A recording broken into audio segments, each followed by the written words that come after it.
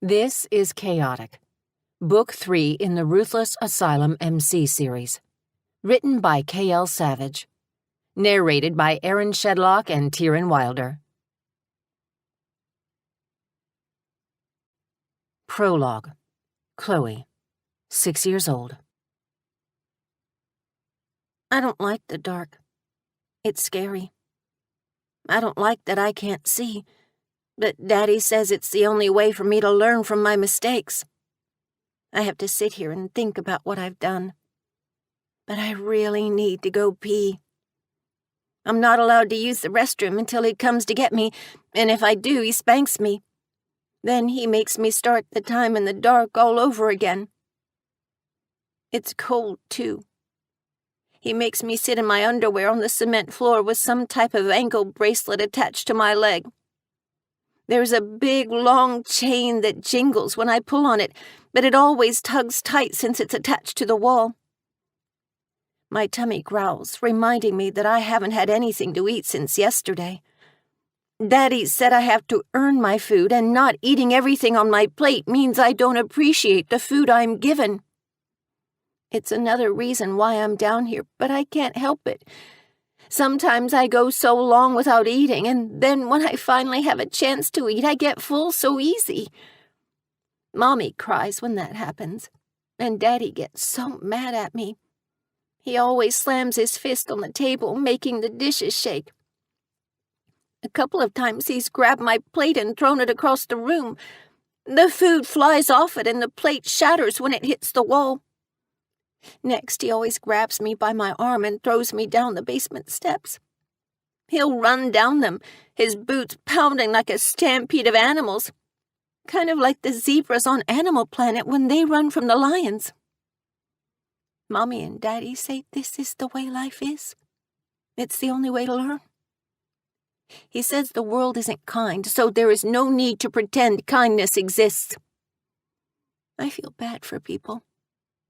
If this is how everyone lives, what's the point? It sucks. I'm not allowed to say that word, sucks. But Mommy and Daddy aren't here, so I'm going to say it. Sucks, I whisper, and the word echoes in the dark. My voice is the only thing that answers back. Sucks, I repeat, my voice cracking from my throat being dry.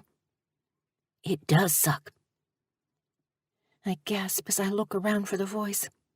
It sounds a lot like mine. Hello? Is someone there?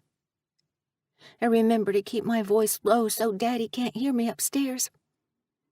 I scoot across the floor, my undies snagging on the bumpy floor. My back hits the wall and I whimper when the brick scratches along my back. I wrap my arms around my knees and pull them to my chest. You don't have to be afraid. We can be friends. I snap my head to the left, then the right, but I still can't see anything. I place my chin on my left knee and squeeze my eyes shut. No one is there. No one is there. No one is there, I say again and again. This is why I don't like the dark. The things I'm scared of most come out to play. I don't want to play with her. I don't know her. She comes at the worst times. It's always when I'm in the dark or I'm crying. She scares me. For about a year, she's been coming around. I never see her, though. She doesn't like to be seen. I don't know you. Yes, you do. I'm here for you when no one else is. I'm your best friend, she says. I sniffle and rub my cheek against my knee. Really? Really. What's your name? I ask between swallows of air. I've never asked her before because I've always been so scared. I don't know where she came from. It's like she just appeared one day. My name is Jessica. Are you an imaginary friend? I ask, hopeful. Yes, I'm just like an imaginary friend. You won't ever have to be alone again, she promises. I fall silent, thinking about all the times I've been alone. I stare up the staircase and see the tiniest amount of light coming from the crack under the door. I hate it here, Jessica. I hate Mommy. I hate Daddy. I want to leave. I begin to cry, and I have to go to the restroom so bad I pee. I can't hold it anymore. No, no, I wail, hitting my head against the wall as relief and hate hit me all at the same time. It's okay, Chloe. No, it isn't. Daddy is going to be down here soon, and he is going to spank me. I don't want to be down here anymore, Jessica. Footsteps pound on the floor above us, and I hold my breath, listening to each thud get closer and closer. Oh no, he's coming. Shh, be quiet. Stay in the dark. I don't want him to find you too. Okay, but I won't be far. Her words comfort me. I regret not talking to her sooner. I could have felt less lonely a long time ago. The door opens, and the groan from the hinges makes me tremble with fear. I squint my eyes since the light is so bright. I lift a hand to block it. Boom, boom, boom. The stairs roar with every step he takes. My heart is loud, banging inside me as he comes closer. Boom, boom, boom. My entire body shakes from fear and cold. The air is musky, and it makes breathing hard. He squats in front of me, and I look away. You poor thing, an unfamiliar voice says. I peek over my knee at the man standing in front of me. He's in a police uniform. The badge catches my eye, and his hat is big, casting a shadow under the ground. When I see a man I don't know, I scurry away, but the chain rocks me back, and I cry out in pain. Shh. It's okay. I'm Officer Jones. We are here to help you. Here. He shrugs off his coat and takes a few steps forward before sitting next to me. This will be warm and cover you up. He places the jacket on my shoulders, and it's still warm from him wearing it. I told you it would be okay, Jessica says. You didn't, I hiss. What's that, sweetheart? I shake my head. Nothing. It's just my imaginary friend. Sure, I know it is. I bet it's been a good friend to you while you've been down here in the dark. I nod, wondering if he is making fun of me. He doesn't think I'm real, Chloe. You have to tell him, Jessica argues. Her name is Jessica. I don't like the dark, so she stays with me. He has a look on his face that I've never seen before. Officer Jones seems sad. He finally gave up the key, another person says from the doorway and hurries down the staircase. Another cop, but he doesn't seem as kind as Officer Jones. He is loud. I scoot to Officer Jones's side and clutch onto his leg to hide from the man. Man, that guy is a real bastard. I can't believe pieces of shit like him get away with this for so long. Hey, shut up, man. There's a little girl here, remember? Watch your mouth. Officer Jones warns. Oh, sorry. I didn't mean to scare you.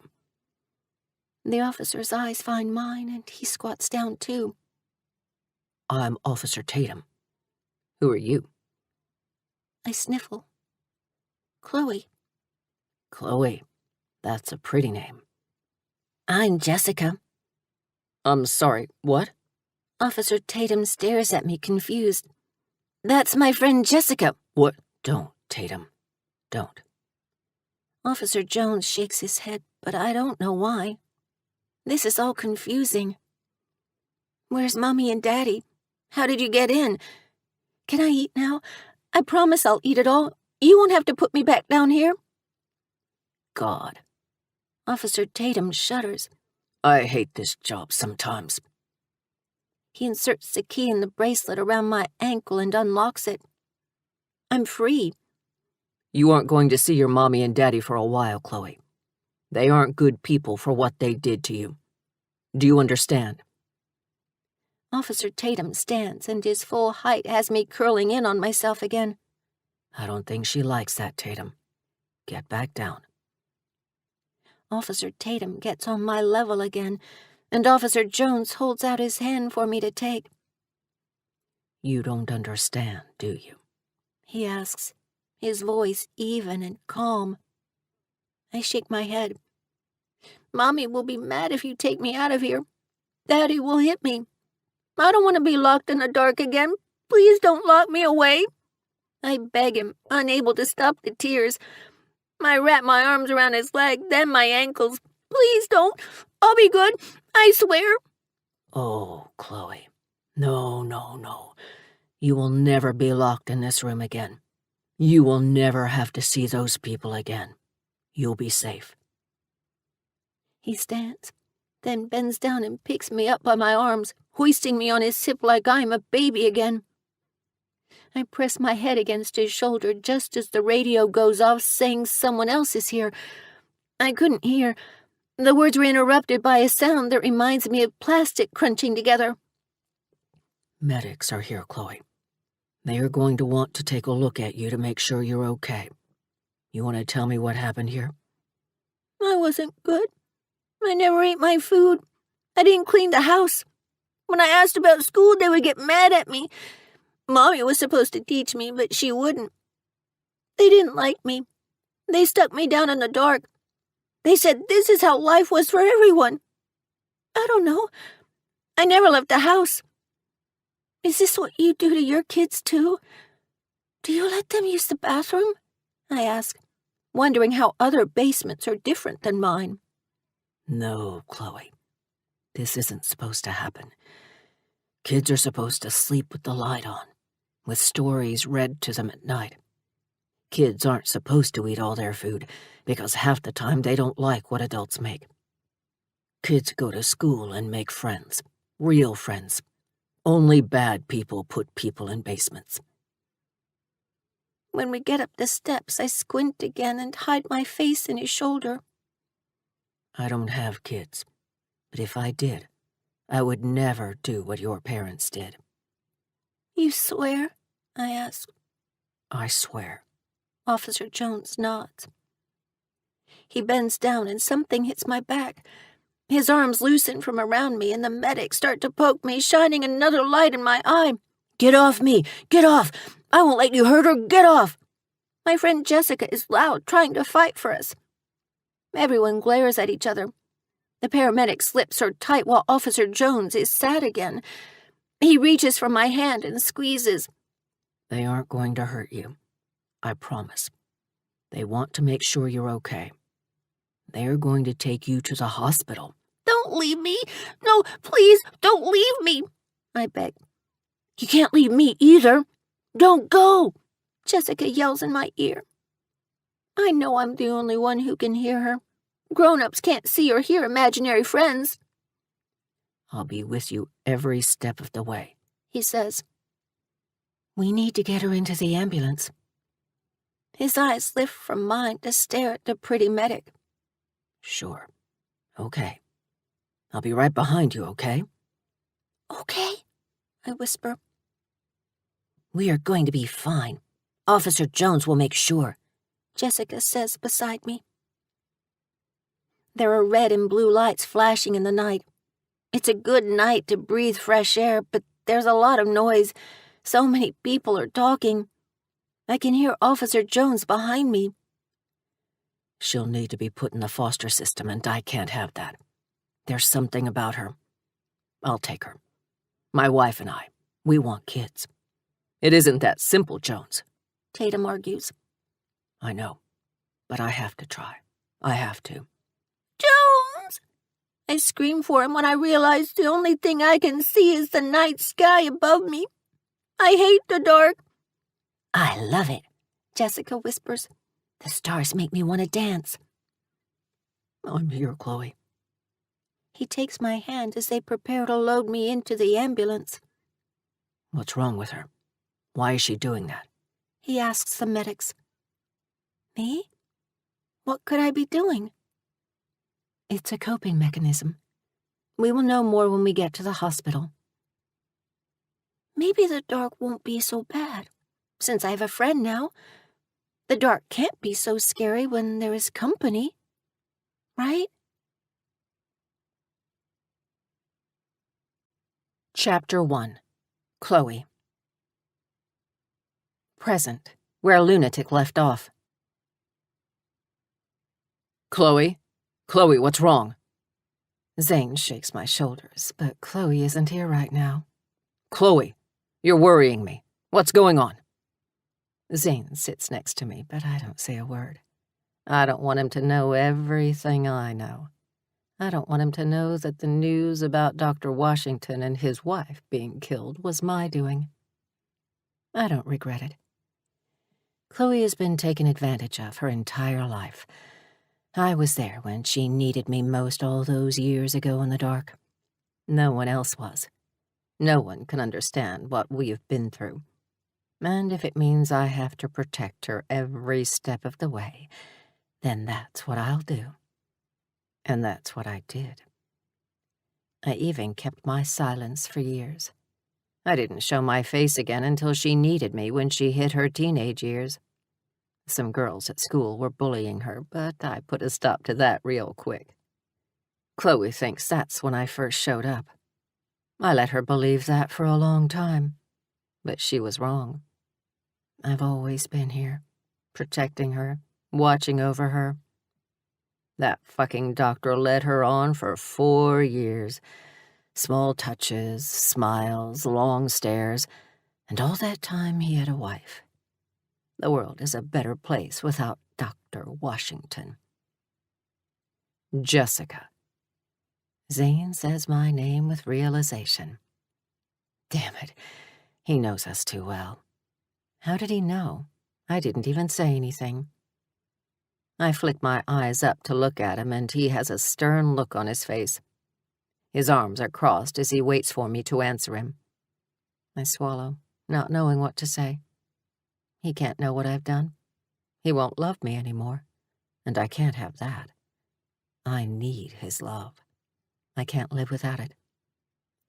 If he took it from me, I don't know what I'll do. He can't leave me. It isn't an option. He can never get rid of me, of us. I won't let him. I'll kill him before he can ever love anyone else, so the last person he loves is us. He bends down, placing his hands on the arm of the couch. His arms flex, showing the thick rope of muscle. The tattoo of the red devil on his arm dances as he rocks his body back and forth. It's almost as if it is mocking me for being a devil myself. What aren't you telling me, little rebel? He questions, tilting his head as he tries to figure me out. What if I told him half the truth? I know you're choosing to keep something from me, and if you don't tell me, you're going to get punished. The word is a deep growl, threatening, one that says I might not like what he has in store for me. I stare down at my hands, twisting them with anxiety. Guilt eats away at me and my stomach churns with nausea. I don't want to lie, but sometimes lies are better than the truth. The truth can ruin, but a lie can hurt less. I know Dr. Washington. He was my therapist, I admit. Chloe disappeared when she saw the news, so I emerged. She was in love with Dr. Washington. I think you and I need to have a little talk. He grips my arm and pulls me from the couch. Goldie, Zipper, Apollo, Felix, and Oliver all stare at me as we leave the room. This is bad, this is bad, this is bad, Ollie mutters with a shake of his head. It isn't that bad, I swear. It's horrible what happened to him. Chloe's going to be so sad. She'll want to go to the funeral. Zane slings me into the bedroom, and I fall onto the bed, heart thumping against my chest as he slams the door. I gasp, not liking how angry he is. His face is red, his eyes are narrow, and I can tell he doesn't believe me. There's only one way to fix that. You're going to tell me everything, he says. Now. Zane tilts his chin and lifts his eyes up through his lashes, a dangerous expression that showcases his mania. He is tiptoeing on the edge. That's my clue to leave. What are you talking about? A patch of darkness fills my mind as I come back, realizing I lost another chunk of time. Wasn't I just in the living room? I point in the direction of the living room. What happened? Damn it! Zane yells at the top of his lungs, which causes me to scoot back on the bed. He turns around and slams his fist against the door. The metal of the knob shakes and his shoulders rise and fall from the anger. Zane? What is it? What happened? I asked timidly. Jessica knows something about that fucking therapist. The reminder of Dr. Washington dying has me clutching at my heart. I thought I loved him, but I understand now that it was an obsession with the need to be loved. God, it's terrible. He was such a good therapist. He is in front of me in 2 steps, sweat shining on top of his bald head, his brown eyes glimmering on the edge of madness.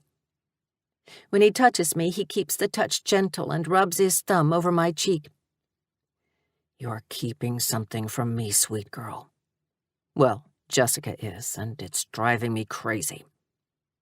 I'm sorry. I'll tell you what I know, Zane. Always. I'll be honest with you no matter what. I love you. Do you? He asks, sliding his fingers down my chin until his thumb locks on the dip under my bottom lip. His fingers tighten, and he forces my head back for me to look him in the eye. How could you even question that? I don't. He closes his eyes and whispers of numbers leave his lips as he counts. I don't like the idea of you loving someone else. Your love belongs to me and only me. He leans over, inching his lips closer to mine, but doesn't kiss me. The hot breaths tickle over my mouth. Do you still love him? I shake my head while he flattens his hand on my throat, skimming it down until it settles over my heart. I only love you, I promise. I thought I loved him, but after you, I know now that wasn't the case. That wasn't love. That was just a desperate obsession. I've never loved anyone either. Ever. And honestly, if he weren't dead, I might just have to kill that doctor myself, if it meant he had any of your love. His hand dips in my shirt, slipping under my bra to squeeze my breast. I don't think you understand just how unhealthily. He pinches my nipple, and I arch my back, keeping myself upright by pressing my hands on the mattress. How obsessively. Zane nips at my bottom lip, and his other hand caresses my skin down my chest. How possessively I feel for you. He grabs the collar of my shirt and rips it down the middle, the sound of tearing fabric filling the room. He steals my breath when he grunts in satisfaction. How fucked up in the head I am because of you. Maybe you wish you were with a normal man like that doctor, he says with a shrug of his shoulder.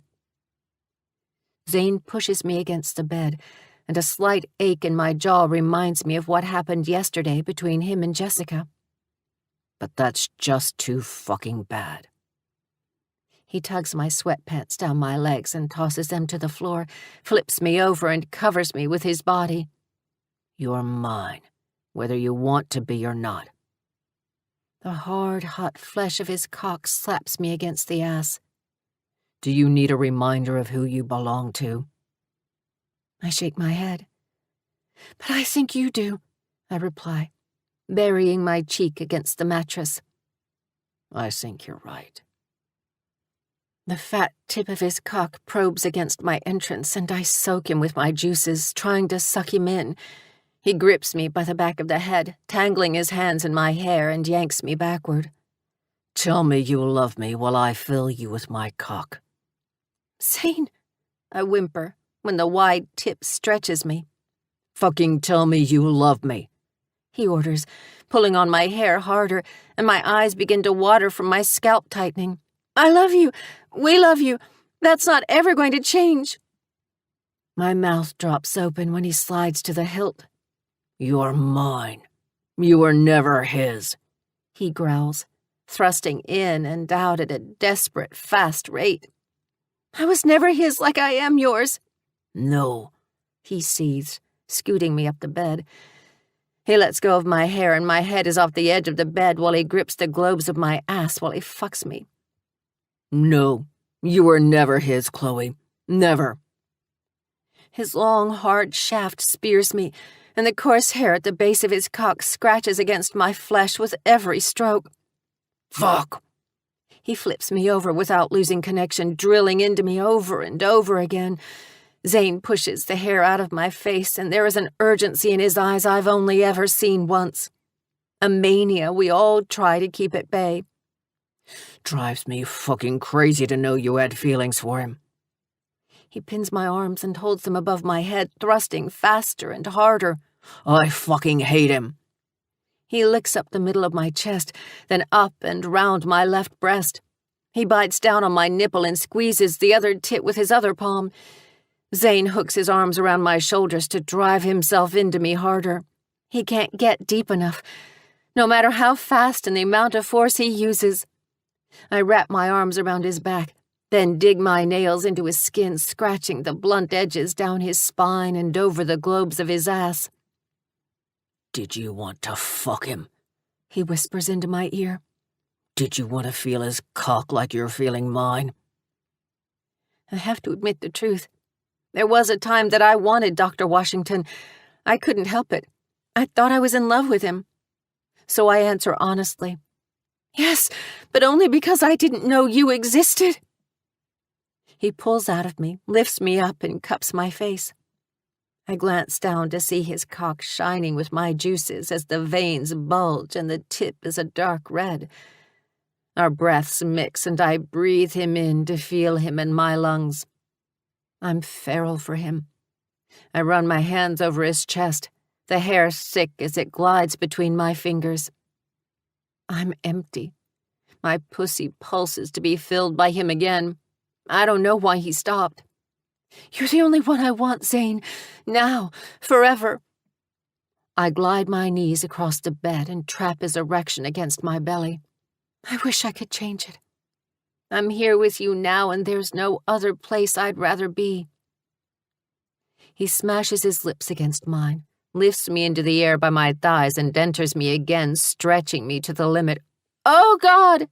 I gasp, tossing my head back.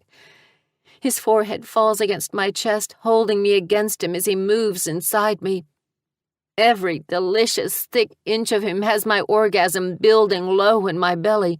You're mine, Chloe. Jessica is mine. This pussy is mine. And the thought of you wanting to give it to someone else makes me want to pull out, get dressed, and walk out that door.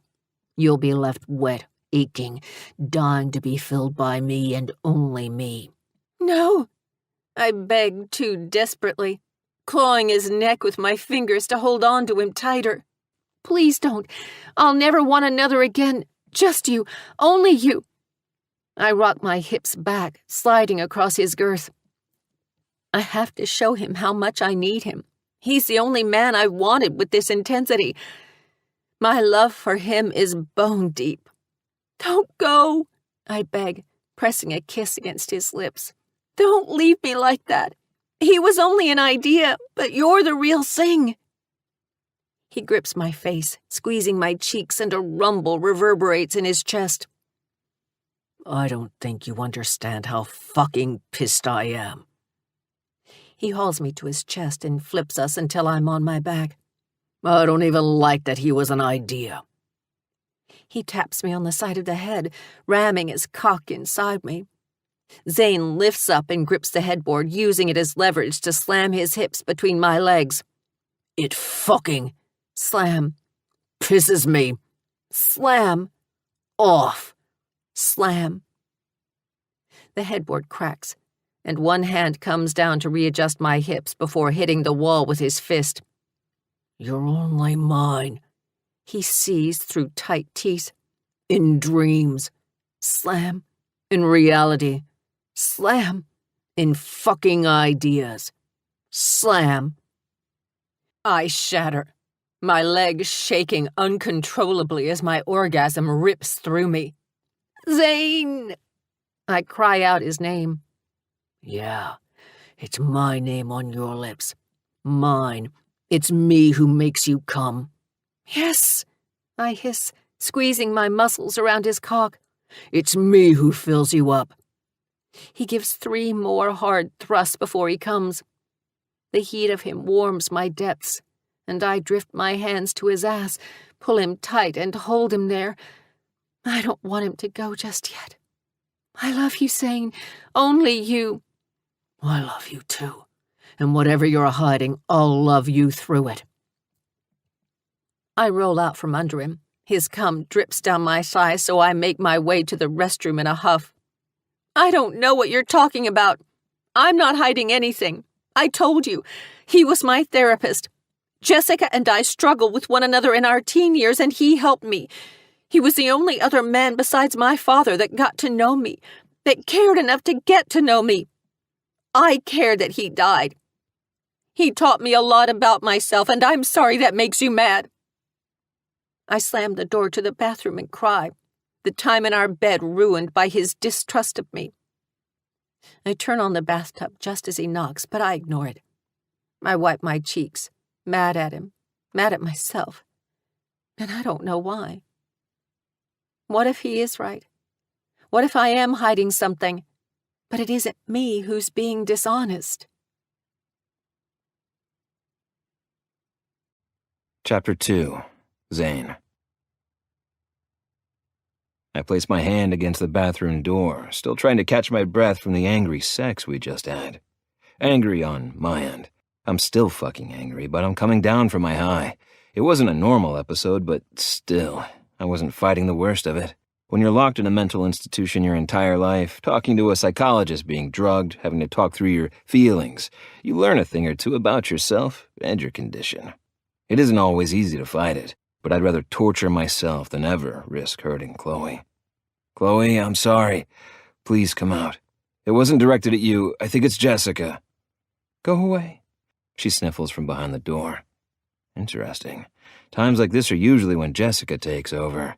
Whenever Chloe is in a tense situation, Jessica is the one that is always in control. Maybe it isn't Chloe that's hiding. It's Jessica. Please, open the door, sweet girl. Let's talk. I miss you. I don't like fighting with you, and I don't want to leave things like this before I go see Reaper. Come on, Chloe. Open the door so we can talk. I wait for her to answer, but all I hear is the tub in the background. Sweet girl, I mumble, and in defeat I lay my forehead against the door. Please. I'm not past begging. I fucked up. I didn't handle the situation well, I know that now, but damn it, picturing her with someone else drives me to my mania. The lock clicks, and I hold my breath with hope. With an unsteady hand, I grab the handle and open it, revealing the large bathtub filled to the brim. The bubbles are high, covering her chest. Her blonde hair is up in a messy bun, plopped right on top of her head, and her cheeks are wet. And it isn't from the bath. Ah, sweet girl, I'm so sorry. I didn't mean to make you cry. I'm an asshole. I climb into the tub and pull her into my arms. Her cheek settles against my shoulder, and my one hand caresses the back of her head. I don't understand why you think I'd hide something from you. I don't want us to ever hide anything from each other. What else do you want to know? I rub her shoulders, and she exhales. Her breath tickles against my ear. My body reacts like it always does to her, and my cock begins to stir. I close my eyes and try to ignore the softness of her hair against my cheek. She smells so good, too. I want to know everything about you, sweet girl. You must know that. She sits back and the water ripples around us. The steam drapes around us in a light fog. A few pieces of her hair frame her face and the ends pierce the surface of the bubbles. Her hazel eyes are bright from crying, glowing like the lily pads at night when the moonlight shone across the pond at the institution. I would see those pads every night when I looked out the window in the common room, during my 1 hour free time I was allowed during the day. I remember thinking I was going to die in that place. I'd look around me and see the people in the same outfit, nearly comatose from the drugs, and the guards waiting for us to act up. I knew I was going to die there. I felt it. But then I had the wild urge to live, to get out, and do anything to survive. So I did, and it led me right to her. Chloe's the reason I didn't die in that place. She lifts a shoulder and swirls the bubbles around her. I haven't loved you right then, and I'm sorry. I tell her, brushing my thumb across the top of her red-tinted cheek from the warmth of the water. I do want to know everything, and I'm worried, that's all. You think I'm hiding something? Her eyes water and that cute, plump bottom lip begins to quiver. No, sweet girl. But I think Jessica is. Can you tell me about her? What can I do to get her to talk to me? She sighs, exasperated. I don't know. She isn't exactly the listening type. She likes to do what she wants. It's always been like that, ever since I was a teenager. Usually, when I'm upset or she thinks I need protection, she always comes around. That's all I know. I know, but she isn't here right now, and that's what concerns me. I tuck a piece of her hair behind her ear, stunned by how beautiful she is. I'm a lucky bastard to be with a woman that's not only gorgeous on the outside, but on the inside, too. Her heart, her soul, her mind, I want to nurture it and watch her grow, if I was capable of nurturing. I'm only capable of loving her in the way I've imagined love to be. Ever since the news about... I take a deep breath to calm down when I think about that fucking therapist. The therapist? I even managed to say without clenching my jaw. She was there for a moment, but we got to the bedroom and I asked about him, then you came back to me. I pull her against me, wrapping her legs around my waist so she's as close as she can be. Her hands press against my chest, and her lashes are wet and pointed into spikes. Small droplets of water cling to her lower lash line, but when she blinks, they shake loose and drip down her cheek like tears. I don't know why. Sometimes I get flashes of memory from her. It isn't all the time, just sometimes. Usually it's just a total blackout. I'm not sure what she could be hiding. She didn't like the therapist very much, I know that. I'll have to file that information away for later. I don't think it's a coincidence that it's been 4 days since his death, and Chloe hasn't been here that long either. What's the connection? I don't want to doubt Chloe or Jessica, but her therapist died, and when I first met Chloe, she had no clue how she got here. I want to be wrong, but my gut tells me something happened. Maybe Jessica's a witness, and she's too afraid to say something. I'll need her to come to me because she trusts me. All I can do is be patient. How did Jessica come to exist? I ask, wanting to steer clear of the therapist for the rest of the day with Chloe. I'm being a real bastard about the situation. Someone she cared about was murdered. The least I can do is be supportive. No matter how hard it is, I have to push my jealousy to the side and love her through her sadness of someone she used to love, even if it hurts like hell. It's embarrassing, she says, looking away from me and staring out the window. It's still pretty early, so the sun is out, but we can't tell much else since the window is frosted for privacy purposes. I don't remember a lot of my childhood. No. She shakes her head and leans all the way back until she's against the tub. She keeps her legs wrapped around me, and I stroke my hands up and down her legs. Touching her is getting me heated. Her skin is liquid silk in the water, and her breasts are above the water, her hard nipples tightening above the bubbles. It's hard to focus on anything other than how much I want her. Why? I ask, keeping my touch light and my tone soft. For the longest time, I would have told you that she showed up when I was a teenager. I started getting blackouts, bad ones. Some girls had been bullying me, but all of a sudden, they were afraid of me. It kept happening. Eventually, my dad put me in therapy, and we found out I had dissociative identity disorder. I have memory loss now, but only when Jessica is present. She doesn't have memory loss with me. Like, she can see through my eyes, but I can't see through hers. It's weird, and I still don't understand it. But it's a disorder that only comes from trauma. Trauma? I frown. Her chest rises above the water before diving under again as she takes a deep breath. I only know as much as I do because of my dad. He really made sure I knew everything I could about my disorder so I could have a normal life. If I remember the story right, he's the one who found me. Found you? Yeah, it's one of the few things I remember from my early childhood. I was adopted, but the night my dad found me, I had been locked in a basement. She closes her eyes and shivers. I expect Jessica to come forward, but she still remains quiet. I hate the dark, she whispers. I was chained in the basement, alone, in nothing but my underwear. I can't remember why, but I remember being scared. My nostrils flare when I think about a young Chloe all alone with no one to protect her. She won't have to worry about that again. She has me. I want to get out there and fucking find her birth parents and make them pay for what they did. At first, I thought Jessica was an imaginary friend. That was what I believed for nearly a decade, too. She was just an imaginary friend I had been talking to make me feel better. She had been trying to talk to me for a year, but that night in the basement, I was so scared. So she and I talked, and it helped me get through the dark. Dad was a cop, still is. Only he's chief of police and Mom is a lawyer, so they have a lot of money now, but they didn't then. Raising me wasn't cheap, and he didn't have to. He could have let the system take me, but we had a connection in that basement, and I didn't want to be with anyone else. He took a chance on me. He saved me from that basement. Chloe, I whisper, squeezing her hand tight. Her eyes are brimming with tears. My life was so good after that.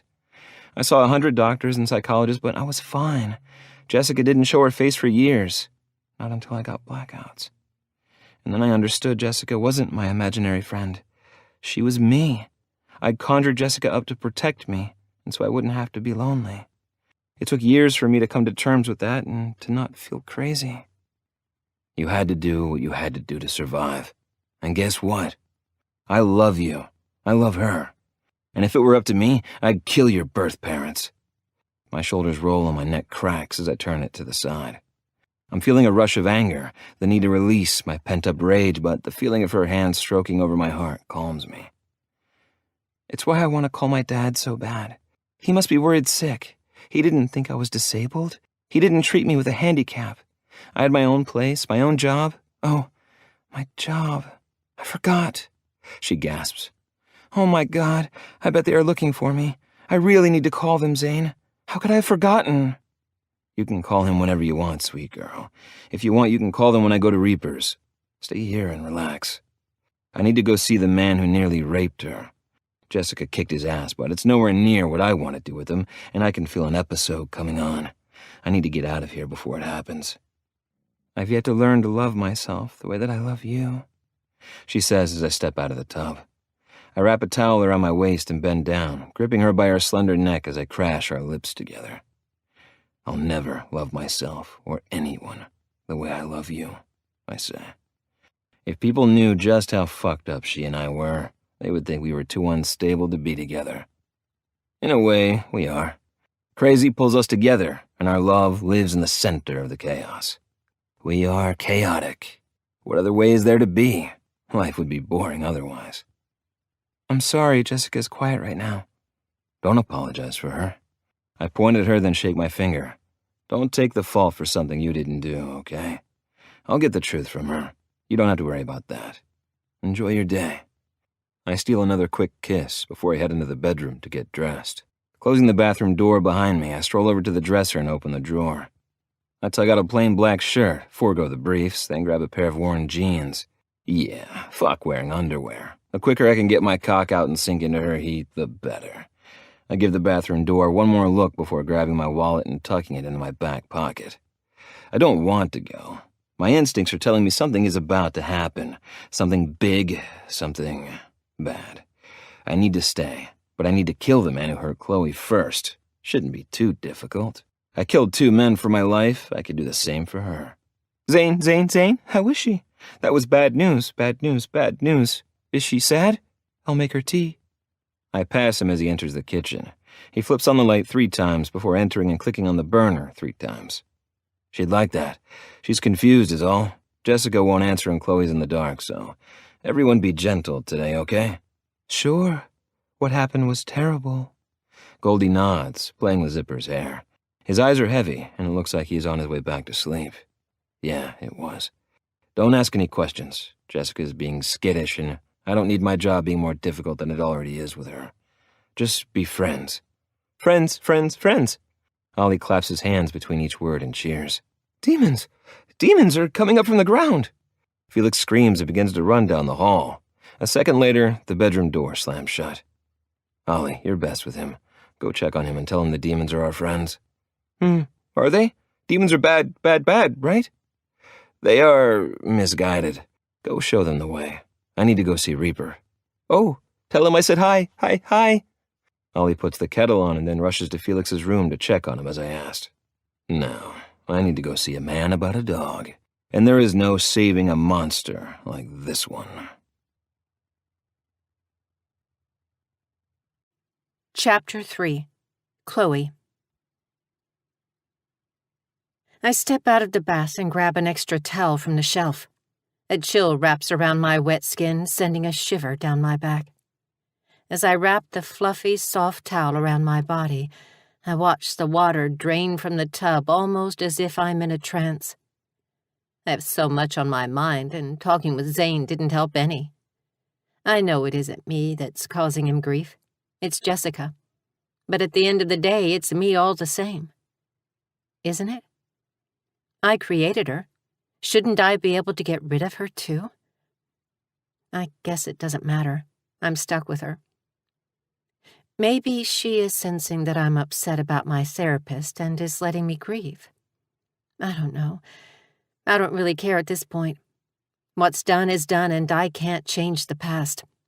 I can only focus on the future, just like Dr. Washington used to say. I wonder when his funeral is. I'd love to go to it and pay my respect to him and his wife. I had no idea he was married. It makes sense now as to why he never asked me out when there was a spark between us. He always kept it professional, even when he stole a few touches here and there.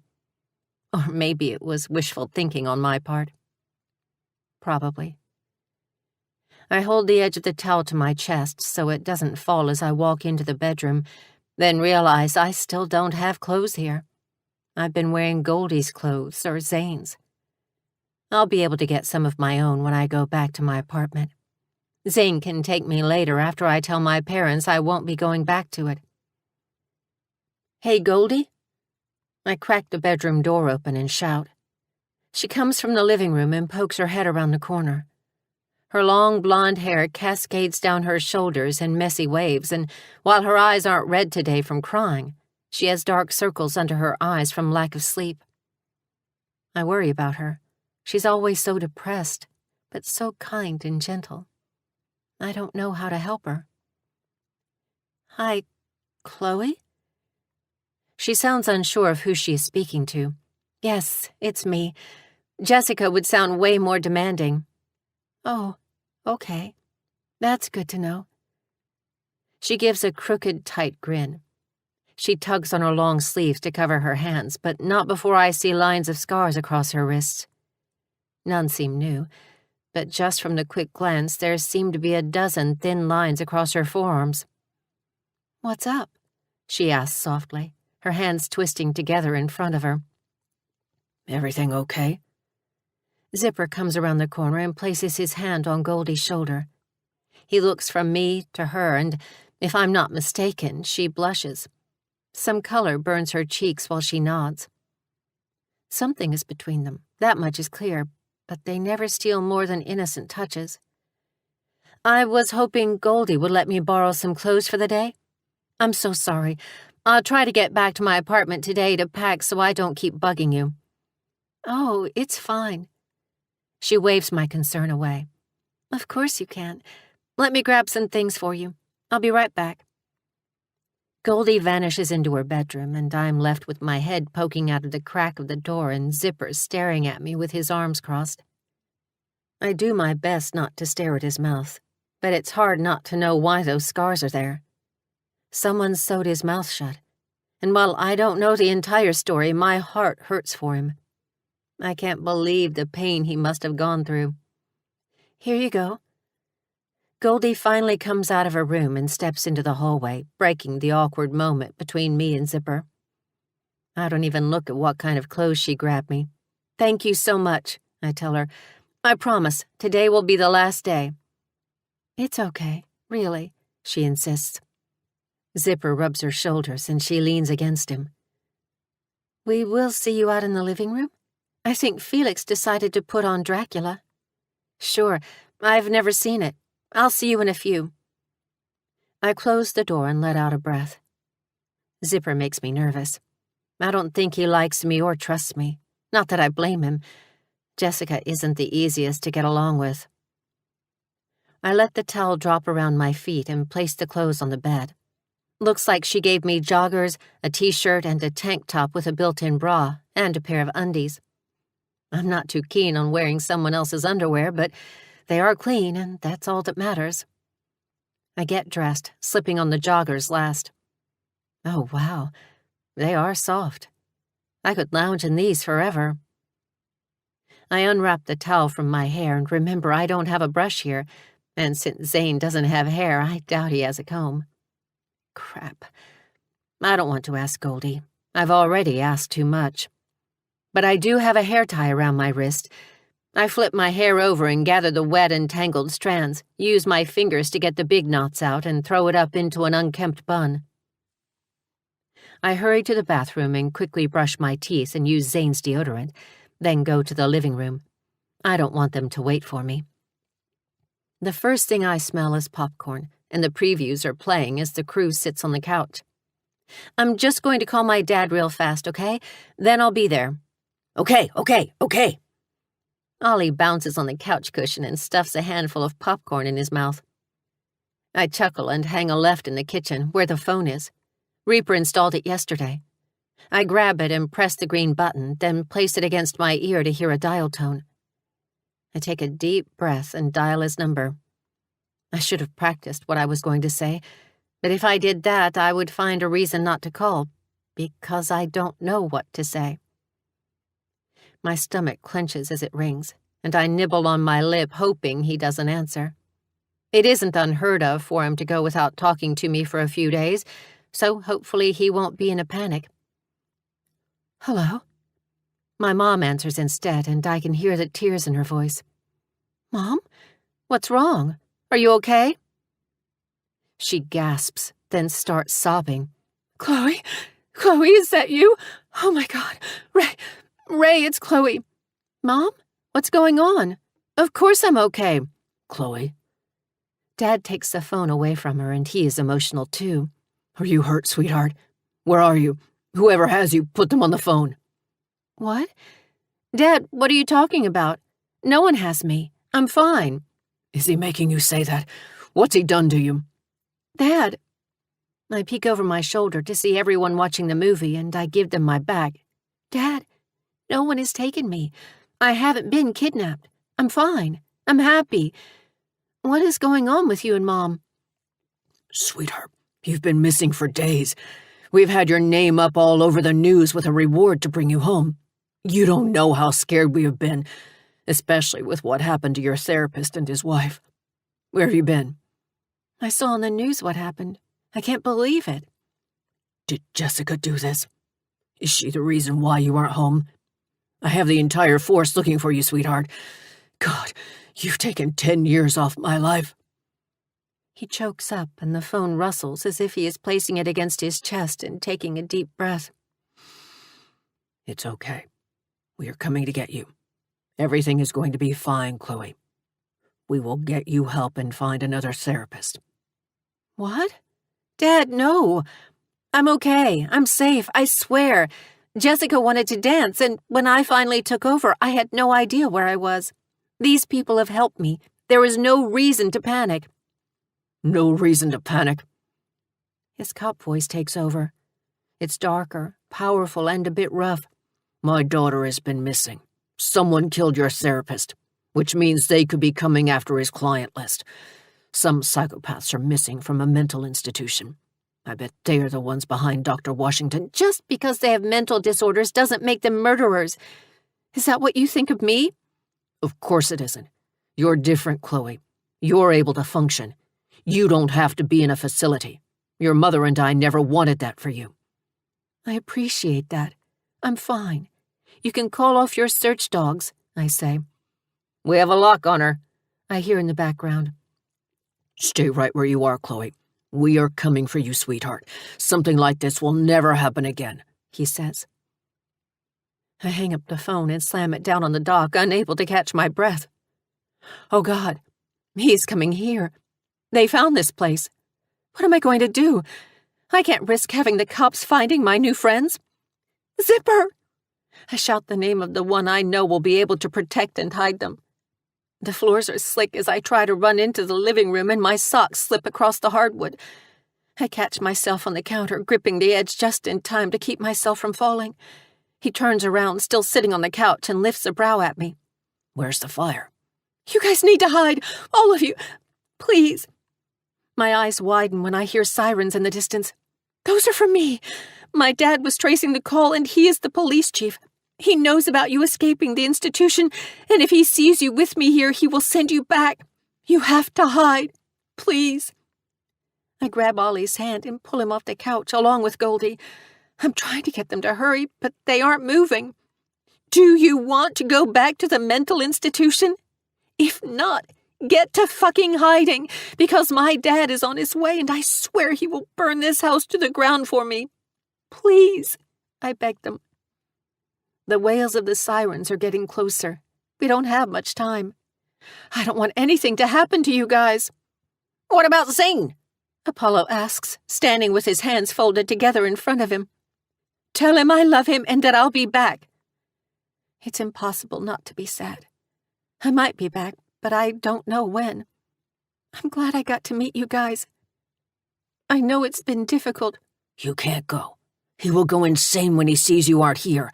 His mania will take over. He won't give up finding you. He stares out the window. The sirens are almost too close for them to get away now. His lips curl, causing his scars to come alive. It isn't safe for you to go. It isn't safe for me to stay. I shove him backward to get a move on. Go, please. Zipper nods and Goldie is behind him, holding his hand as he leads them to the safe room in the basement. One by one, they leave the room. Ollie is the last one. He pauses and waves to me 3 times before disappearing behind the door. Just in time, too. Red and blue lights bounce off the living room walls. There must be a dozen cop cars outside with how loud the sirens are. I take one last look around the place where I truly fell in love for the first time. At this exact moment, I hate Jessica so much. I feel like she's ruined my life. I'll always need a babysitter. I'll never be fully independent, and I'll never be trusted. Bang, bang, bang. Someone climbs up the steps, and I don't give them the chance to break the door down. I open it. And right there, standing in front of me, is my dad. He's relieved and has fresh tears dripping down his face. He doesn't greet me. He doesn't say a word. He pulls me into a tight hug, and I return it, hating that I've caused him so much distress. His hand cups the back of my head, and then he pulls away, cupping my face as he looks me up and down. He chokes, trying to swallow a sob. You're okay? Dad, I'm fine. I place my hand over his and lean into it. I didn't realize how much I missed him until now. I swear I'm okay. Search the place, he orders his officers. I slam my arms on either side of the doorway to block them. My mind is starting to get fuzzy, and I know my time with my dad is going to be cut short. What the hell do you think you are doing? I ask, finally coming out of the corners of Chloe's mind. Dad sighs, pinching the bridge of his nose. Jessica, let the officers through. No. Do you have a warrant? A court order? I'm here. I'm willingly coming with you. You don't have to ruin his home. Whose? He asks. I can't say the truth. I like it here. I like the people, and I will do anything to protect Zane. I'll kill again if I have to. The Ruthless Kings. They found me in the desert. I was going to come home after I felt healed. I lie. I'm good at that. I do what Chloe can't. Sometimes to protect yourself and the ones you love, lying is the game to be played. And if you aren't a master at it, if you don't know how to checkmate, then life will chew you up and spit you out. I'll gladly watch it happen, too. The Kings? He breathes a short laugh. Oh, thank God. Stand down, he says to his officers, and like good little followers, they put down their guns and stand to the side. Why didn't they call me? Reaper knows me. I asked them not to. I didn't want you or Mom to worry. We will talk about that later. I'll have to let Reaper know I owe him one when we get to the station. Your mother is there waiting for us." He hooks his arm around my waist and guides me away from the door. The slam of the door has me turning around to see that one of the officers closed it. I'm starting to panic. I don't want to go. I want to stay with Zane. I miss him already. "Why are we going to the station?" I ask. "I don't want to. I want to stay here. I like it here." "No, you can't. It's time to come home, Jessica. You've had your fun. We have to clear your name from the suspect list." "You think I killed Dr. Washington?" "No, I don't. But we have to interview everyone," he says. "Your mom will be there to help you." Oh, no fucking way am I going to get interrogated. It's time I slink back to the corner of her mind. I won't break. I can't break. If I do, they will send me to a mental institution, and I don't belong there. We don't belong there. I belong here with Zane and the rest of them. My lips are sealed. To my fucking grave, no one will know my truth. I'm okay with people not liking me. I'm okay with people not wanting anything to do with me because they are afraid. None of that bothers me. I'll do what I have to do for us. But I always need Zane to be by my side.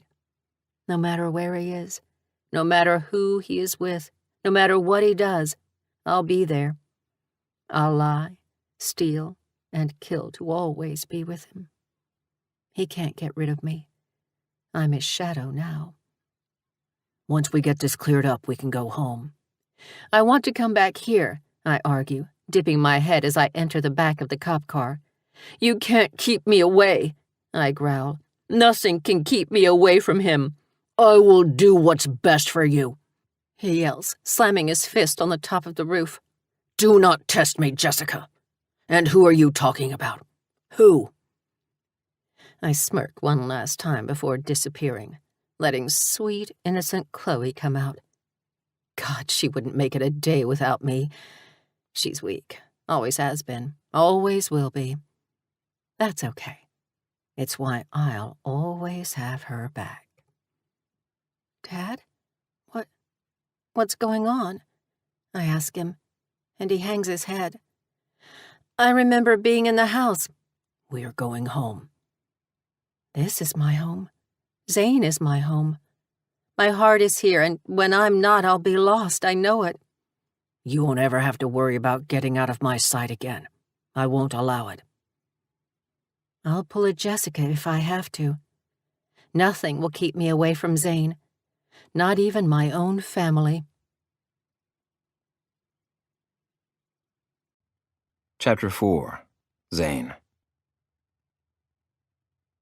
I hear sirens as I step out of the Continental. My first instinct is to go check on everyone at the asylum, but I know I'm overreacting. I can't jump every time I hear sirens, or I won't be able to live in Vegas. I was wondering when you'd show up. Reaper says, smoking a cigarette on the porch. Like I'd miss out on the fun for what he did to Chloe and Jessica. Jessica kicked his ass. He grins, smoke coming out of his nostrils as he exhales. He reminds me of an enraged bull waiting to charge. Yeah, she's fucking wild, isn't she? I'm glad she's there to protect Chloe when I can't be there, but it's my turn to get my revenge. I don't want him to ever fucking walk again. He won't take another breath if you don't want him to, Zane. He tosses the cigarette to the ground and steps on it with his boot. How's Chloe doing?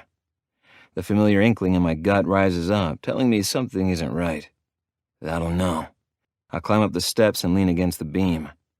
The wind blows, causing the chairs to rock against the wooden porch and the slates underneath the creek. Did you see about that therapist and his wife on the news today? He shakes his head. No, I've been at King's Club this morning helping tool with inventory. Well, they were murdered, and the therapist was Chloe's. It would have been fine if Jessica didn't react so strangely. I don't know, Reaper. Something is up, but Jessica won't come out to play. Fuck. He whistles and opens the front door to allow me inside. Well, that's when you make her come out, Zane. You wouldn't hurt Chloe, but maybe act like you would. I don't think I could. They are too different. Jessica likes a little pain, Chloe doesn't. I'm dealing with two very different women. You think she has something to do with it? I think Jessica's hiding something, and she's making sure she isn't ever in the situation to tell me. Well, when you get home tonight, you'll figure out a way. Until then, we're here for you however you need, and you have something else to cross off your list. Am I right? Fuck yes, I growl. You have no idea how close I am to fucking losing my shit. You might need to watch me. When I'm in one of my episodes, I'm dangerous to more than one man. You saying you might hurt others while you're here? That's exactly what I'm saying, Reaper. I'll have to make sure Doc is nearby and ready to knock you out if need be then, Reaper says. Well, look who's here, Bullseye crows, wiping the blood off his hands with a rag as he walks down the hall. I was wondering when you would show. Hey, Bullseye. A whoosh of metal rushes past by my cheek, and I pause next to the pool table. I peer over my shoulder to see a ninja star embedded in the wall.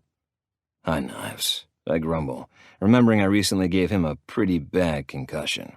Like I said, my episodes aren't to be fucked with. No one should get in my way. Hey there, Zane. Knives greets. He is sitting on the bar stool next to what used to be the bar, but they shut it down for Patrick. Plan on giving me another concussion? I still get blurry-eyed. Plan? No. Get in my way? Probably. Honesty the best policy, right? I can respect that. You're a damn beast when you want to be. He rubs the spot on the back of his head that must still hurt. Can I have a go at him too? Tongue asks. I turn left and right, but I don't see him anywhere. He's in a corner. Don't mind him, Reaper says, his eyes peer into the back right corner. I see a glint of a blade in the dark as the light from the window captures it. Let's go. I don't want him here longer than he has to be. Reaper walks in front of me, the skull on his cut staring at me with its empty black orbs. He opens the basement door and starts to head down. The first thing I notice is how much colder it is than the kitchen. Our footsteps pound against each step, and the metal walls vibrate from the force. There's an empty row of beds with top-grade medical equipment and fresh sheets. To the left, there's a bookshelf full of books. I want that for the asylum. We have a few books, but they're mostly Greek mythology, thanks to Apollo. He's cuffed to the chair in the playroom. Reaper informs me when he stops in front of a metal door. Everything that happens in this room stays in this room. When or if you want to dispose of the body, we have miles of desert for it to get lost in buzzards that are constantly hungry. You sure you want to do this? I know this isn't something you've done. I killed 2 guards at the facility to get out. Killing a man that wanted to rape the woman I love won't be an issue. He growls. I understand that. If someone touched Sarah like that, I'd kill him and everyone he loves. Do you want company? You can stay, but no one else, Jesse. I want him to know I trust him, not because he is president, but because he's my family. All right, let's do this, he says and opens the steel door. It's thick, and he has to grunt from how heavy it is. You first. He gasps for breath. I really need to stop smoking. No shit. Do it for you and your kid. I give my 2 cents freely as I step inside the dark room. It smells of blood, a rich iron filling the air, and when Reaper flips on the light, the raggedy man is slumped in the silver chair, blood coating his chest. His dirty hair hangs in his face, and the smell of piss makes it hard to breathe. Wow, they have done a number on you, haven't they? Reaper snorts. Are you kidding? Most of those injuries are from Jessica. My chest swells with pride when I think about her kicking this man's ass. My girl is one tough cookie. It reassures me that she can take care of herself when I'm not with her. Not everyone can have that sort of relief. How are you feeling? I ask him when he groans. I circle around the chair, my boots sticking to the blood that's half dried on the floor. Like shit, he spits, daring to lift his head at me. I pretend to wince at his injuries, hissing like I give a fucking shit. His left eye is swollen shut, his bottom lip is split, and he has a few holes in his chest. That must have been why Bullseye was wiping his hands clean. My head begins to pound the longer I stare at him. My heart races as the image of Chloe fighting him off penetrates my mind. She's scared. She's crying out for me. She's in pain. What if Jessica didn't exist? What would have happened then? I close my eye and turn my neck to the left, a loud crack filling the room.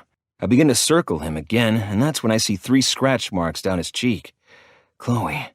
Jessica is the one that kicks ass. She punches. She doesn't claw. I don't think you know just how fucked you are here. I say, rolling my shoulders as my muscles begin to tremble and bones ache to bend and break so I can grow in power. I want to feel every bone in this man's body break beneath me. I want to hear him scream. I want to feel his tears as he realizes he is going to die. I want his blood. Not as fucked as your sweet piece of ass is going to be when I get out of here. He chuckles. You think you're going to stop me from feeling that tight, pussy? You can do whatever you want, but I'll figure out a way to get my revenge. I grip him by the thin roots of his hair and yank his head back. You are fucking stupid if you think you are getting out of here, and if you do, I rub my nose against his ear. You won't be able to walk. You won't be able to speak. I twist my neck to the other side when the pounding in my head begins to get worse. You won't be able to touch another woman again, I growl. Uncuff him, I tell Reaper, my voice deepening and my muscles begin to swell. Are you sure? I slam my fist against the side of the wall, denting it, and spittle flies from between my teeth as I speak. I said to uncuff him. Reaper exhales, then slams his fist on the button, which has the automatic cuffs and ankle bracelets retracting. I'm going to kill you, the man says, staggering to his feet. His small cock is a nub, barely standing outside the bush of his pubic hair, and I laugh at him. No wonder he is so determined to prove himself. And when I kill you, I'm going to find that sweet piece of ass and fuck her in all the right places. I'm beyond saving. I let go. I snap, and nothing can stop me. A lion's roar leaves my chest as I stomp forward, and I lift my fist and slam it across the face. My vision blurs, and all I can see is him. I can't recognize anything else. All that matters is this man in front of me. All that matters is that he dies for what he has done. His jaw cracks from the force, and he screams in the agony of his bone breaking. He lifts his hand to his jaw, and when he looks up at me, it's crooked. You'll never get your hands on her. I scream, kneeing him in the junk as hard as I can. She's fucking mine, and every time I'm fucking her, every time I'm taking what's mine, no, I'm laughing at you, and you're pathetic. I kick him in the face. Short-lived. My steel toe boot connects with his ribcage, and he flops to his back. Existence. I bend down and pick his small body up, hooking one arm around his thigh and the other around his neck. You fucked with the wrong kind of crazy. I say it as a warning, as a threat, because when I'm like this, it's exactly what I am. I spin twice, then toss him across the room. He flies through the air and his back hits the wall. He falls to the ground with a loud thump, and the metal floorboard sings in a high-pitched note. He coughs and tries to get up, but I stomp on his fingers as he uses his hands to push himself to his knees. The sound of bones breaking makes a sardonic grin split my face. He cries, holding his hand to his chest. You think you had a chance against me? Nothing can defeat me when I'm protecting someone I love. I knee him in the nose and blood gushes from his face. One of his teeth falls out. Not that it matters, he seems half toothless as is. I grab the back of his neck, pick him up, then take my other hand and grab his dick, twist it, and lift him over my head and toss him again. This time his back lands on the back of the chair and another sick break sounds. Sweat beads my eyes.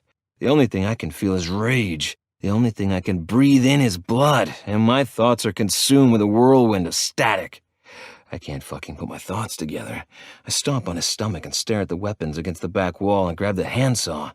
He is pathetically grabbing at my ankle to get me off him. His fingers are bent and crooked on his left hand, while his right is weak because he is a weak man.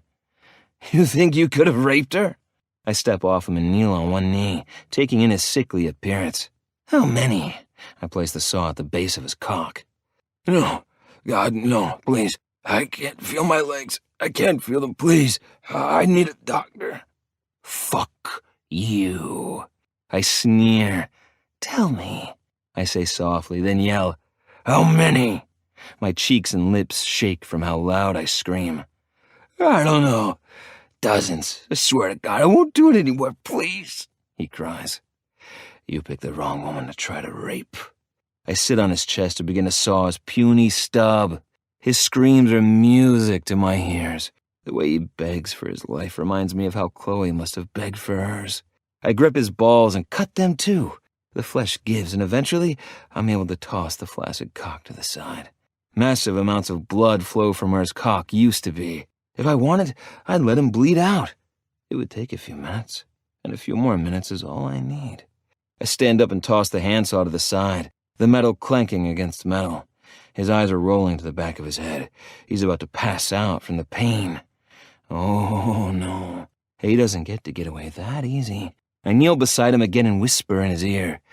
Any last words? Please, no more, he gurgles. Let me die. I bet that's what Chloe told you. Picturing her begging for him to stop sends another wave of blinding lividity coursing through me. I take his hands and bend his wrist back, snapping the bone. I move to the next arm, then the legs, then his collarbone. I break every fucking bone I can find until he looks like a zigzag pattern on the floor. Blood is coming from his mouth and he's beginning to choke. I get up and grab his useless cock, then shove it in his mouth. If you want to fucking choke, choke on yourself. I shove himself as far as I can until his worthless dick is in the back of his throat. His hands weakly fly to around his neck, clawing at it in languid, painful movements. Oh, he's in pain. I don't fucking care. I reach toward the weapons again and grab the sledgehammer. The last thing that I think about is finding Chloe's dead, naked body. You will never touch her again. I lift the hammer over my head and swing it down. The heavy end makes contact with his head, smashing it until it concaves. And that's all it takes for me to become blind.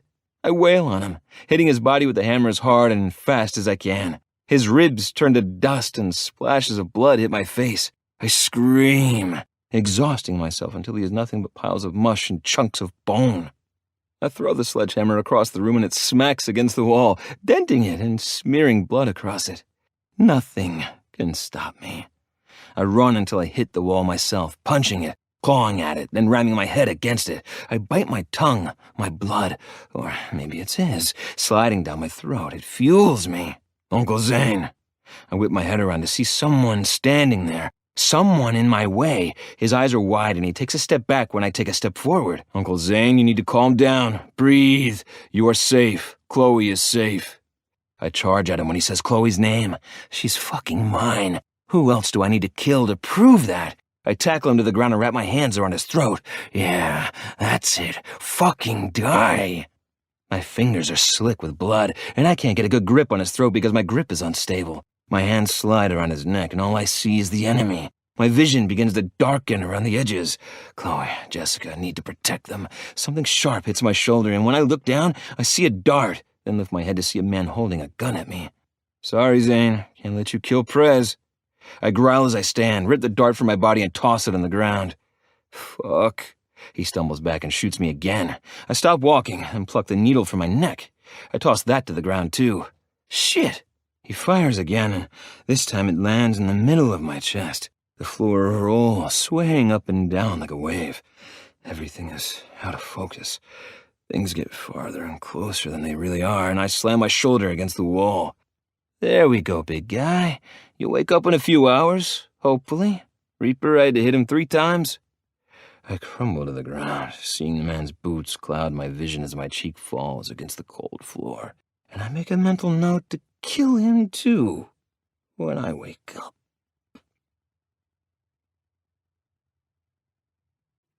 Chapter 5. Chloe. Where were you the night of Dr. Washington's death? An officer asks.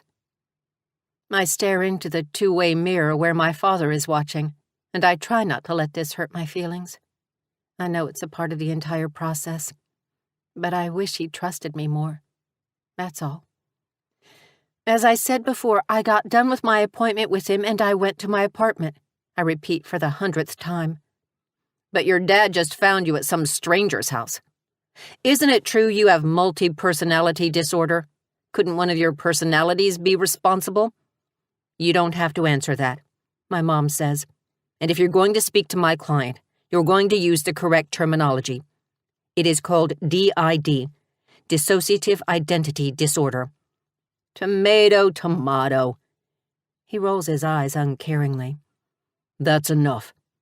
My dad bursts into the room.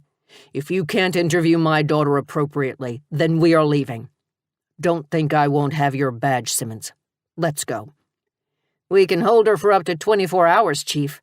Or did you forget? Dad? I tremble, not understanding why this is happening to me. It's okay, sweetheart. I'll take care of it, he says, holding my hand with his. As of right now, she is the last person to see Dr. Washington alive. That makes her our #1 suspect. Officer Simmons is bigger. The buttons of his uniform are stretched tight, and his thick neck shakes every time he breathes or speaks. He is balding, too. He is one of those men who has hair on the sides and a few strands on top, then combs it over to try to hide the balding area, which only makes it look worse. He has sweat gathering on the top of his lip, and when he eyes me, it's with hate and something else. He licks his lips, and I step away until I'm behind Dad. I miss Zane. He wouldn't let someone treat me this way. I went to my apartment. I swear, I say. Then why were you in some random's house? You a whore? No judgment, just asking questions. Dad flies a fist through the air and slams him right across the mouth. His lip bleeds, and even though Simmons outweighs my dad by 100 pounds, he still slams the vile cop against the wall, holding his arm across his neck. You better listen to me, Dad warns, getting as close to Simmons's face as possible. You will not speak to my daughter in that tone. You will not call my daughter a whore, and you are fucking fired. Dad rips the badge off Simmons's uniform and tosses it on the ground. I'd like to see you bend over and pick that up if you can. I will be questioning my daughter, since everyone else can't seem to do it without judgment. Riley, get Simmons out of here, and if he comes back, arrest him for trespassing. Yes, Chief. Officer Riley nods, guiding him out of the interrogation room. The stale scent of body odor hits my nose from all the previous cops and suspects who have been in this room, along with the faint aroma of coffee. Dad spins around and grabs me by the shoulders. Chloe, I need you to be honest with me. Did you do this? What? Dad, not only are you the #1 suspect, but you are an easy target because of your condition. Be honest with me. Dad, I didn't do it. I swear. I went home. You know how much Jessica likes to dance in the desert. How many times did you and Mom find me across the street at night because of her? We didn't do this. Okay, shh, it's okay, he croons, pulling me into a tight embrace. I'm going to get you out of this. I don't care what I have to do. Do you hear me? I'm going to pretend I didn't hear that. Mom glowers at him. Do not say another word. Please do not make me lie and cover up for our daughter, because damn it, Ray, you know I will. Mom buckles her briefcase together and points to the door. Let's go before your job is in question. Remember, you just got promoted. Let's not take it for granted and abuse the power just yet. Let's go out the back way, he says, shrugging his jacket off and throwing it around my shoulders. I'm freaking the fuck out, and Jessica is nowhere to be seen. I'm shaking. What if I go to jail for the rest of my life and I never get to see Zane again? I don't want anyone seeing you when we get out of here. For all I know, reporters will be there, and I'm not about to have you questioned, Dad says, guiding me down the hall. The carpet is a typical gray with hues of blue, hard under the feet and not soft like the carpet at home. Our feet are a blur as we walk fast. Only glimpses of the white wall on either side of us can be seen out of the corner of my eye. Dad pauses to pull the jacket up over my head before he presses the long bar across the door and swings it open. The sun hits my shoes and 1,000 questions bombard us at once. Did your daughter kill her therapist? Were they in love? Will you treat her the same as any other suspect? Will her disorder get her out of murder charges? Dad shoves me in the back of the truck and locks the door. I peek out of a space in the jacket and see the press swarming around the truck like a bunch of bees. He manages to ignore them and climbs in the truck with my mom. Flashes of a camera go off, and they are still throwing questions at us. It's hard to decipher who is saying what because they are all blending together. The headlines are going to be terrible in the morning.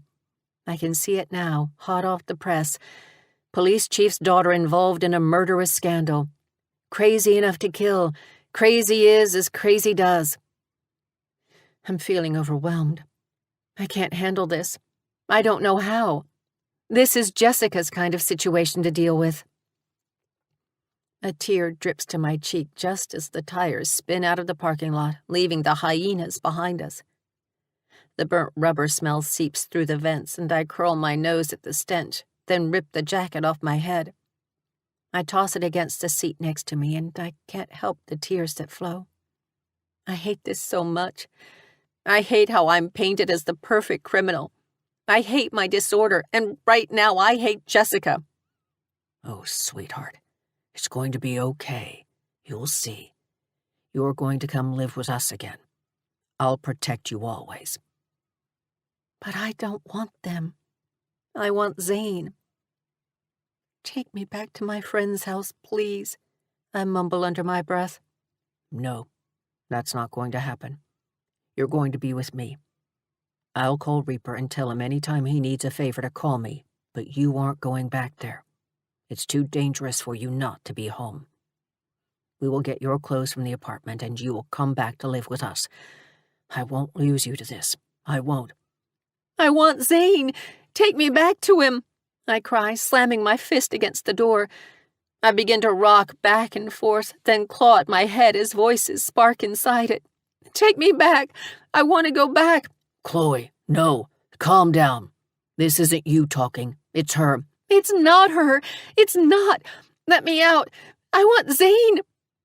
I roll down the window and stick my head out of the truck. Zane! Zane! I sob. I love you. Let me out, Dad. Let me out. He begins to roll up the window, and if I didn't duck my head back in the cab, it would have gotten stuck. I'm going to jump out of this truck right now if you don't stop. I'll do it. I swear I'll do it. I'll do anything to get back to him. You aren't going anywhere. Dad locks the door, and I try the handle, pulling it over and over again, hoping the door will open. Sweetheart, please stop. I'm doing this for you. I'm only thinking of you. You hate me, I scream at him, my voice cracking and tears flooding my face. I hit the window as hard as I can. You hate that you have a daughter like me. Admit it. I continue to hit the glass. The skin against my palms starts to burn and sting. The window cracks, and I gasp when I see the small victory. I'm getting closer. I continue to hit the window, watching the glass spider with every hit. Don't ever say that. Ever. I love you no matter what. We both do. You're special. You were meant to be more than one person, and that's brilliant to me. Do you understand? I love him.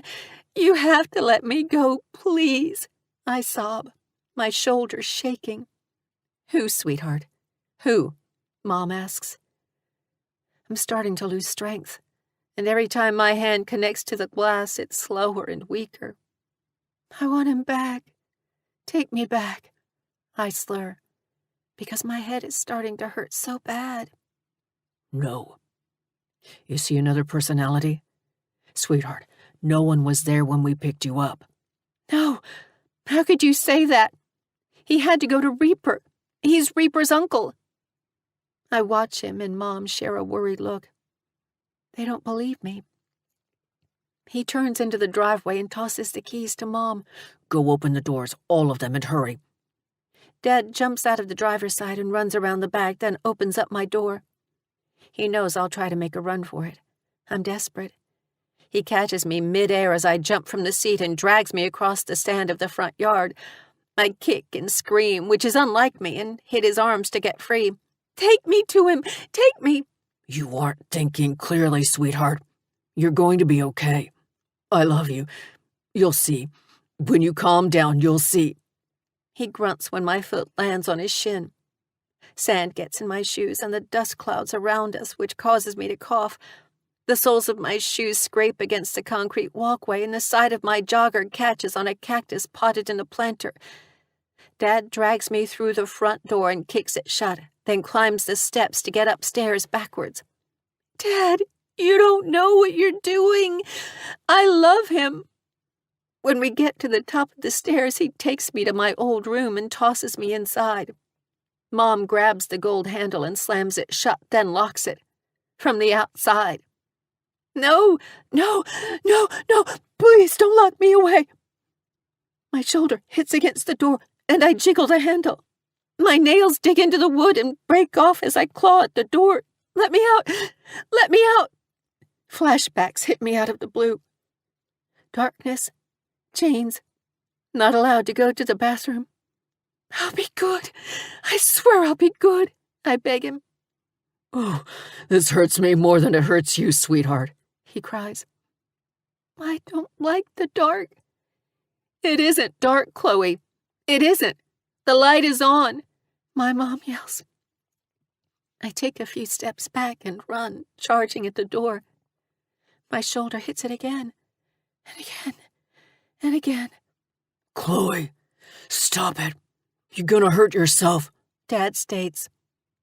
Chloe isn't here right now, I cackle, spinning in a circle until I'm dizzy. Jessica can't come to the phone right now. Leave a message after the beep. Beep! I giggle again, then run my fingers through my hair. I run into the door again and laugh. I want out. I want him. It's him. Oh, it's him I want. I will get to him. What's your name, sweetheart? I am not your sweetheart. I punch the door, sneering at the block of wood keeping me from our Zane. What have we done? Did we do this? Did we create another personality? We don't like the dark, Mom. I twirl again. Who are you? Dad's voice bellows, and it causes me to freeze mid-spin. My name is Lydia. The dark doesn't bother me as much as it does Chloe. I creep up to the door and flatten my hand against it. What's your name? Chapter 6. Zane. My head is killing me. Fuck. I feel like I got hit by a truck. There he is. Jesus, it takes as much medication to wake him up as it does to bring him down. He's like an elephant. Watching him fall was like watching an elephant fall. Did you feel the floor shake? I did. I felt it. It scared the hell out of me. You, Press? Scared? You have a 6'5" giant run at you, and you tell me how you'd feel. I didn't have a tranquilizer gun like you, Doc. I groaned, turned my head to the side, and swallowed to coat the dryness in my throat. Don't mind me. Keep talking about me like I'm not here. I mutter, blinking my eyes to get the focus back. Rise and shine, Uncle Zane. Reaper pops his head over my face and grins, bringing a cup of coffee to his lips. He sips loudly. Ah, that's good. You want a cup? Yes, I grumble. My entire body is sluggish and the mattress under me fucking sucks. Reaper needs to invest. I clench my fist and push myself up into a more comfortable position. How long was I out? What the hell did you give me? What do you remember? Doc says, shining a damn light in each of my eyes. Normal response, that's good. When was the last time you took your meds? My meds? Fuck you. I don't take my meds. Uncle Zane. No. I try to get out of bed, but something binds my wrists, which keeps me from leaving the bed. I'm cuffed to the bed. What the fuck is this? You restrain me? Are you serious? A chair scratches against the cement floor, and I turn my head to see him take a seat. Zane, you had one of your episodes. Do you know why you're here? Chloe, her attacker. I yank against the cuffs again, and the metal digs into my skin. Where is he? I'm going to kill him. Yeah, you did that already. Reaper nods, and his voice is muttered under his hand as he scrubs his upper lip. Actually, you turned him into hamburger meat. I've never had to pressure wash the playroom before, but the bits of... Okay, can you not? Doc interrupts him by slapping him in the chest. What? He deserves to know. You had a sledgehammer. You broke all the guy's bones first. You're going to make me gag. Stop it.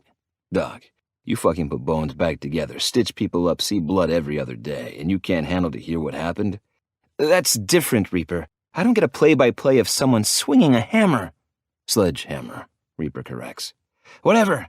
I do my job. It doesn't mean I want the gory details.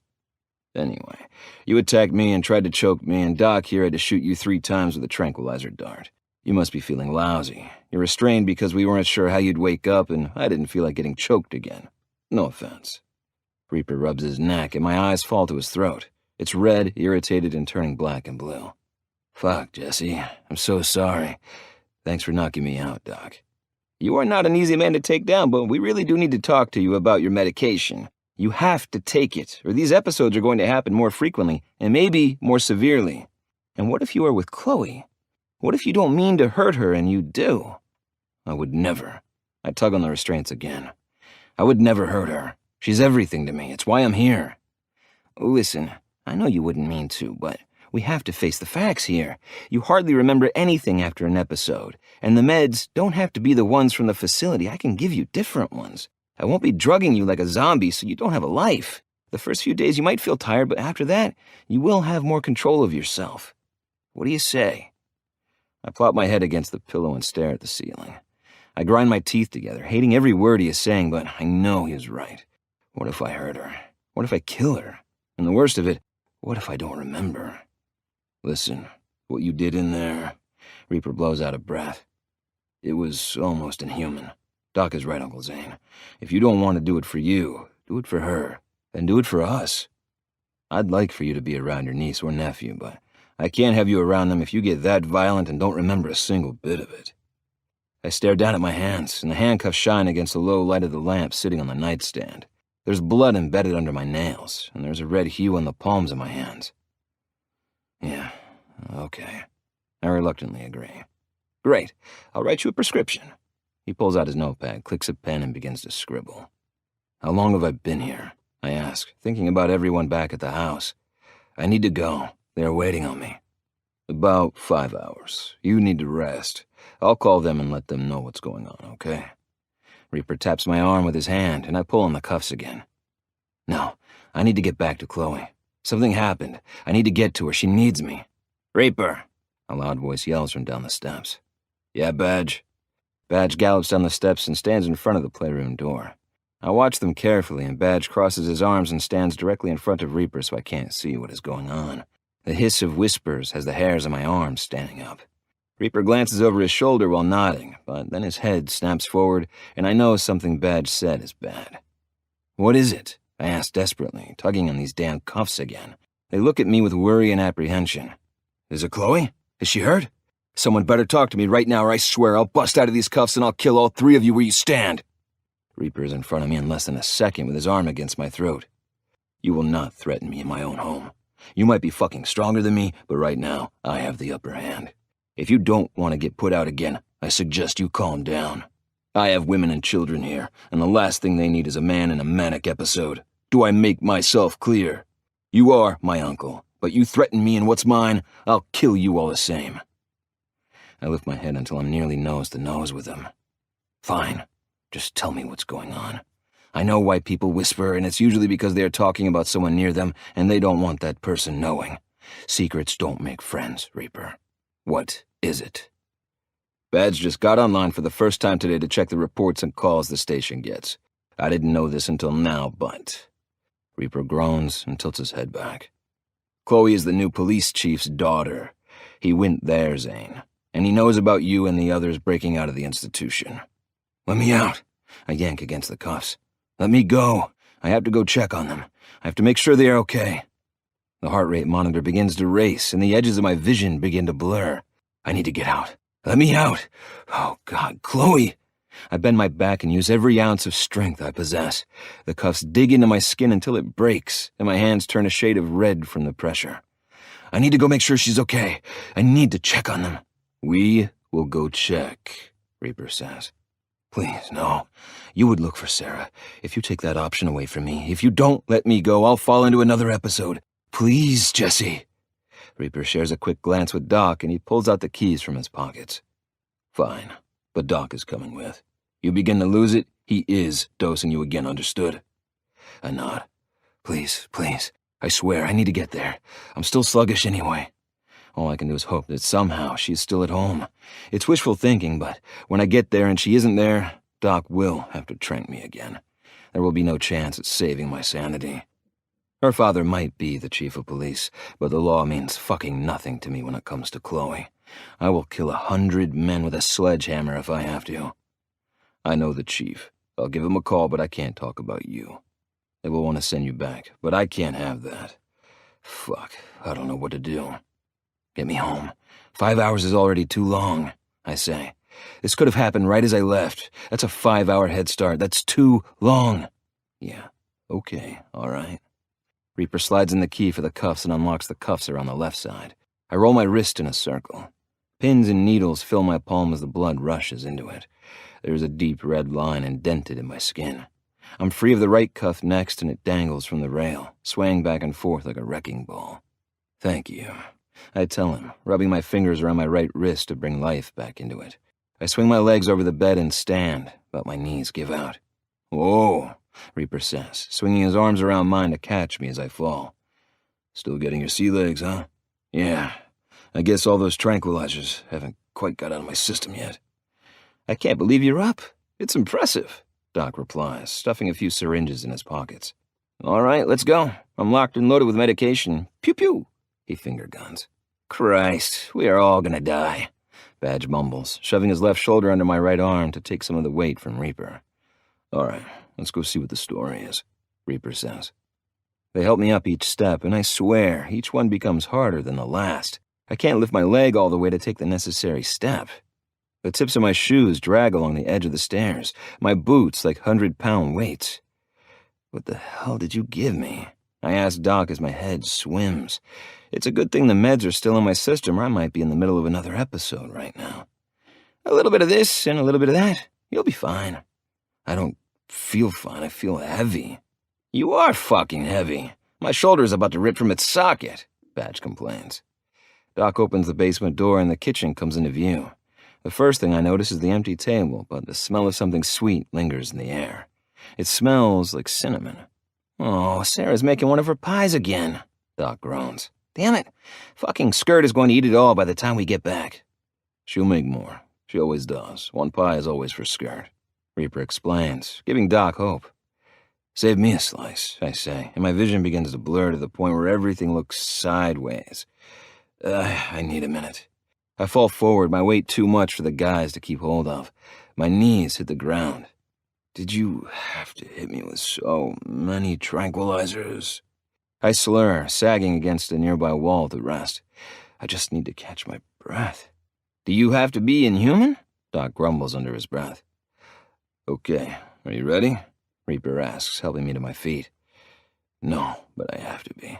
I feel like I drank an entire bottle of vodka. Been there. It isn't a good feeling. If I'm remembering correctly, that voice belongs to Patrick. He is an alcoholic, and I'm the ass who just made a reference to it. Reaper and Badge help me through the main room, and Patrick is on the couch with his woman watching TV. She's half asleep, leaning her head on his shoulder. Sorry, I wasn't thinking. Doc overdosed me with elephant medicine. I shoot accusing eyes at him and stumble over the edge of the rug. Patrick chuckles, and Sonny rouses, but only to crawl into his lap and get more comfortable. He kisses the top of her head and wraps his arms around her. It's okay, I'm fine, he says, threading his fingers through her hair and exhaling. I'm just fine. He turns his cheek against her head and closes his eyes, too. Doc opens the door for us to leave, but I can't stop staring at them. I miss Chloe. Reaper gives me a hard tug, and I trip over the slight bump on the floor in the middle of the threshold. Take it easy, I complain, then wince when the sun blinds me. Fuck this day. Aw, someone is Mr. Grumpy Gills, Doc pouts, teasing me. I don't like to be teased. Shut up. I complain, lifting my leg to take a step down, but I miss. I topple forward and take Reaper and Badge with me. My shoulder hits one step, while my knee hits another. Badge flies over the staircase and slams face first in the dirt. Reaper manages to flip down them until he lands on his back, groaning up at the sky. When I finally get to the ground, I'm staring up at the sky, too. And that cloud kind of looks like a bunny. Looks like a bunny, right? Reaper says. Fuck this day. Can you get me to Chloe now? Badge grunts as he stands and dusts off his cut and jeans. She's with her dad, remember? I don't give a fuck where she is. Get me home. She has to be there. She wouldn't leave me. She couldn't. We can't live without one another. Yes, I'm fine, by the way. Thanks for asking. Badge holds out a hand for me to take, and I slap it away. I get up on my own and rub my shoulder, the ache pulsating already. I didn't ask. I got that on video, Doc says, shaking his phone in the air. I'm going to upload this on Facebook. What the fuck is a Facebook? Right, I forgot you are from another age. It's, you know what, never mind. Let's get to the house and check on everyone. Reaper says, holding out his hand. Give me your keys. I hand them over and he spins the keyring around his finger. I limp toward the passenger side at the same time. Badge and I stare at each other, challenging for shotgun without words. I saw him beat a man with a sledgehammer, Badge. You don't want none of that, Reaper says, climbing into the driver's seat. Fine. He jerks open the back door and plops down like a child who didn't get his way. The seatbelt clicks as I strap myself in. Reaper tries to start the Continental, but it whines and sputters instead. Pump the gas 3 times, I tell him. We have to get you a new car that doesn't require a man's touch to start. She's reliable. So are dogs, Badge mutters. Be nice, Doc says, climbing in on the other side. Tires crunch across the pebbles in the sand as we pull out of the parking lot. My knee throbs and my head is still killing me. I feel like I drank too much and got hit by a truck. I never want to be doused in those sedatives again. Thanks, Braveheart. Reaper waves at the young kid that's always watching the gate. He waves, keeping a tight smile on his lips. Reaper eases through the gap of the gate as it slides open. The frame of the car creaks as we dip into potholes, jostling us in the seats so much I smack my head against the window. Why did I even bother fixing the damn things? They always come back. Reaper complains under his breath. I take a deep breath so I don't get too annoyed. I'm doing my best not to think of the worst and fall into another episode. I'm tired from the last one and all the energy I exerted. I'm still too drugged to do anything major, but I feel the mania simmering in my veins. The blinker clicks and Reaper looks left and right, but cars keep coming.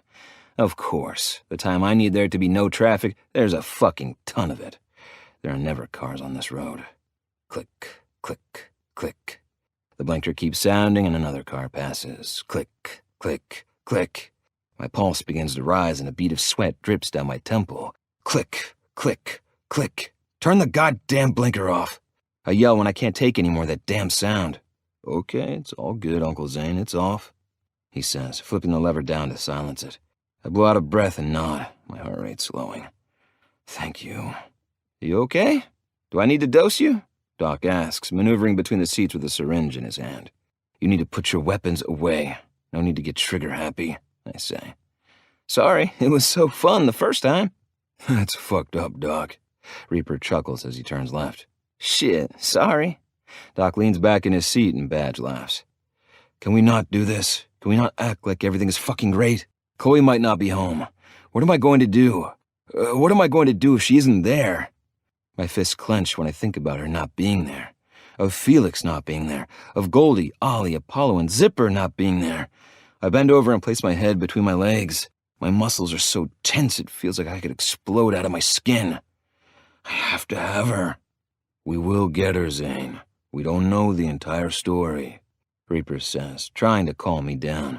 My hand snatches out and grips Reaper by his cut. His arm jerks and the wheel turns. The tires screech, and we run off the road, causing me to slide down in the seat. I sit up and see a cloud of dust from the sand. What the fuck? Reaper turns the wheel to the left, and we fishtail when the back tires try their hardest to grip the pavement. We finally manage to get on the road, and Reaper pulls his arm out of my hold. You can't do shit like that when I'm driving, Zane. What the hell? Reaper scolds. I'm sorry. I'm barely holding it together, but it's like right on the edge of letting go because of the tranks. Well, let's hope it's still in effect when we get to the house. No worries, Prez. I have more, Doc says, lifting up the needle again. Reaper takes another left and we head down the long, winding driveway. There's only a path because of the cars that drive in and out of here. We follow the tire tracks, passing cactus after cactus. I don't even wait for the car to come to a full stop. I jump out, stumbling, but I don't fall. My knee is on fire. Chloe? I yell, grabbing the porch rail. Zipper? Goldie? I climb up the steps, and the wind chimes Jessica made ring together as I pass by. Please, let her be here. I open the door and look around, but it's empty. The TV is on, there's a bowl of popcorn sitting in the middle cushion of the couch, and there isn't one sound I can hear. Anyone? I scream. Porter, oh God, I need to go check on Porter. Zane, damn it, Reaper says behind me as I run down the hall and climb the steps. Porter! I trip again, my vision swimming. "Porter, are you okay?" "I'm fine," he finally answers. I breathe a sigh of relief when I hear his voice. When I get to the top of the staircase, he's standing against the glass wall, his palms against it, staring at me with worry. "What the hell is going on down there? I've been screaming for hours for someone to answer me." "What did you hear? Is Chloe okay? The guys?" I ask. He shakes his head. "I don't know. I heard sirens, that's it. It's been quiet, Zane. Are you ever going to let me out of here?" "Now isn't the time for a question like that. I need to figure out where Chloe is. You don't deserve to get out after everything you've done." I head back down the steps and Porter bangs on the glass wall, trying to get my attention. I can't look back. I need to make sure my friends are okay. I need Chloe. "I've been good. I've been on my meds. You've seen the change in me. I even like my brother. Please, Zane. I'm not a hopeless case anymore. Give me a chance, Zane." The sound of his voice gets further and further away, and when I get to the last step, I turn the corner. When I get around the wall, his voice fades until I can no longer hear it. "Well?" Reaper asks, standing in the middle of the hallway with Badge and Doc. "It was Porter. He said he heard sirens. I'm going downstairs." I inform them just as my hand hits the knob to the basement door. "Why?" "Panic room. I'm hoping they're in there, including Chloe." I don't say that out loud because I know the chances of her actually being here. Right as I open the door, Zipper's face appears, and I let out a relieved breath, pulling him into a hug. "Thank fuck. You're okay." "Yeah, we all are," he says, taking a sidestep to show Goldie behind him. "All? Chloe too? Chloe is with you?" I ask, probably too hopeful. A grim expression takes over his face as he pinches his lips together. "No, her dad took her. She gave us a heads up and told us to hide, but she isn't here." She isn't here. I catch myself against the wall. Well, I only catch myself because I've thrown my fist into the wall. "What do you mean she isn't here?" I exhale sharply and do my best to calm down, to figure out my bearings, but there's no way. I grab the front of Zipper's shirt and throw him against the wall next. "What do you mean she isn't here?" "Zane, I don't know. She called her dad and then rushed into the living room and told us to hide. In 2 minutes, the cops were here. That's all I know." Without saying a word, I let him go. It's there. The rage, the strength, the mania. It's right there. It's simmering under my skin, waiting to explode. But I can't let go. It hurts. Everything fucking hurts. I have to find her. I hold onto the wall, using it to scale my way through the house since I can't seem to walk straight. I have to go. "Not so fast," Doc says, sliding that fucking needle into my neck. "We aren't going anywhere just yet. We need to plan. Help me, guys. He's about to fall in 4, 3, 2... There it is." Doc and another pair of arms catch me. "Move him to the couch," Doc orders. And when I wake up, and I will, I am going to kill anyone and everyone who gets in my way of getting Chloe. I'm a madman, a soul that's dimmed by the depths of hell, and I will raise hell to get Chloe and Jessica back. There isn't an edge I won't jump off for the one I love. I'll leap, I'll fly, and if the fall kills me, so be it. Chapter 7. Chloe. La la la la la. I hum the creepy song from horror movies as I brush my hair. I gather the strands and start to braid them until it's over my shoulder. This vanity is really nice. We like it. It appears to be oak, vintage, with a big round mirror so my reflection is clear. La, la la, la la, I sing again, reaching for my night cream and letting my mind shift. Mother and Father's house isn't so bad. It's nice here. We could do a lot worse. We like it here. But we love a man named Zane. I've never met him, but I'm excited if my sisters have anything to say about it. A knock at the door has me standing. Posture is important. I fold my hands in front of me and stroll forward. With every step I pause. A lady always takes her time. "Yes, may I help you?" I asked through the door. Sweetheart, it's your dad. Lydia, Chloe? Jessica? He calls out for my sisters. "Oh, I do apologize," I giggle. "I'm afraid they are not available at this time. How may I help you, Father?" The door unlocks and swings open. I'm standing there completely indecent. "Father, you could have given me a warning." I reach for my nightgown on my bed and pull it over my head quickly to cover myself up. "No man can see me like this. You know that." Father's eyes well with tears. And what is your name? We haven't met yet. "I'm Charlotte. Do you like my braid? The woman down at the saloon parlor taught me." The saloon? He asks, his Adam's apple bobbing as he swallows. "Yes, her name is Kitty. A wonderful, smart, ambitious woman. A whore, but everyone has to live. I hold no judgment." I sit on the edge of the bed and cross my legs, keeping my shoulders back so my spine is straight. "You must be an inventor of some sort. The things in this room are fascinating." "What is this?" I ask him, picking up the phone carefully as if it is about to blow up. Sweetheart. He exhales and reaches for my hand. I lift a brow at him and place my palm in his. That's a telephone. You are not in some Victorian era. This is the year 2021. You have something called dissociative identity disorder. This personality of yours, it isn't real, sweetheart. "Nonsense. My name is Charlotte. I pinch my brows together and my heart is racing like the horses the knights ride into town. I look around and begin to panic. I must have been taken. I do not know these people. Where am I? Where have you taken me? I rear my hand back and slap him across the face. "How dare you treat me in such a way? You just wait. My suitor will come to my rescue. You will pay. You hear me? You will." He holds his hand to his cheek in disbelief. I do not care what kind of pain he is in. I give him my back and turn away. I walk toward the window and stare out of it. There is nothing but dirt and a night. He will come. My heart is gone. I know what love is, and I am in love, but I do not know who with. I will know when I see him. He will be big, strong, marvelous. He is the controller of my soul. I do not wield it on my own any longer. Whatever this love is that has forsaken me, I hope he has not forgotten. Charlotte, it is important for me to speak with Chloe.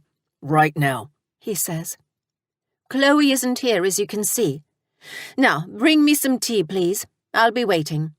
Damn it! Loud footsteps pound behind me, and when I spin around, he grips me by my arms and shakes me. Chloe! Chloe! I need to talk to you. Chloe! He yells at me, shaking me until tears fall to my cheeks. "Father, please."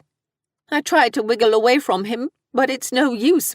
He has too tight of a hold on me. Chloe! God damn it, talk to me! He snaps his fingers in front of my face, and I blink as if I'm waking up for the first time in ages. "Dad?" I whisper. "Why are you crying? What happened?" I realize I'm still in my old bedroom by the light blue paint.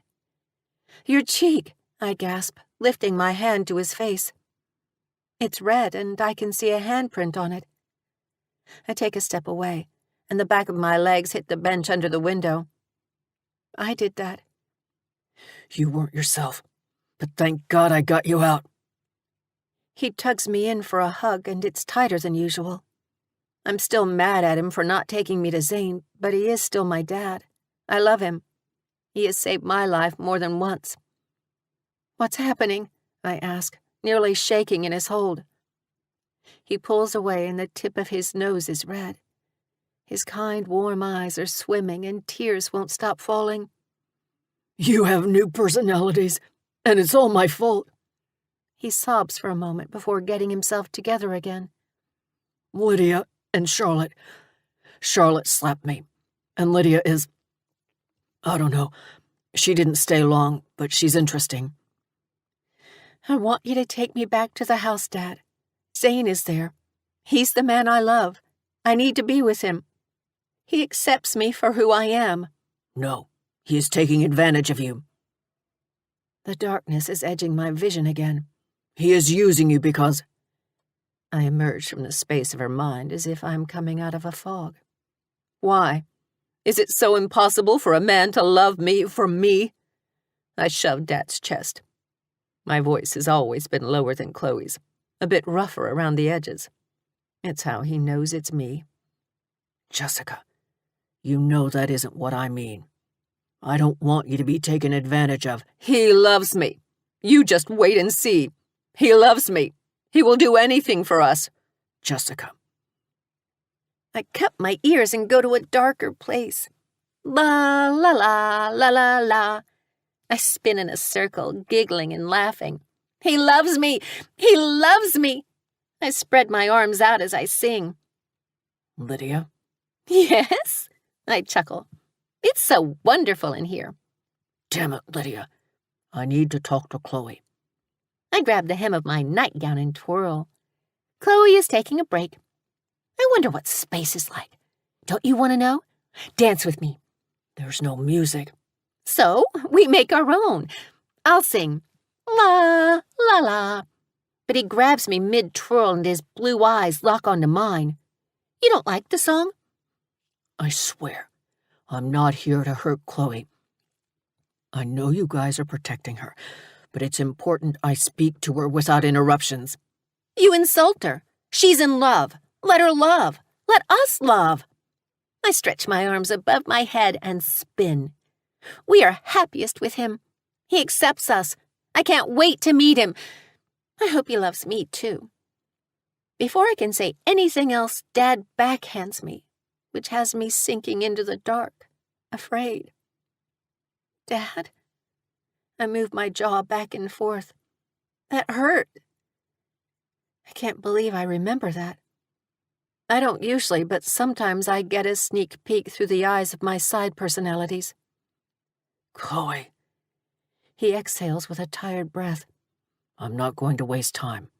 I'm going to get you the help you need, sweetheart. You have to come to terms with these other personalities. You have to learn about them, and I'm so sorry. It's my fault. I locked you in this room, and it set you off just like what happened all those years ago, and I'm so sorry.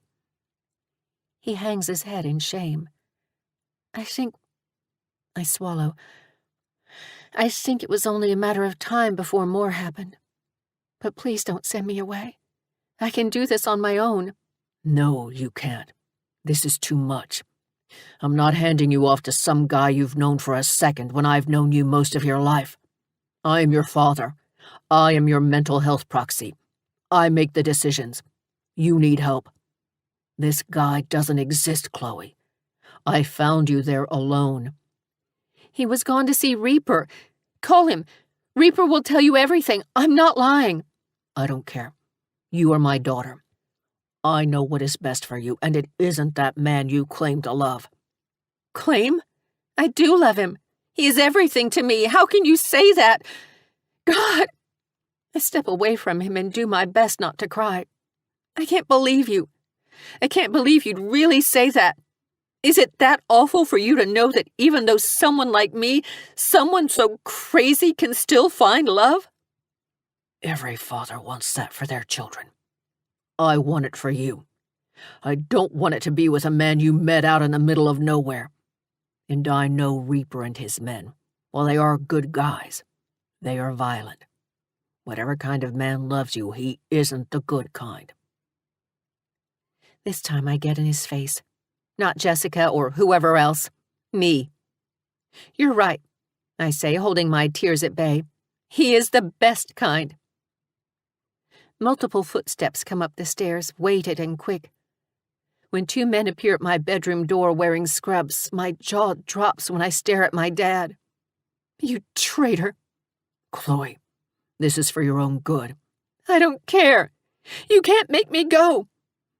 I run toward the window and click the latch, then try to lift and jiggle it open. I won't go. I won't leave him. Go. Please get her. Dad orders him, covering his mouth with his hand as he cries. Why is he crying? It isn't his life that is at stake. The night breeze hits me in the face, and there is a palm tree right outside the window. I can make it if I jump and climb down it. But I don't get the chance. Arms wrap around me and pull me back. My bare feet scratch against the windowsill, and my only chance at salvation gets further away. Let me go! I kick and try to pull my arms away, but each man has a firm grip on my arms. Sweetheart, let them help you in ways I can't. Don't fight them. I launch myself forward, and I'm about to have my hands around my dad's throat, but they catch me. I hate you. I hate you so much. You're nothing to me. Do you hear me? You don't love me. If you loved me, you wouldn't do this. I'm doing this because I love you, he says, just as I feel a prick in my neck. Love doesn't hurt this much, I struggle to say through a twisted, drugged tongue. Sometimes, sweetheart, that's all love is. My love with Zane doesn't hurt. It doesn't judge. He loves me for me. I might have only known him for a few days, but my soul has known him for so much longer. In past lives we were together. I've no doubt his crazy has always loved mine, and we will continue to love each other in future lives. We always did love, and we always will. I'll see him again. I don't care what I have to do. Zane is real, no matter what Dad tries to make me believe. I won't let him get inside my head. There is no vacancy. All the spaces in my mind have been taken. My heart, on the other hand, only one person owns that. And he will find us. All of us. Chapter 8. Zane. Is he dead? Is he dead? Is he dead? Ollie's voice has me rousing from my involuntary sleep. No, Ollie, he isn't dead. He's just taking a nap. Naps are good. Yep. I like naps. Doc chuckles. Me too, Ollie, me too. My hand shoots out, and I wrap it around Doc's throat, then sit up slowly and straight without moving, without flinching. Fuck, Zane! Doc chokes. He hits his hands on mine, and Reaper tries to pry my fingers off, but the more he tries, the tighter my grip becomes. He isn't dead! Yay! Yay! Yay! Ollie claps, and he jumps up and down. So happy! Ollie wraps his arms around me, and it's awkward, since he is bending over my arm that's stretched out. I can't breathe, Doc gasps. Next time you fucking dose me without me knowing, you won't be able to breathe permanently. Got it? Got it? I let go, and Ollie is next to me, rocking on his heels, grinning wide. Chloe! She saved us from getting caught. Yeah, I'm not surprised. She loves you guys. We like her too, so let's get her back. Zipper replies to me, wrapping his arm around Goldie. I don't know the first thing about where she lives. I don't know where to look. I don't even know who the chief of police is. I swing my legs off the couch and press my palms against my eyes. Fuck, my head hurts. And don't dose me again. I mean it. I feel like shit. 2 episodes, no sleep, no good sleep, and I feel hungover. I'm thirsty. I'll go get you some water. Ollie bolts to the kitchen, all too eager to help me. I take a few deep breaths to center myself. The ice machine in the background clanks as the ice comes out, and then water fills the glass. My mouth is so dry. I feel like I swallowed cotton. Here. Ice cold, Zane, Ollie says, picking up my hand and wrapping it around the glass since I'm staring down at my feet. Thanks, buddy. I take a sip and groan. When I feel the cold water travel down to my stomach, my thirst gets scratched but not satisfied. I chug it. Water drips from the sides of my mouth, but I don't care about the mess. Can I have more, please, Ollie? Yes. I don't mind his OCD. I think it's endearing. He always sounds excited to do something, even though it's a severe disorder that affects his life every day. Ollie never lets it get him down. He's always so happy. I wish I could take a page out of his book. If I were happy-go-lucky like him, maybe I would be able to think clearer. I'd trade mania for OCD any damn day of the week. It's exhausting having a hurricane in my mind, thrashing and destroying me from the inside out. I'm tired of being tired after an episode. I'm tired of feeling insane. I'm tired of the damage it leaves behind. I'm simply fucking exhausted. I don't know how much longer I can live with this strife inside me. Chloe made it easier, but what if I never get to see her again? I lived for years with no purpose behind bars, but now I have a taste of what purpose feels like. I'm nothing without it. I'm nothing without her. And if I don't have Chloe, then I don't want to live anymore. What's the point? This affliction kills me a little more every day, and Chloe makes it bearable. I'm worth something when I'm with her. Luckily for you, you know someone who digs up information for a living. Looks like she has an apartment, and then there's her dad's address. Which one do you want to try first? Badge asks. You have an address already? Yeah. Usually you can get addresses just typing in Google if you know how to look. It's usually pretty easy, but super easy, since it is chief of police, and stories about his daughter are plastered. Oh. Badge scrolls on his phone and hands his phone to Reaper. Oh, that is not good at all, Reaper says, the screen light glowing onto his face. I snatch the phone out of his hand. What? What isn't good? I tap the screen, but nothing is working. It's dark. What do I do? It's black. How do you work this thing? I keep forgetting you're from another time, Badge says and takes a seat next to me. He presses a button on the side and the screen lights up. He swipes the phone, and the background on his screen is of a police badge. Why isn't he a cop if he loves it so much? Okay, then this. He presses another button on the screen, and a white Google screen pops up, whatever the hell that means. The headline makes me jet to my feet. Chief of Police's unstable daughter questioned for murder. What the fuck? She got interrogated? Why? Sounds like it's because she was the last person to see her therapist, Badge explains. And since she has DID, it's going to be easier to point the finger at her because she could have been in another state of mind. I give the phone back to him and lean back, staring at the ceiling as if it has all of life's answers. I expect my mania to hit me, but I'm oddly calm. It has to be because I'm too tired. I feel numb. What's this mean? If she did, which I'm not saying she did, but a big if, she'd be charged criminally insane. She'd go to an institution to get help. To get help? I scoff, mocking him. Is that what they tell all you normal people? That they help us? I push myself off the couch and stare out the window, watching the chimes Jessica made sing their song as the pieces collide from the wind. They don't give a fuck about people like us. They don't know where else to put us, so they put us in cages and keep us drugged like animals. I was there for 35 years. The abuse never stopped. Goldie got beat with a baton by one guard, and Zipper tried his hardest to bust through the cell, but in his efforts to save her, he got beat too. They were mad because she wouldn't stop crying. Ollie has been zapped one too many times with electricity to his head. Everything they do is inhumane. If she goes there, I peer over my shoulder to look at Reaper. I will get her out just like I got us out. She belongs here with me. I'll take care of her. What if she killed that guy? Doc asks, taking a seat on the arm of the couch. You mean to tell me none of you have killed before? Do I need to start naming people that broke the damn law? What about Tongue's brother? He's upstairs. Chloe can't have a pass? Hell, the guy probably deserved it. We all know it wasn't Chloe that did this. She's too sweet, Badge states, and it makes the entire room go quiet. He looks up from his phone and catches all of us staring at him. I'm annoyed, even if I do know he is right. Like you aren't thinking it. Please, he chuffs. Jessica has a temper. She's one hell of a protector, and you know it. I know. And with how Jessica acted earlier when I confronted her about her therapist, she shrunk away. She won't talk to me. I think she did it, but I don't care. I've killed, you've killed, most of us in this room have killed. I won't hold that against her, especially when that incident is probably what brought her to me. What if she kills you? Badge asks. Then I'll die a happy man. That's the easiest question I've ever answered. Christ, we really are in a fucked up household. Badge tucks his phone in his pocket and sighs.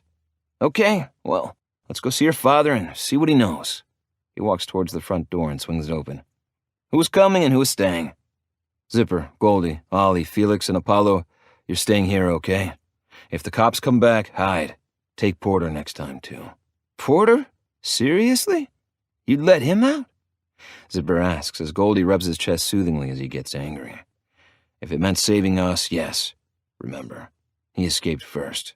They're looking for all of us. Not if you were dead, Badge points out, clicking his tongue. Fuck me. Why didn't I think of that?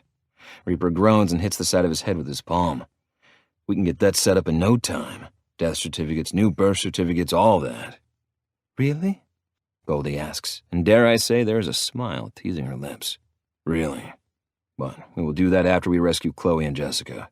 We need a way to get her out of this mess. Well, Badge, we could kill her too, right? I question as I step outside the door. Zipper, no one leaves this house. Got it. He shuts the door behind us, then locks it. And we are not taking that piece of shit car. I'll have Poodle bring me the truck. What did the Continental ever do to you, Reaper? Besides exist, nothing, Zane. He slaps me in the middle of the back. Badge and Doc walk forward, away from us to call Poodle. We are going to get her. How can you be so sure? What if we don't? We never give up on our old lady, Zane. We walk through fire for them, and this blaze is no different than the others we have had to conquer. Okay? I'm going to tell you right now, Reaper. If we don't get her, I'll kill myself. He doesn't seem surprised. He places his hands on his hips and stares off into the desert. I should think of something clever to say, something life-changing, something that makes you see life is worth living. He starts to head down the steps and stops at the middle one. But I can't. I'd be a hypocrite. I can't say I wouldn't do the same thing without Sarah. I'm not going to try to talk or give a reason, Uncle Zane, but I can tell you, we will fight like hell to get her back. That's my promise. Your family, she's family, and nothing comes between us and family. Thank you, Jesse. We clasp our hands for a moment, giving each other a nod. Poodle will be here in a minute, Doc calls back, leaning up against the front bumper of the Continental. I hate waiting. Every second that passes is a second that matters. Hey, don't look so antsy. We have done this plenty of times. It's all going to be okay. We will have her back by breakfast. What can get done at night? I ask him, voicing my doubts. Everything. Why do you think thieves and kidnappers work at night? No one can see them. We go to her dad's, kidnap her back, and call it a night. A wham, bam, thank you, ma'am. Fuck, I need to smoke. Badge! He jumps down the last 2 steps. Give me a light. Hell no. I'm not getting yelled at by Sarah. She doesn't need to know. She has a nose of a bloodhound while she is pregnant. You aren't bringing me down with you. I thought you had his back. I tease Badge to try and get out of my mood. I do, but I care for my life, and Sarah is vicious, like a Doberman. Badge, did you just compare the love of my life to a dog? Reaper asks, lifting a brow and cracking his knuckles. Oh. Badge is saved by the sound of a grumbling engine full of a massive amount of horsepower.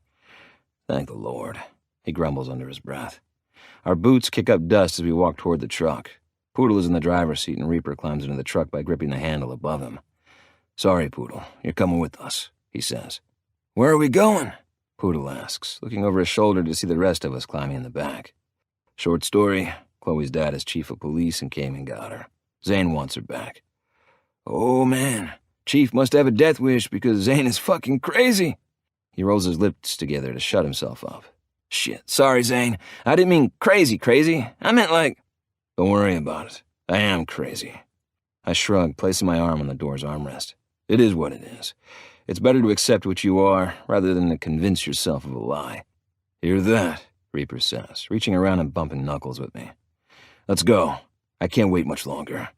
I'm literally going out of my mind. Poodle slams the truck in reverse and peels out of the driveway like a race car driver. Someone just tell me where to go. Badge hands over his phone with a GPS on and Poodle makes a right on the road.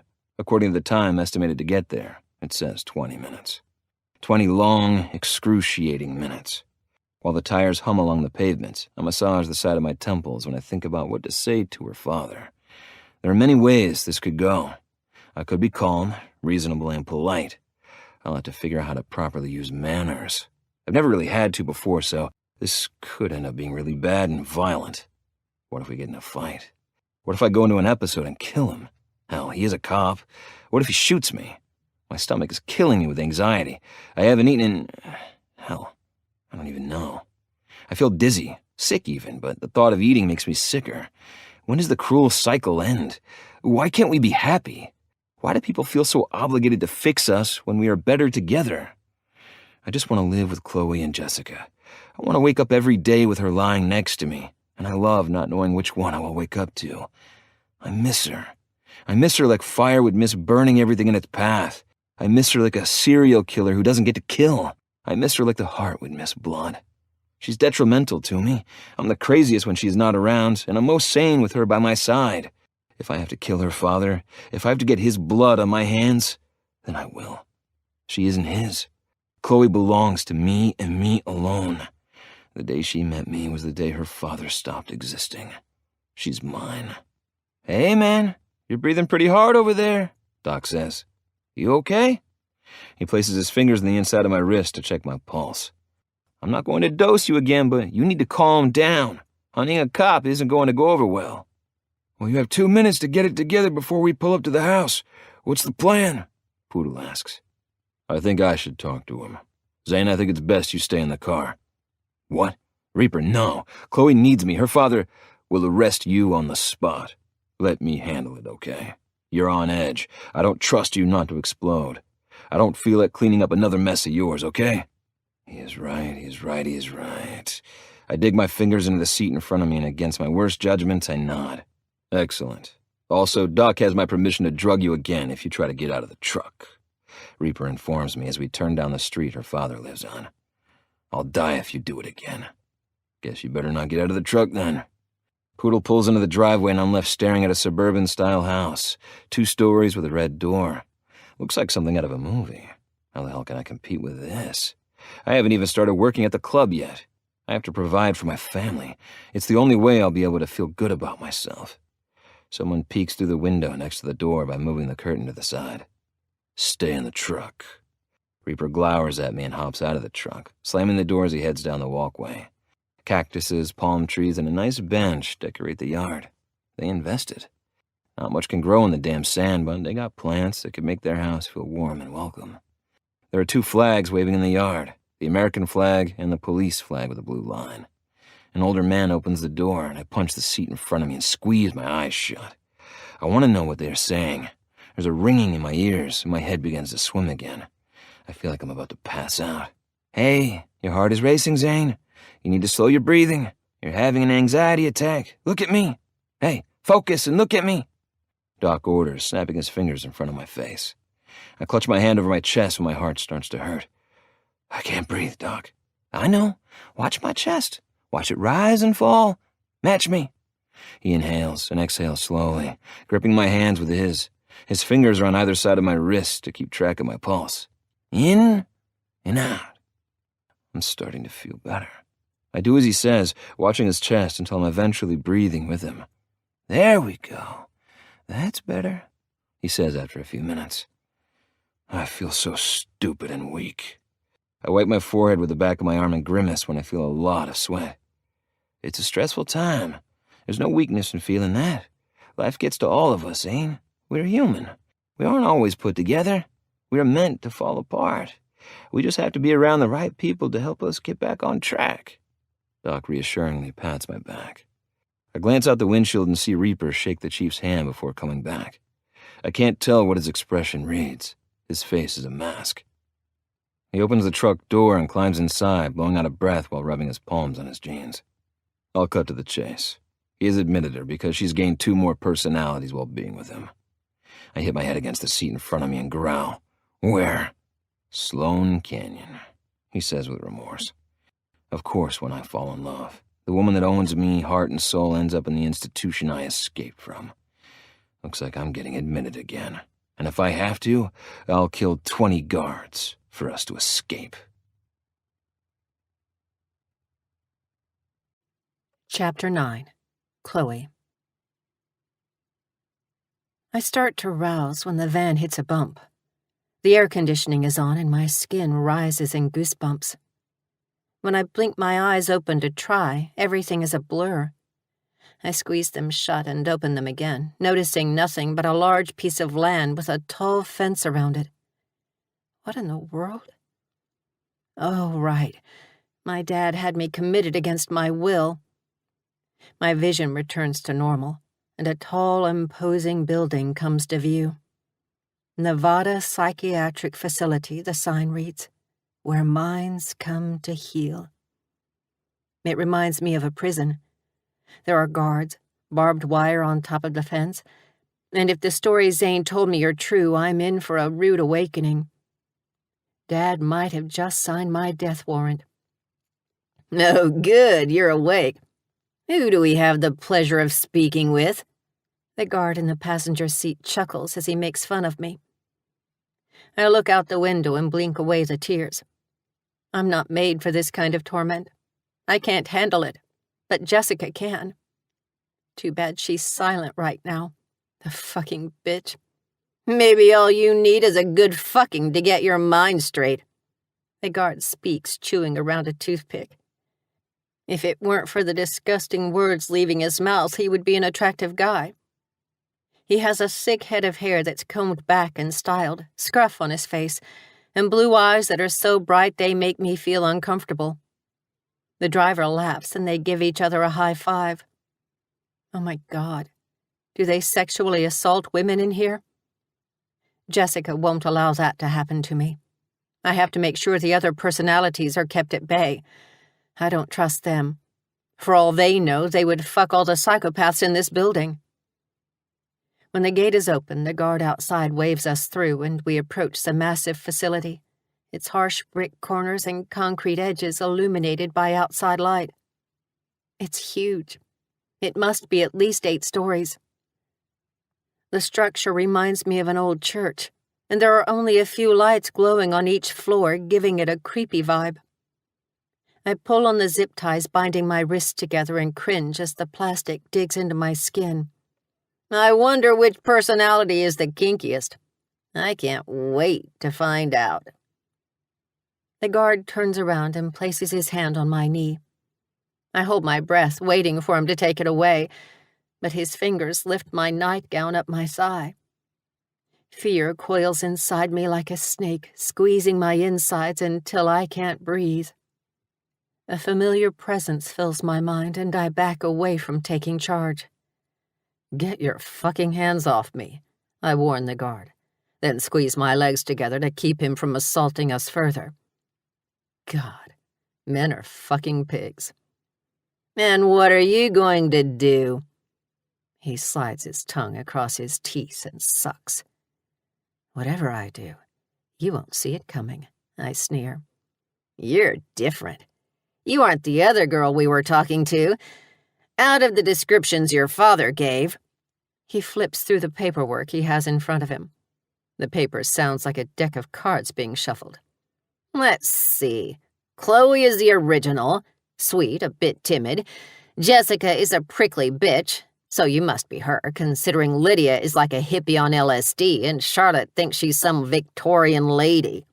Man, you are fucked up in the head, aren't you, girl?"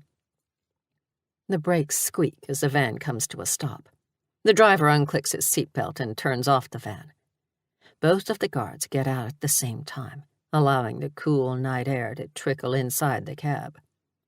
The door slides open, and the driver, Glenn, according to his name tag, reaches around to unbuckle me. He lingers in front of me and rubs his shoulder against my tits.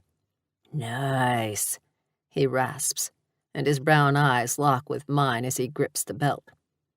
His hand hovers on the release button and he leans in, biting his bottom lip. His eyes fall to my chest as he stares down my nightgown. "Keep looking.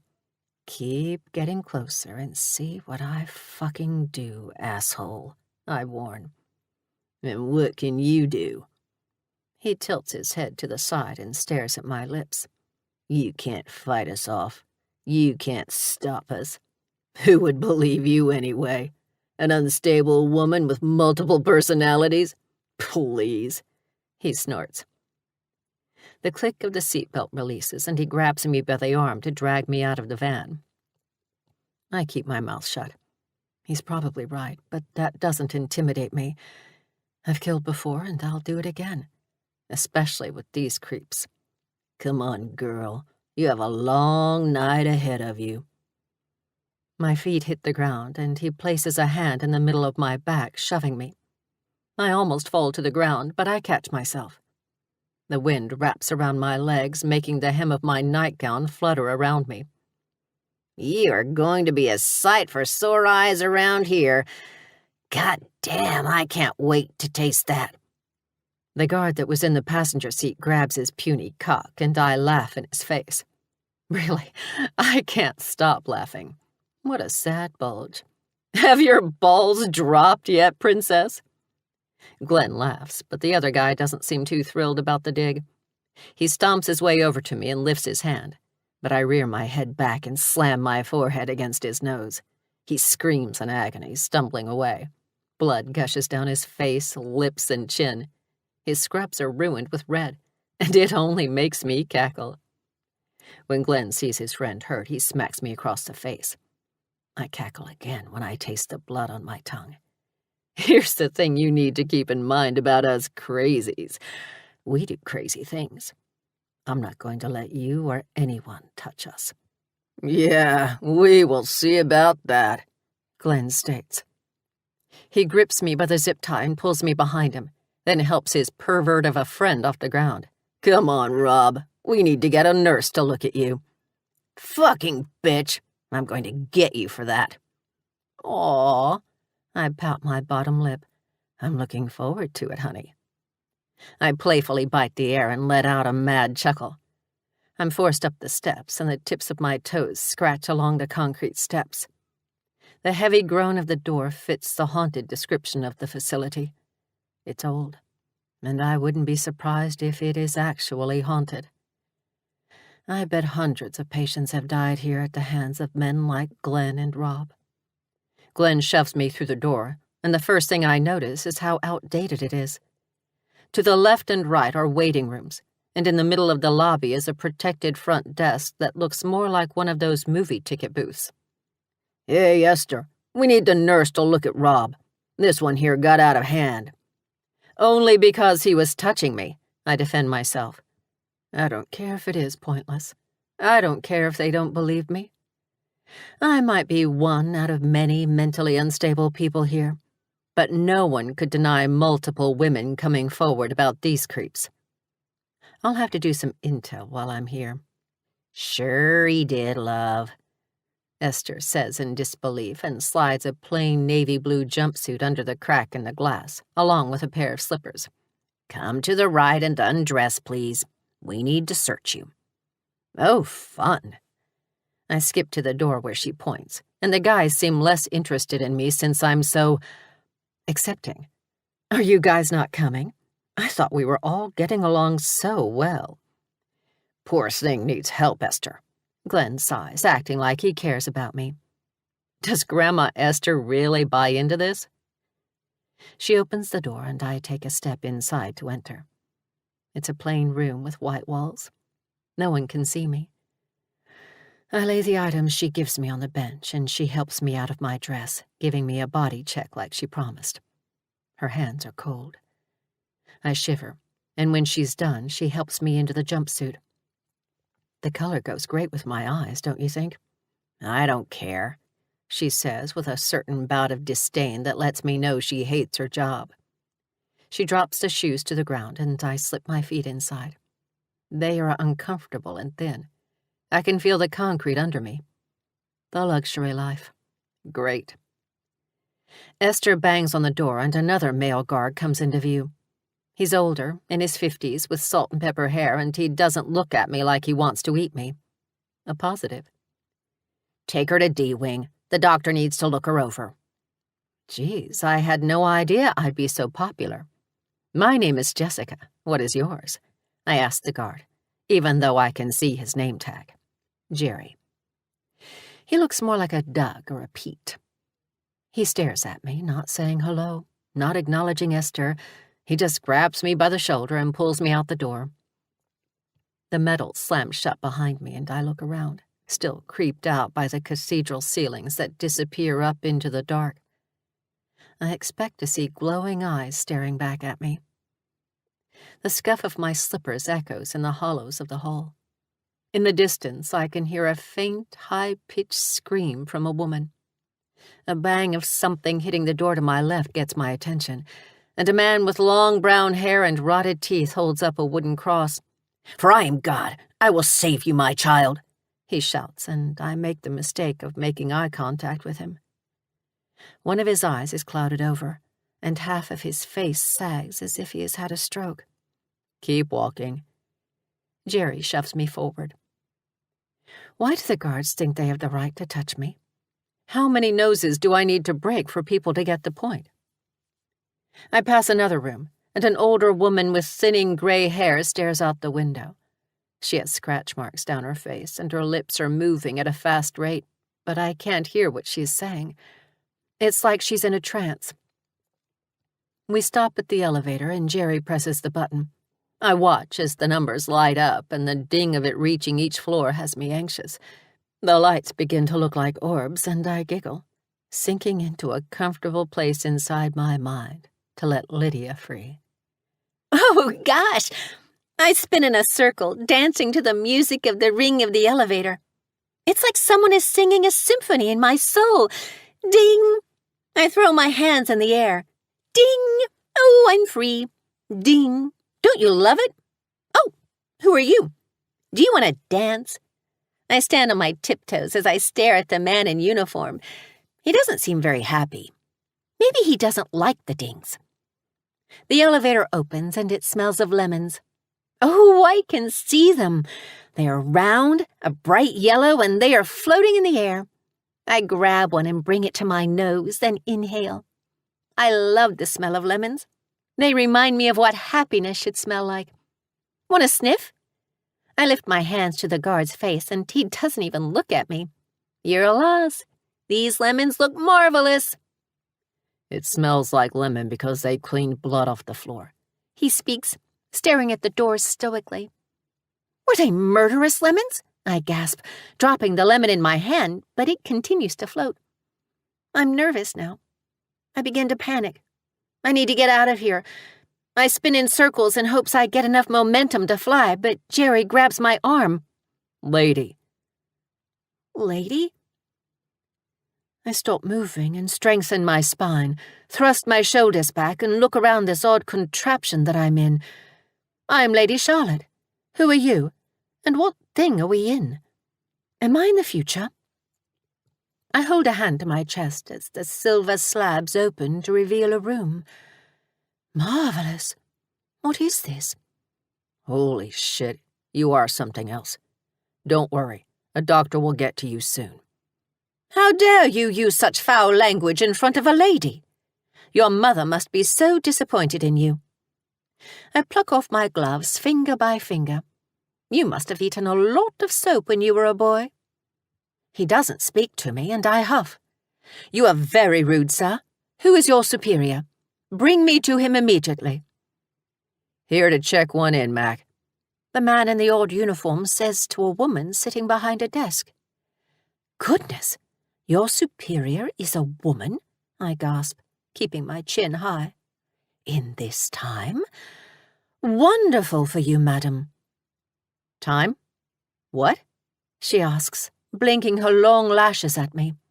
Multiple personalities, he explains, then whistles as he circles his finger beside his head. I see. This woman called Max says in understanding. I am Lady Charlotte. Are you a lady? A loud buzzing has me inhaling a sharp breath, and I look left and right to see where it is coming from. I clasp onto the guard's arm, and he pulls me toward the sound. A door opens, and he cuts the odd plastic off my wrists when I enter the room. What in the heavens kind of accommodation is this? I demand a larger bed at once. Who is your lord or baron? Duke, maybe? What horrible rooms. I suppose it will do for now. I pat the gown, looking for my gloves. Where are my gloves? You weren't wearing gloves, lady. That is Lady Charlotte to you, sir, and a lady always wears gloves. My hands are delicate.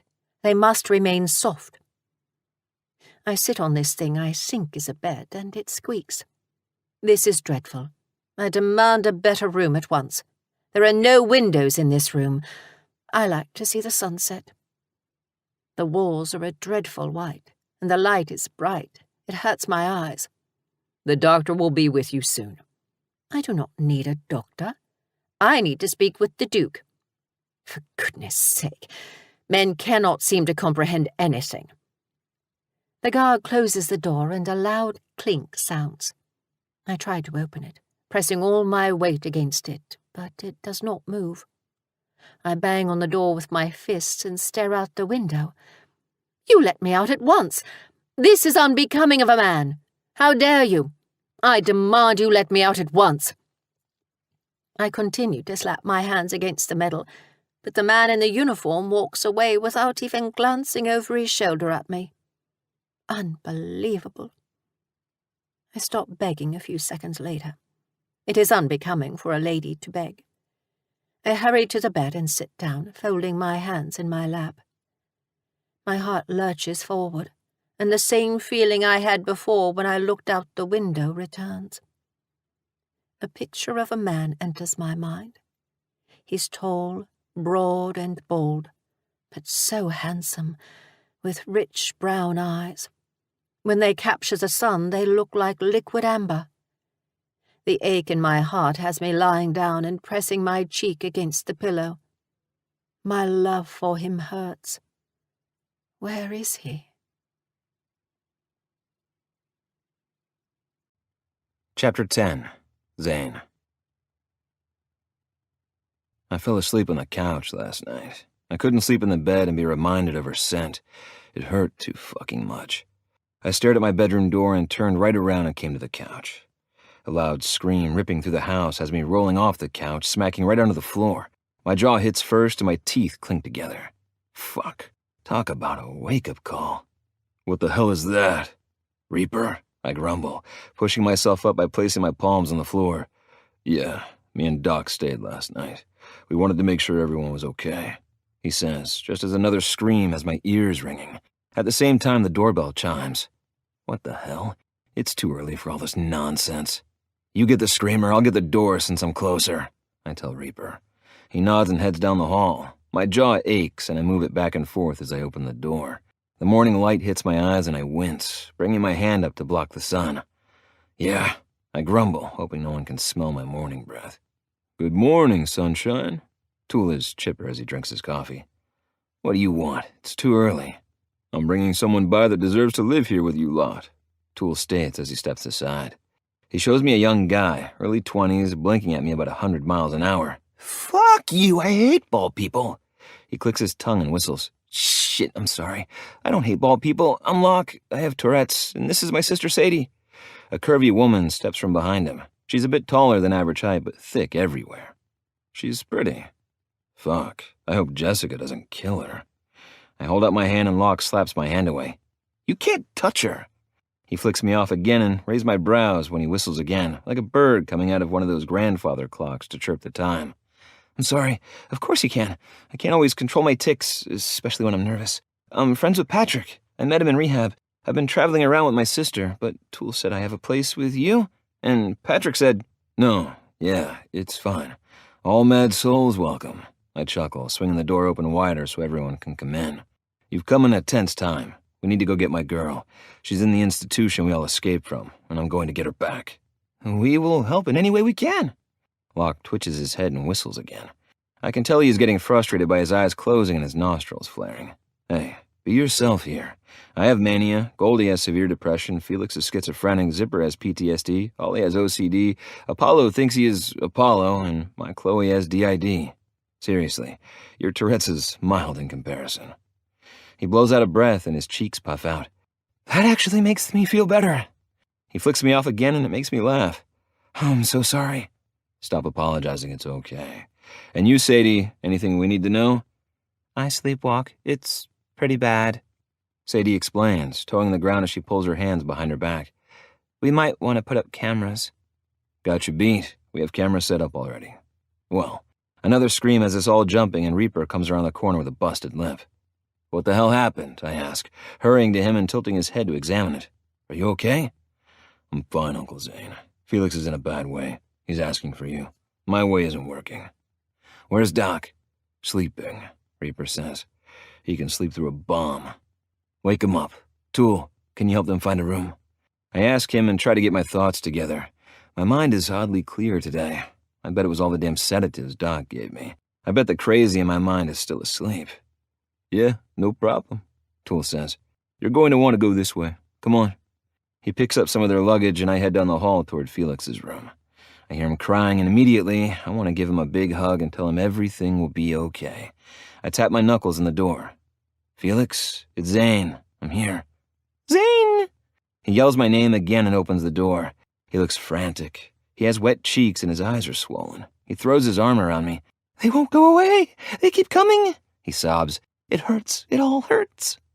I wrap my arms around him as if he's a fragile child and hold him tight. I know. I croon as softly as my voice lets me. Tell me what's going on. I lean away but keep my hands on his shoulders. We are gaining a crowd now. I can feel a few people behind me, but I don't care enough to see who it is. My focus is Felix, but as soon as he's calm, I have to figure out a way to save Chloe. The rats are everywhere, and they have these really long fangs and red eyes. They fly, Zane, and then they disappear into the walls. Just when I think they're gone, they come back. I don't want to be in here. I want a different room. It reminds me of how I need to be better and talk to Doc about giving everyone medication. The correct doses, when we aren't out of our minds and drooling. Felix can't go on like this. Everything is changing today. I can set up some rat traps and spray some poison. How about that? I know how much you like this room. You like the cactus outside because it talks to you, remember? He sniffles and nods. I don't want to leave Hank. Zane. Doc says my name to get my attention. He sneakily shows me the sedative and I nod, telling him to go for it. I feel so fucking bad. The guilt is going to eat me alive. Okay, this is what is going to happen, Doc explains to Felix. In order for the rats to go away, they have to see you aren't a threat or afraid of them. So I'm going to help you rest, okay? When you wake up, they will be gone, and you will be so happy. Zane? Felix asked me for reassurance. Do it, Felix. It will feel so much better. Oh, okay. He squeezes his eyes shut and Doc plunges the needle in Felix's arm. His body goes limp 2 seconds later and he falls forward. I catch him instantly so he doesn't hit the ground. I lift him into my arms and step into his room. It's bare for the most part. He doesn't like objects. They come to life and attack him. He has his bed and his clothes are folded on the floor against the wall. I place him in bed and cover him up with his blanket. That's how a sedative is supposed to work. See how fast he went down? You took 3. Doc yawns, then stretches his arms out. Okay, I need coffee and grub. Someone feed me. It's been a crazy morning, literally. I laugh, closing Felix's door behind me. Let's go. There's a crowd of us heading toward the same place. Zipper is with Goldie, Ollie is next to Apollo, Locke is with Sadie, and when we get to the kitchen, everyone takes a seat as Tool heads to the coffee pot. I'm making a rule, guys, I say as I grab an apple from the bowl. Doc will be prescribing us medication, but only so we cope and deal, not to make us sleep, drool, or make us weak. No more of this struggling. We can do this right, okay? Okay, Zane, Goldie whispers. Whatever you want, Zipper nods. All right. That's what Matthew McConaughey says, Ollie states. Madison can't cure genius. I'm forever Apollo. Apollo grins, wearing his damn toga. I'll get those to you later today, Zane. I think that's a good choice. Thanks, Doc. Coffee begins to brew and the aroma alone is enough to wake me up. I inhale, my mouth watering when I think about a big hot cup. I want to figure out how to save Chloe. I want her home by tonight. I can't go another night like yesterday. It was unbearable. Yeah, we can do that. Tool pours everyone a cup of coffee and gets the creamer out. Okay, line up. Get and fix your shit how you want it, he announces. One by one, we get and fix our shit and head to the dining room table. We still have 5 spots at the table open, one belonging to Chloe, but for some reason, I think of children sitting there. What the hell do I know about being a father? Nothing. But I want to be with Chloe. I want us to have a family. Hey, we are going to find her. Look, Tool says, pulling something rolled up from his back pocket. Reaper called me. He takes a long gulp of coffee. I grabbed a few blueprints of the city and I want to show you something. He flicks them and they roll down the table. Okay, when I needed to rescue my damsel in distress, I had to go through these underground tunnels. How could I have forgotten that? Reaper slaps his hand on the table, then shakes his finger at Tool. My VP is brilliant. Tool bows. Thank you, he says with zero flair. Anyway, the tunnels. They are old and have been there for years and years, probably for smuggling stuff back in Prohibition, but some of these here extend all the way out to Sloan Canyon. He points. They go to the institution. Rumor has it, or history, is that patients secretly made these tunnels to escape. They lead right to it, man. He lifts the map and places it on the blueprint of the tunnels. It's like a maze, and it will take a few hours, but it can be done. But what do I do when I get there? I lean back, wondering how the hell I'm going to manage. We disguise you, Sadie offers. We give you hair, maybe make your nose bigger. It's easy to do with the right makeup. When you get there, she twists her hand in the air. You kill one of the guards, drag him to the tunnel, and steal his clothes. She nods to herself, and her tongue sticks out from between her lips. Oh yeah, that would work. Locke chokes on his coffee, and all of us stare at Sadie, surprised. Or not, she grumbles, slinking in her chair. I think you're going to get along just fine with us. I lift my coffee mug to hers. To one hell of a plan. That's what we are doing, guys. Where do we get the makeup?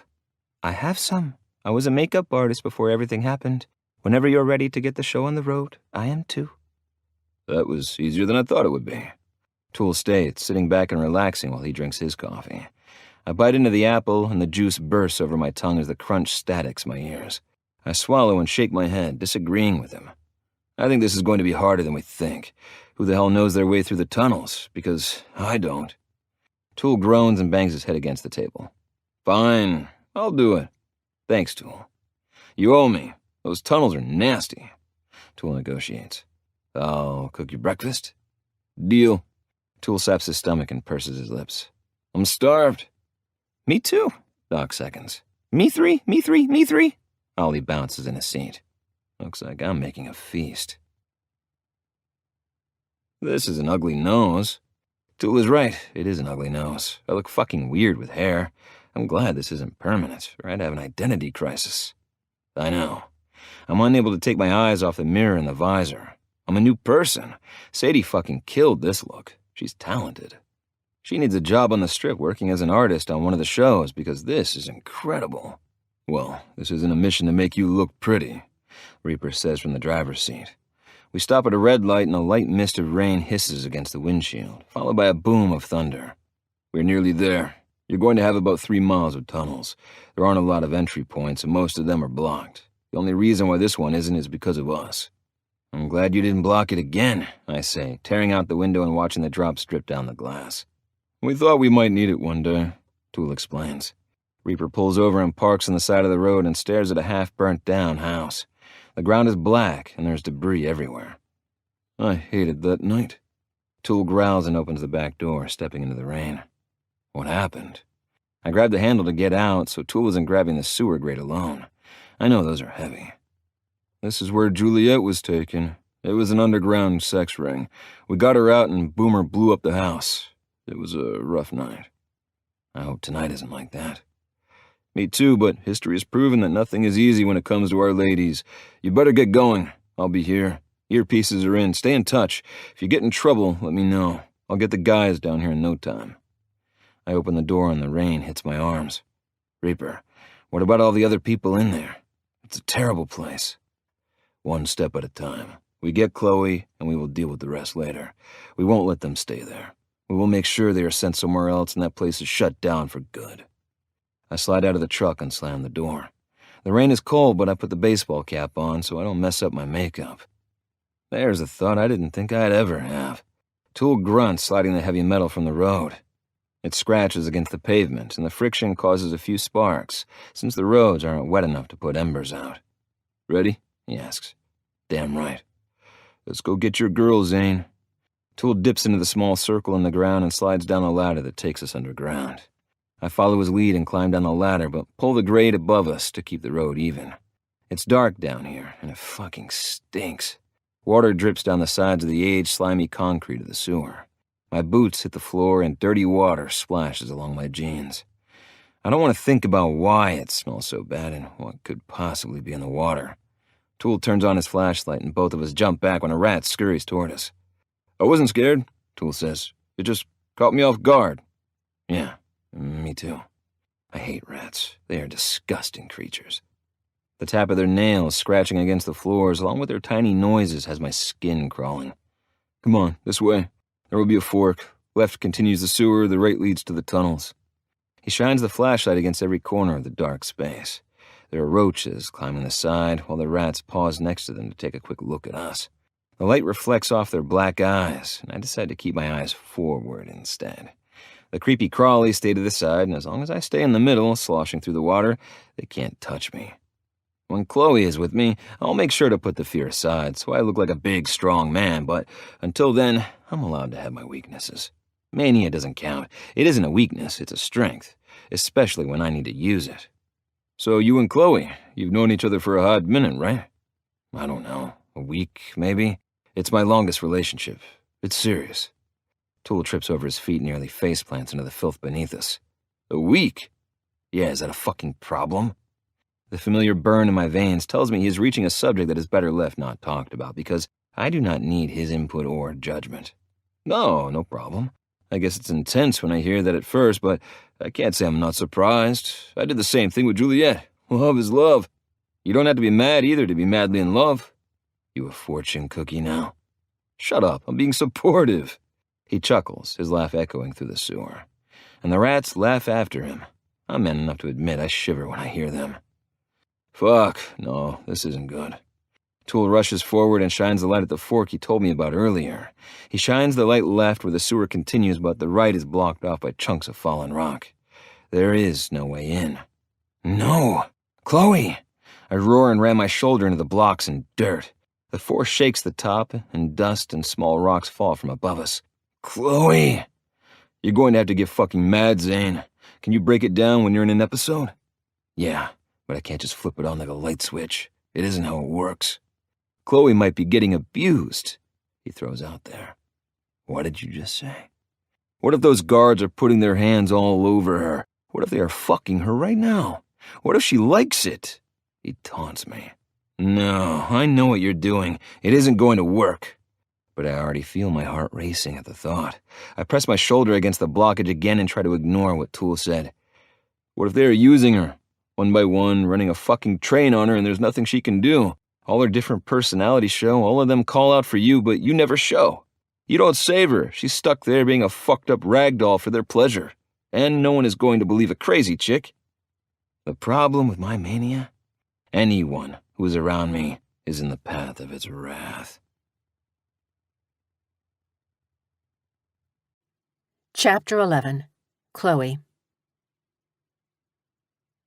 I wake up with a start and try to sit up, but I can't seem to move my body. I start to think it's some kind of sleep paralysis. I'm in a bad dream. It's the only thing I can think of as to why I feel like someone is holding me down. I lift my body from the small bed, my arms pressed against something thick and rough. It scratches me, which has me snapping my eyes open from the sleep I'm clinging on to so desperately. Oh my God! I gasp in horror when I see the restraints across my body holding me down to the bed. I wiggle and push my body as hard as I can against the straps, but they don't budge. With a frustrated grunt, I push again, harder this time. The leather creaks and groans, but it doesn't give. I'm trapped, staring at a blank ceiling. Alone. It's dangerous to be alone with yourself in a place like this. The monster of affliction roars in my head, and my thoughts clash against one another, eating away at the determination and hope. Isolation is where madness is created. And madness is the first crumb of pure, wild, untamed insanity. Everything is okay. Everything will be okay, I say to myself.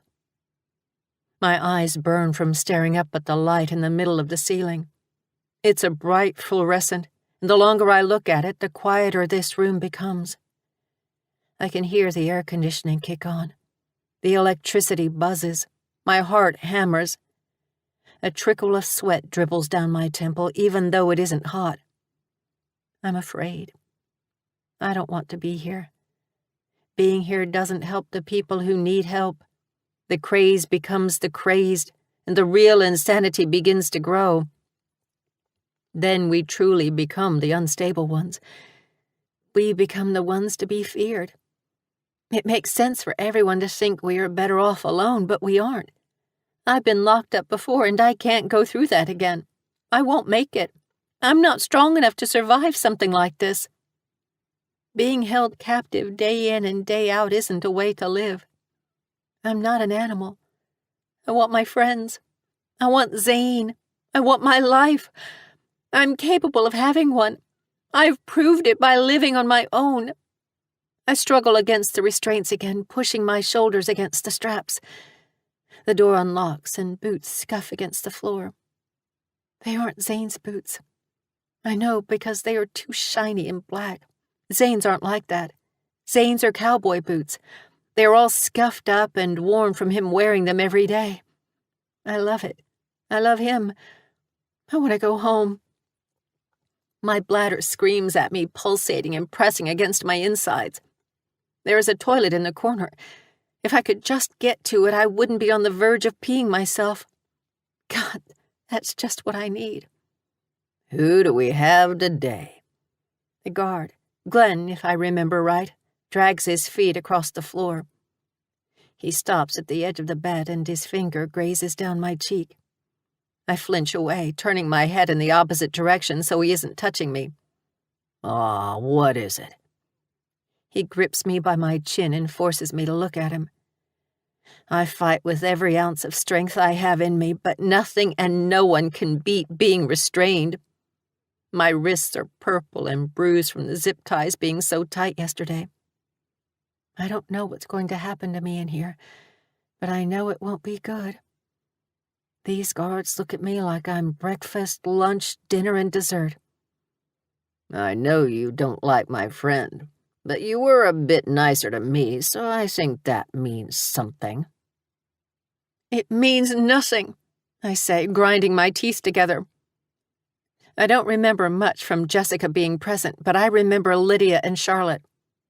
I don't understand why or how, but if Jessica was nicer to Glenn, I wish I could kick her ass. He backhands me across the cheek, and a flash of a memory hits me. I was hit yesterday, too. Jessica got slapped for slamming her forehead against Rob's nose. Oh, I think it means everything. His voice lowers to a crawling depth, carving a dreadful path in my future. And when I say future, I mean anything happening after the next second passes. His hand slides down my neck, and he unclasped the top button of my jumpsuit. Rob is right. You are the prettiest damn thing we have seen in this place in years. The men and women who come here are usually homeless-looking, but not you. You are all put together, pretty and perfect. It's like you were delivered with a big... He plucks another button free. Red. He unbuttons the next one and slides his hand over my right tit and grabs it. Bow. He groans as he kneads the flesh, and with his other hand he begins to touch himself, rubbing his small erection through his uniform. Fuck, they are real. You are perfect. You are going to make coming to work worth it, aren't you? The familiar fuzz edges the side of my vision, and I'm wrapped in the warmth of safety, tucking me in the blanket that's the space in my mind. Why don't you bring that over and see what I'll do to your puny little cock? Here, I'll even help you out. I gather some spit in my mouth and launch it at the hand that he is grabbing us with. There, now you don't have to jerk it dry. You fucking bitch, Glenn sneers, backhanding me across the face again. Joke's on him. I love the tingle and burn of my skin and the blood pooling in my mouth. I laugh at him and smile, no doubt showing my blood-stained teeth. I think you remember me, right? I'm not Chloe. Jessica. A gold medal for the guard? I had no idea you had the ability to think. Is that why you're in here, pretending to take care of us because there is nothing in this life you are good at? So you decide to take advantage of those you find weaker? Let me tell you something. I jerk against the restraints. You and I both know if I wasn't strapped to this bed, I'd have the upper hand. His Adam's apple bobs, and he takes the baton from his belt. He swings it in the air and slams it against my side. I double over and cough, but still manage not to moan, so he knows nothing he does to me will bring me down. I'm the wrong bitch to fuck with. I killed Dr. Washington, and given the chance, I'll kill Glenn, too. Do it again. I play bite the air and arch my body in the air when he swings the baton again. The butt of it hits my shoulder. Again! Again! I manically laugh, thrashing my head back and forth while kicking my feet. Beat the fucking life out of me, Glenn. Do it. You know you want to. I lick my lips and stretch the top of my body as far as the first strap allows. What is it? You aren't used to your victims asking for the pain? He grunts when he lifts the baton again and brings it down right on my stomach. And I need to pee, so I piss everywhere. I let it go. Thank you. That feels so much better. The warmth of the liquid soaks into the clothes I'm wearing. It ruins the bed and drips onto the floor. Glenn jumps away from the growing puddle on the floor. You're so nasty. Do you have any idea what trouble you've caused? We have to get you new clothes, a new bed, new sheets. But my favorite? He reaches around and unlatches my right hand, then my left. I can't move much because the tops of my arms are still strapped down. He binds my hands together again and hooks a zip tie around my wrist, tying it as tight as it will go. One by one, he loosens the restraints, and I'm able to swing my legs off the edge of the bed until my feet hit the floor. We get to hit the showers. He bends down, his ugly face closing in on mine. I can see the pores on his nose and the small dots of acne on his cheek. His breath smells like beer, and his eyes are hungry to see me naked in the shower. So let's go and get you cleaned up, Buttercup. He grips me by the back of the neck and pushes me forward. Ooh, can't wait, I purr, smirking as the door opens. He has no idea I'm already thinking about how I'm going to use this opportunity to escape. I have to be smart about it. Glenn continues to hold on to my shoulder and directs me out of the room. My shoes squish against the floor, wet from urine, and Glenn guides me to the left down the hall. We need cleanup in room D43. New bed, sheets, and floor need to be cleaned, along with the hallway leading to the showers, he says into his radio. He lets go of the button, and white noise sounds for a split second before turning off. His palm begins to sweat along my neck, but he doesn't let go. The hallway is long, and it seems never-ending. There are cobwebs in the corners where the ceiling and walls meet. Cheap paintings hang crooked on the walls. They are black and white, some of Fields, some of the mental institution early in its day, and then they change. On the right, there is a portrait of a person crying. That's disturbing. I look to the left, and another picture hangs there. A woman is lying on a bed, and there are doctors hovering over her. I continue staring at this artwork that they seem so fond of showing, as if what they are doing is glamorous and changing lives. They actually believe they are helping us.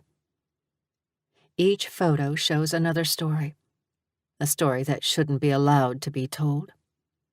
A woman is sitting in the corner of her room, legs pulled to her chest, and hides her face into her knees. The real monsters are the people who work here. They are showcasing people's pain. I wonder if they take pictures of all the patients here at some point. He tightens his hand on the back of my neck and stops in front of a door that has the word showers stamped across it. The aged blue-gray paint is peeling, showing the old, rotten wood of the door. Glenn pushes it open and flips on the light.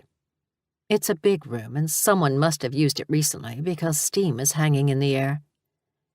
Even with the light, the room is still dark. The shower stalls don't have privacy walls.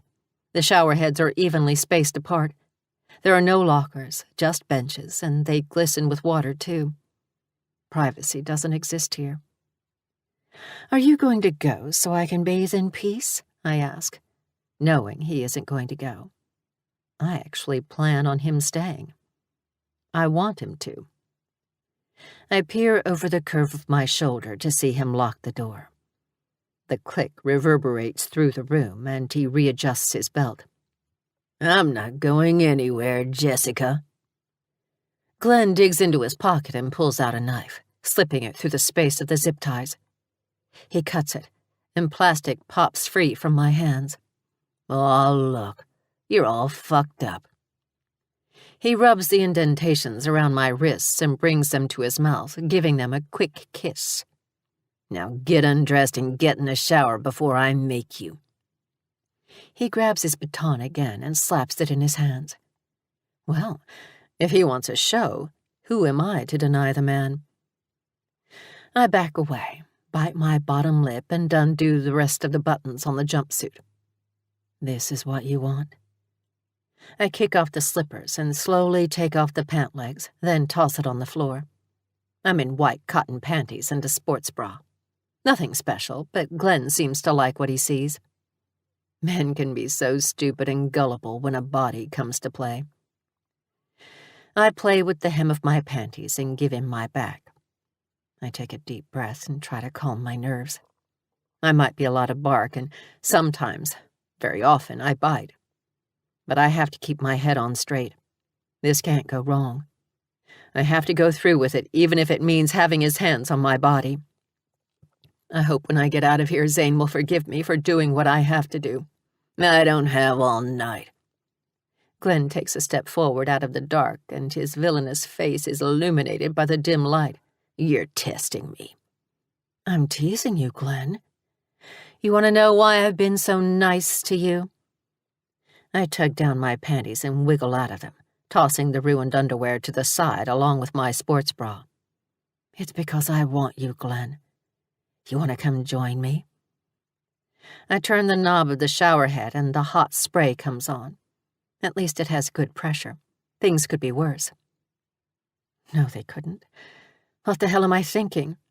I'm naked in front of a guard who wants to do more than fuck me in a mental institution. Things cannot get any worse. I tilt my head back and open my mouth, letting the water run down my face. My hair sticks to my skin down my back. I doubt the hot water will last long. I stare into the steam, and I lift my arms to run my hands over my head to slick my hair back. I hear the drop of his pants and the clatter of his radio and baton hitting the floor.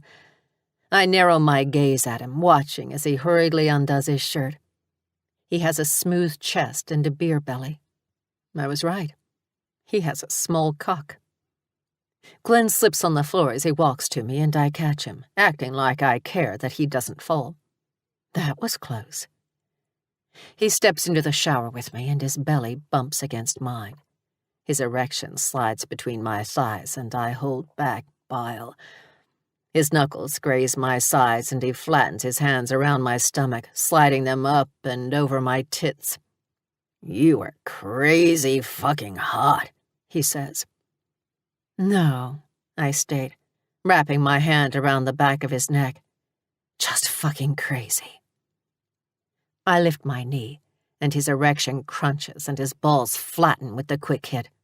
I made sure to put all the force I could into it. He doubles over and vomits into the drain.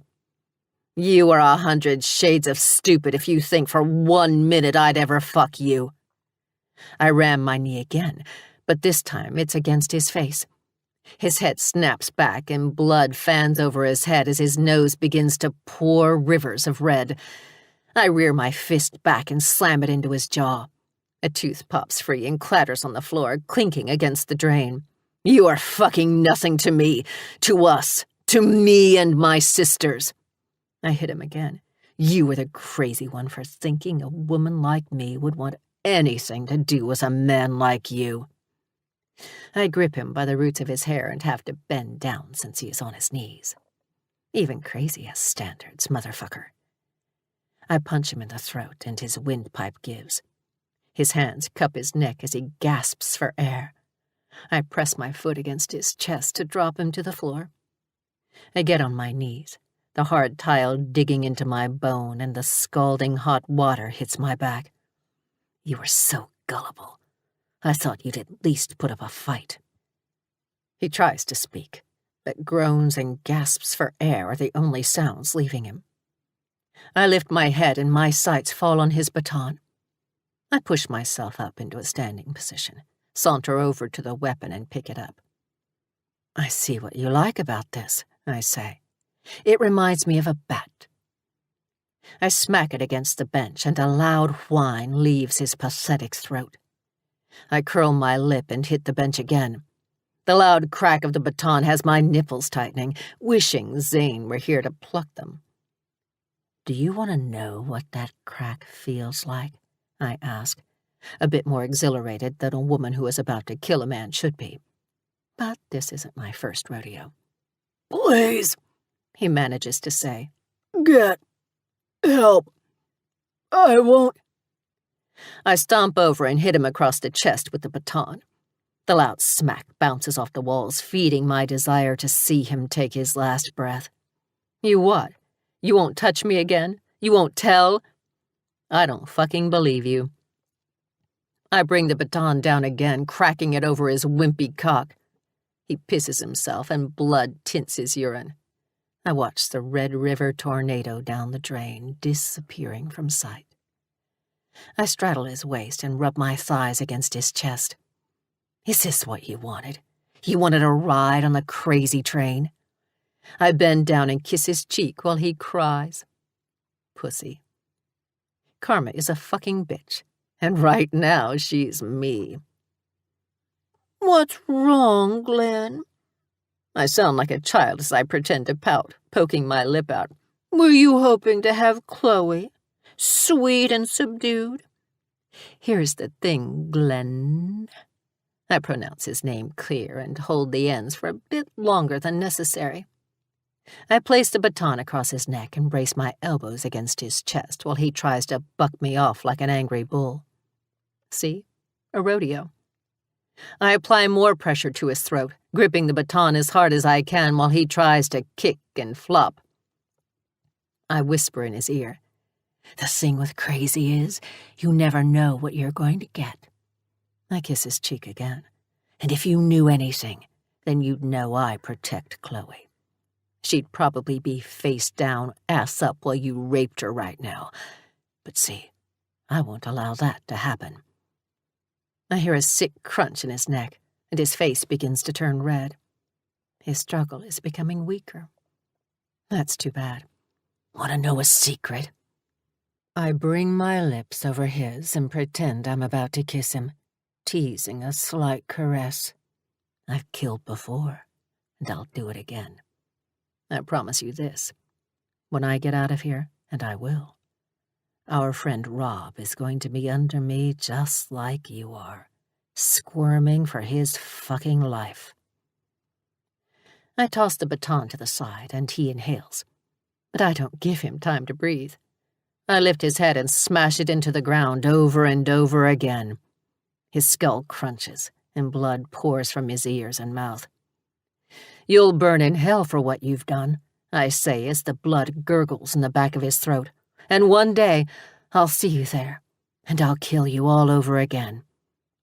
I smash his head against the floor one last time, and the gurgles finally stop as his eyes take on a vacant look. Rest in fucking shame, Glenn. I pat his chest and get up, head over to the shower, and actually bathe. La, la, la, la, la, la, I sing, sinking into the darkness to let Lydia come out to play. I giggle when I see the body. A sacrifice. High power, hear us, save us, send Zane. I twirl in a circle and poke Glenn with my foot. He doesn't move. He's dead. La, la, la, la, la, la. Chapter 12. Zane. How's your shoulder? Tool asks when we are halfway down the tunnel. He can't see me, but I give him the side-eye through the dark. How's your fucking jaw? I grumble, rubbing the spot where I hit against a rock and it cracked in half. With my anger, I was able to throw the rocks out of the way in no time. It also led me to punch Tool in the face after the things he said about Chloe that got me all worked up in the first place. I haven't voiced anything out loud yet, but I'm exhausted from having so many episodes back to back.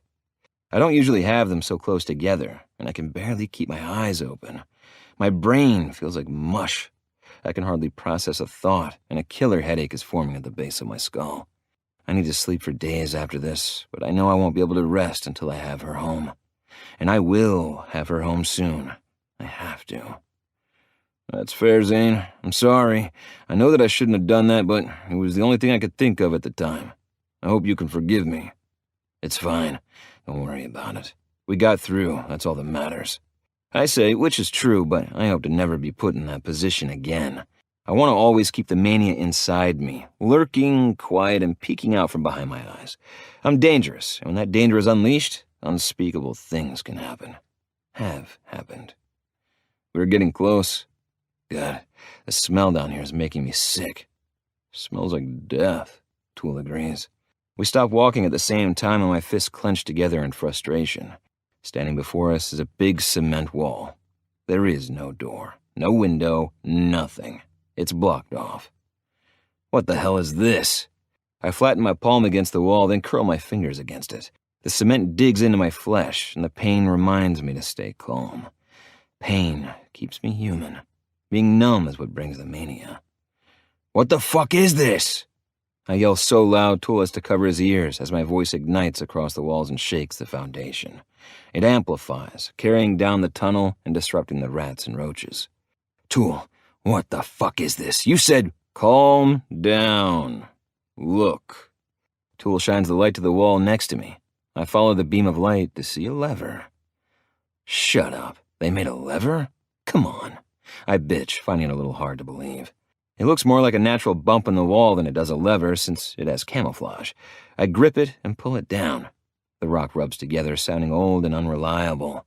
Dust falls from the handle as we wait for anything to happen, but it doesn't. I expect the wall to magically move or a secret door to appear, but nothing. I'm never going to get her, am I? Even saying the words out loud spirals me down the road to madness again. Don't fucking say that. We aren't giving up. We will get committed if we have to. We? I shake my head. This isn't your battle. I would never ask you to go with me. Your family, he says, as if that answer is obvious to me, but it isn't. I only have a sense of what a family should feel like now, and I'm getting used to it. I love it, but it's still new to me. Doesn't mean you have to risk your life, I say, pressing my hand against the wall to see if it will move. That's exactly what it means, Zane, Tool grunts. He shoves his shoulder in the wall and the top of it begins to scrape along the ceiling. Dust and debris fall on top of us, and I duck my head so none gets into my eyes. My frozen heart melts into goo from his words. I try not to let it affect me so he can't see how it's making me tear up. I never had a real family before. Ever. Some of that damn dust got in my fucking eye. I grumble, glancing away so he doesn't see me drying my eyes with my shirt. Yeah, it's a bitch, he says, continuing to push on the unforgiving cement. A little help here? I think it's jammed. I press my palms against it and push, applying all of my weight against it. Finally, with a heavy scraping that shakes the very tunnel we are in, it moves. The bottom and top rotate to the right until another tunnel comes into view. Holy shit. My people really knew what they were doing. I chuckle, making a joke about myself and the crazy people. I don't know whether or not to laugh at that because you might kill me, and I want to go home to Juliet. Tool squeezes his way through the tight space between the walls since it won't rotate further. He fits without an issue, but I'm 3 of Tool. I don't know how I will fit through that section. I duck my head so I don't hit the top of the wall and wiggle myself in until I'm stuck, just like I knew I'd be. Damn it. You better suck in that gut and tighten those ass cheeks. We are too close to stop now. Tool states, pointing a flashlight to the ladder that leads up the sewer grate. Fuck you, I don't have a gut. And that's not me being proud. I'm in great shape. I'm just thick. And don't talk about my ass. But I do as he says and clench, which allows me some room to wiggle. Tool gets impatient and grabs my hand and yanks me. My shirt gets caught on the rough concrete and pulls the material. I'll be lucky it doesn't rip, but my stomach gets scratched from the force of being yanked out of a spot I was never supposed to fit into in the first place. After what feels like forever, I finally slip my way through to the other side. I double over, placing my hands on my knees and sucking in a deep breath that I hadn't realized I was holding. "We don't have all night," Tool gripes, dropping my hand from his. And I thought I was the grouchy one. The tunnel is humid from being cut off from the rest of the sewers. It's difficult to breathe. From behind us, I hear the familiar sound of rats scratching along the ground, and I slap Tool's arm. "Fucking climb. I do not want to be rat food." "I don't either. Don't rush me," he hisses at me. "Hold the flashlight." "Oh, God, they're getting closer." He shoves the light against my chest and begins to climb. I begin to bounce on my feet, and I turn the light from the ceiling so he can see the grate to the tunnel. "Oh, fuck." I curse and begin to climb behind him. I push against the bottoms of his legs. "Go, go, go. They're coming. I see their beady little fucking eyes. Shoot them." "Oh my God, Zane. I can't just waste bullets on rats. How close are they? They're about to sink their little fucking teeth in my fucking ankle. Go, damn it." I push him, and his head hits the metal of the grate. He groans, and the force of his body against the lid has it moving. "Stop rushing me. They can't climb," he mumbles. "Do you know anything? Of course they can." I push him again, this time with so much force I nearly throw him half out of the hole above us. He lifts himself up and out. His face pokes from the side and stares down at me with judging eyes while I climb up the ladder. "Well, we weren't quiet. The entire place probably knows we were here." "Don't care." I climb out next, and the cold, rainy night hits my skin, which cools me down. I was feeling nauseous down there in the tunnels. I slide the lid in place and sigh in relief when the hole is covered. "This stays between us, Tool. I'll fucking kill you if you tell anyone." "You think this is my proudest moment? I'm not telling anyone this. Juliet thinks of me as a big, strong man. I'm not jeopardizing that. I'll take this with me to the day I die," he says. "Good. Then we agree. Can we steal a van so we don't have to go down there again?" "Fuck yeah, we can. But we need to get going. We're out in the open here and someone is going to see us," Tool says, pointing up to the building. There it is. The institution I spent so many years planning to get out of. And yet here I am back again. So many memories rush forward. So many nights drugged where I couldn't walk. So many nights where the guards beat me and denied me food.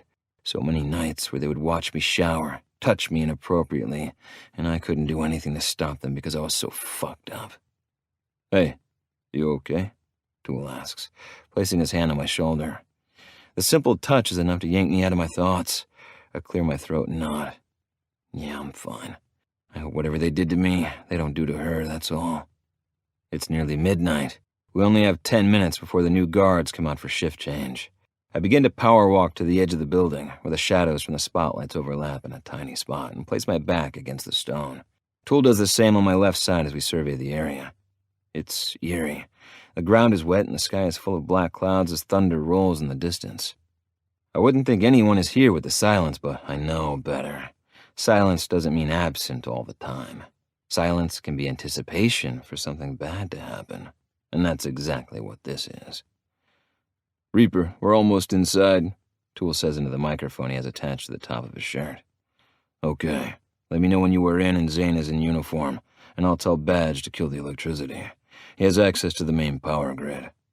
Reaper's reply is full of static, but I'm able to understand what he says.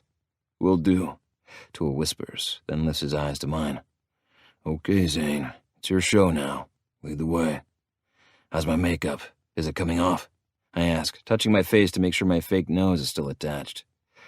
"You're still ugly. Let's go." "Dick," I utter while sidestepping to keep my body as flush as I can with the wall. I glance up to see the top of the building, but it has disappeared in the dark sky. All I can see is rain falling on the glint of wet windows. I sling my arm out and keep Tool pressed against the wall when I hear the squeak of a door open. "What do you mean you can't find her?" a very familiar voice asks. Hearing him has my blood boiling. I should have killed him when I had the chance, but he wasn't at work the day I escaped. If he was, I would have stomped on his body until every bone was crushed under my feet. "I don't know. I can't find her or Glenn. I don't know what to tell you," another voice replies. The smell of a cigarette being lit has my eyes fluttering. Fuck, that smells good. "Well, don't worry about it. She's a fine piece of ass, and he's probably getting his way," Rob explains, ending his statement with a proud laugh. This time it's Tool grabbing a hold of me so I don't blow our cover yet. I don't think he will be able to keep me back. The worst part inside me is clawing against the front of my skull, begging to come out and play. I can't wait to feel that pussy. I bet she's so damn good. You know that girl in F12? Man, I just got done with her this morning, and what's great is she won't remember it tomorrow due to her condition. I'll be able to use her every fucking day, and she won't even know. I fucked the woman in F12 last week. She's a fighter, his friend replies, and the way they are talking about us, about Chloe, I can't wait anymore. Don't. Tool warns, keeping his hush as quiet as possible against the rain. Maybe we can tag the new psycho bitch together, hell. Her personalities probably will like it. It will be like fucking 4 different chicks at once, Rob says, exhaling the cigarette smoke. It rolls in the air like clouds, mimicking the storm above us. I step out from the shadows and Tool curses behind me, knowing he has to follow. I start at a slow jog, then sprint, my boots splashing against the wet ground. Rob and his friend turn their heads, but they don't have time to see me as I launch through the dark. I tackle Rob against the walkway, and we land on the concrete heavily. I don't give him time to think, to breathe, to speak. I break his neck. No long, drawn-out death, no mercy, no last words. I lift his head until his ear is close to my lips, and I whisper, "You won't be going near her, ever." I turn around to see Tool shoving the screwdriver in the temple of his friend's head. Lightning cracks across the sky, and for a moment, it seems like Frankenstein is being born. Tool rips the screwdriver from the man's head and flings the blood and brain off. Come on, let's hide them before an alarm goes off. We need to be in and out as fast as we can. Tool picks his guard up by the shoulders and drags him, but I pick Rob up by his broken neck and drag him through the door. I steal a glance behind me at the storm wrecking the outside as rain and wind begin to pour. It makes sense the weather would fit the occasion. When it rains, it fucking pours, right? In here, Tool whispers, opening the first unlocked door he comes to. It's a janitor's closet. Perfect. I toss Rob's useless body inside and Tool kicks his guy to the corner. I peer out the door to make sure no one is around.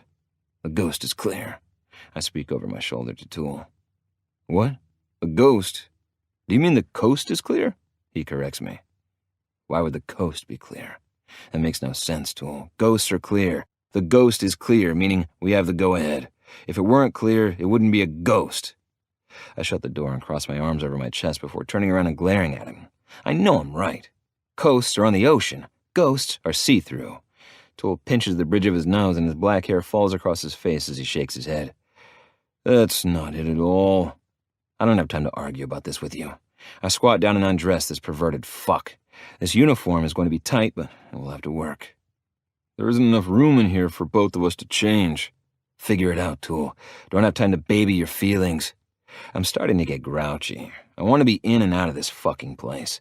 I'm starting to feel the doom cloaking over my skin, causing it to crawl. I actually feel crazier being inside these walls. I fucking hate it. As I'm shucking off my jeans, my ass hits Tool's.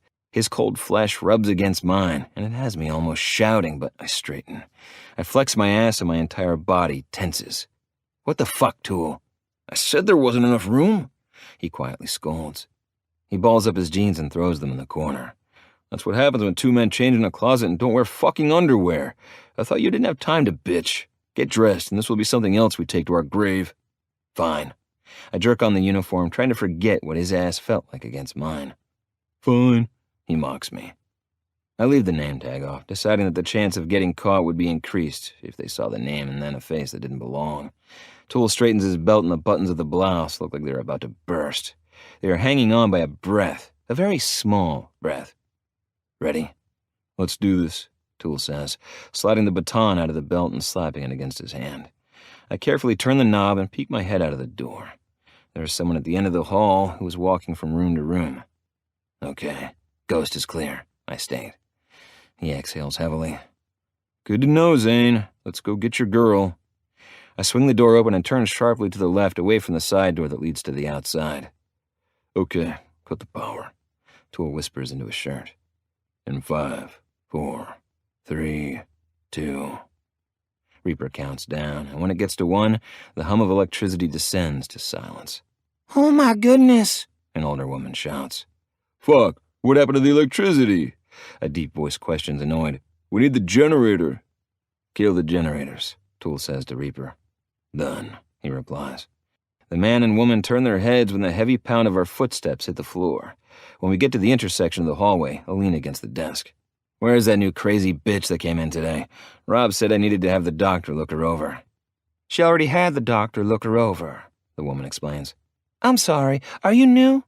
Yes, ma'am. It's our first night here. Poor you, the man says, leaning against the counter. This place sucks. In about an hour, we have to dose all these lunatics again because they scream and moan. It disgusts me these people are supposed to be here for us. For people who need help and who count on them to make us better. And these assholes act like they are so bothered by it. If they don't like it, why are they here? I twist my neck to the side and pop it, doing my best to give a short laugh so they know I'm not bothered. Tool does a great job at tossing his head back and laughing. He slaps his hand on the counter. Right? I bet half these people don't even need help. Me too. They should be put on the streets and figure out life for themselves, the guard says. I growl in the back of my throat and Tool kicks me in the back of the leg.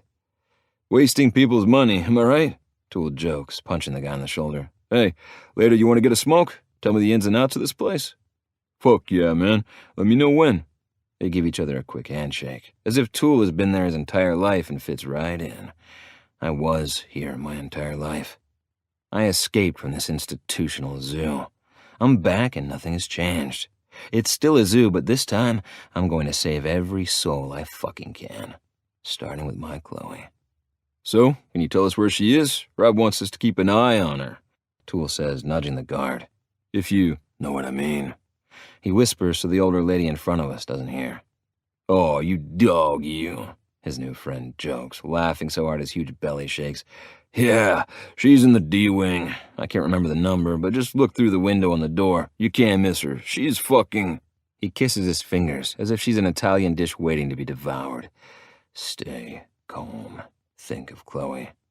Thanks, man, I appreciate it, Tool says, guiding me down the hall as he turns on his flashlight so we can see where we are walking. This place hasn't changed a bit. High ceilings that remind me of a church. There's a lot of empty space for the screams to echo. I don't miss hearing that at night. It's a sound that will haunt me forever. Since the elevators don't work, we take the stairs. You got pretty chummy with that guy, I say after a few moments of climbing the second staircase to level B. You have to be in a place like this. The people who work here are all the same. They're assholes. You have to act like one of them to be accepted as one of them. And now, we are on our way to Chloe. We will be in and out of here in no time. Guys, you have 20 minutes. Reaper whispers in our ear, and then the lights are going to come back on. It won't take long for someone to find those bodies either, Tool states. I'm starting to have doubts this is going to work. I want my Chloe. I want my sweet girl and my little rebel in my arms again. I run up the steps, desperate and needy. I fucking need her so goddamn bad. I can't breathe. I fucking can't take it anymore. I can't be in this place longer than I have to.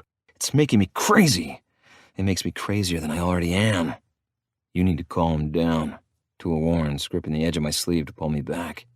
I slam him against the wall, and since the power is out, everyone has made themselves scarce. You don't get to tell me to calm down. You didn't live here for your entire life. The reason you breathe isn't trapped in here right now. I'm in the same space as her. I can almost feel her need for me. Don't fucking tell me to calm down. I shove him against the wall for good measure before letting go of his collar and climbing up the steps to level C. Fuck, Zane, I'm sorry. You're right. That was a dick. I don't fucking care. Let's go. Anyone that gets in our way, kill them. I pass a large window to the right and the rain pellets against it. Large drops drip down the window pane like tears from a fallen grace. Like I said, the weather matches the pain. And right now, I'm tormented. I'm finally on level D, and I'm huffing for breath. Cardio is never my strong suit. I hate running. I place my hand on my hips and look left and right. It's quiet. No noise, no footsteps, no screams. It's just us. My inner voice is whispering because it's so quiet. I look left down a winding hallway, then right down. Each side is never-ending, and there are doors on either side. It's going to take forever to look. You go left, I'll go right. Tool points to the two sides. We can cover more ground that way. Okay. I swallow the thick lump of nerves in my throat. A tendril of fear snakes down my spine, rolling across each knot of my vertebrae as it slithers. We part ways, and as his footsteps get quieter, mine gets louder to the point that they're all I can hear. I peek my head into the first room, seeing a man staring at the wall. He has messy hair and skin sores. I try the next door and see a man standing there reading. He looks normal, but the longer I stare at him, the longer I notice he isn't flipping the page. I head to the next door, and the next and the next. I'm running to each door now, peeking into the rooms, but I don't see Chloe. This can't be happening. I sprint down the hall, and Tool is running toward me too, shaking his head. "No luck," he says. "Maybe you try this side and I'll try the left, just in case." I wouldn't miss her. She has long, beautiful blonde hair that I love to grip, and eyes... God, her eyes are beautiful. She's beautiful. I wouldn't miss her. I know that, but maybe in the panic and chaos she was missed. He glances at his watch and grimaces. "We have 10 minutes. They have to be able to give us more time," I say, running my hand over my sweaty forehead. "I'll talk to him while you go look on the other side, okay?" "Yeah, okay. Thanks, Tool. We will get her, I swear. We won't leave without her," he says, before taking off down the hall and peering into each room. With panicked breaths and salt stinging my eyes, I cup my hands into the window carved in the door. Instead of a man, I see an older woman napping in bed. Nothing serious. I zig to the other door, seeing a man putting a puzzle together, then zag to the next to see someone playing checkers with themselves. It's a lonely life in a cage, knowing freedom is so far away. I get to the end of the hall and blow out of breath with worry, lacing my fingers together at the top of my head. What do I do? What do I do? I mutter to myself as I spin in a circle. I'm at a dead end with nowhere to go. Where are you, sweet girl? Where are you, my little rebel? I hold my hand over my heart when it starts to hurt. It feels like Reaper has dug his knife into my chest to rip out my heart to own my soul. I'll let him, too.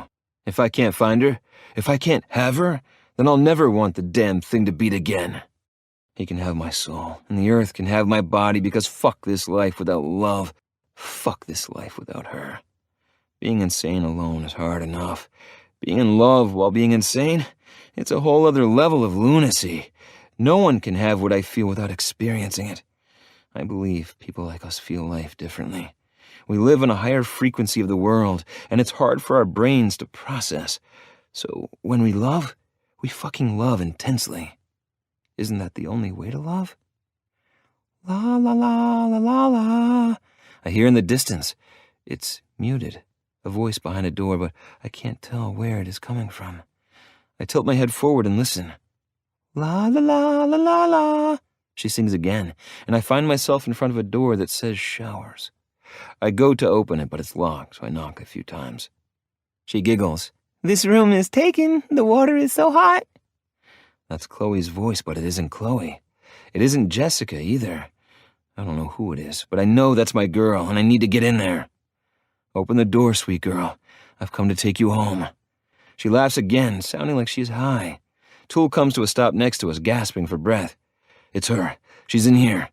"I'll watch it. Go get her," he says, standing watch like a professional guard. I slam my shoulder against the door and expect steel to stop me, but it's wood. It snaps easily, and I'm assaulted by a thick fog of steam. In this cloud of steam, my girls are here, and I'm about to lose my fucking mind. Chapter 13. Chloe. I haven't wanted to leave this room because it's so warm. I have all the shower heads on, and I'm dancing under them like they are wild waterfalls in a rainforest or a jungle. Oh, how pretty would that be? I want to be surrounded by green grass and trees. I want to get lost and never come out. The door is locked when the baritone voice of a man sounds over the rush of water hitting the tiles and dead body. And then there is a loud crack making me scream. I shrink in on myself and feel the need to disappear. I don't like loud sounds. "Chloe? Chloe?" I blink through the water rushing down my face. I'm getting glimpses of what just happened, and I stare down at the dead body on the floor. I wait for the hysteria, but it doesn't hit me like it did with Dr. Washington, because this man was cruel and was going to do horrible things to me. And then Jessica took over and saved me like she always does. "Chloe?" I hear the voice of my savior and lift my head on a gasp, peering through the veil of steam. Zane? Zane, oh my God, is that you? I begin to cry, unable to hold back how relieved and happy I am. He steps through the hot, thick clouds. He rips off what looks like a wig and a fake nose as he looks me up and down, hunger filling his eyes. Sweet girl, I've been worried sick. In 3 large strides, he steps on Glenn's head to get to me. Another gut-wrenching crunch sounds, causing my stomach to curl. But I don't care. He's here. He pins me against the walls, soaking himself with the shower, but it doesn't stop him from kissing me.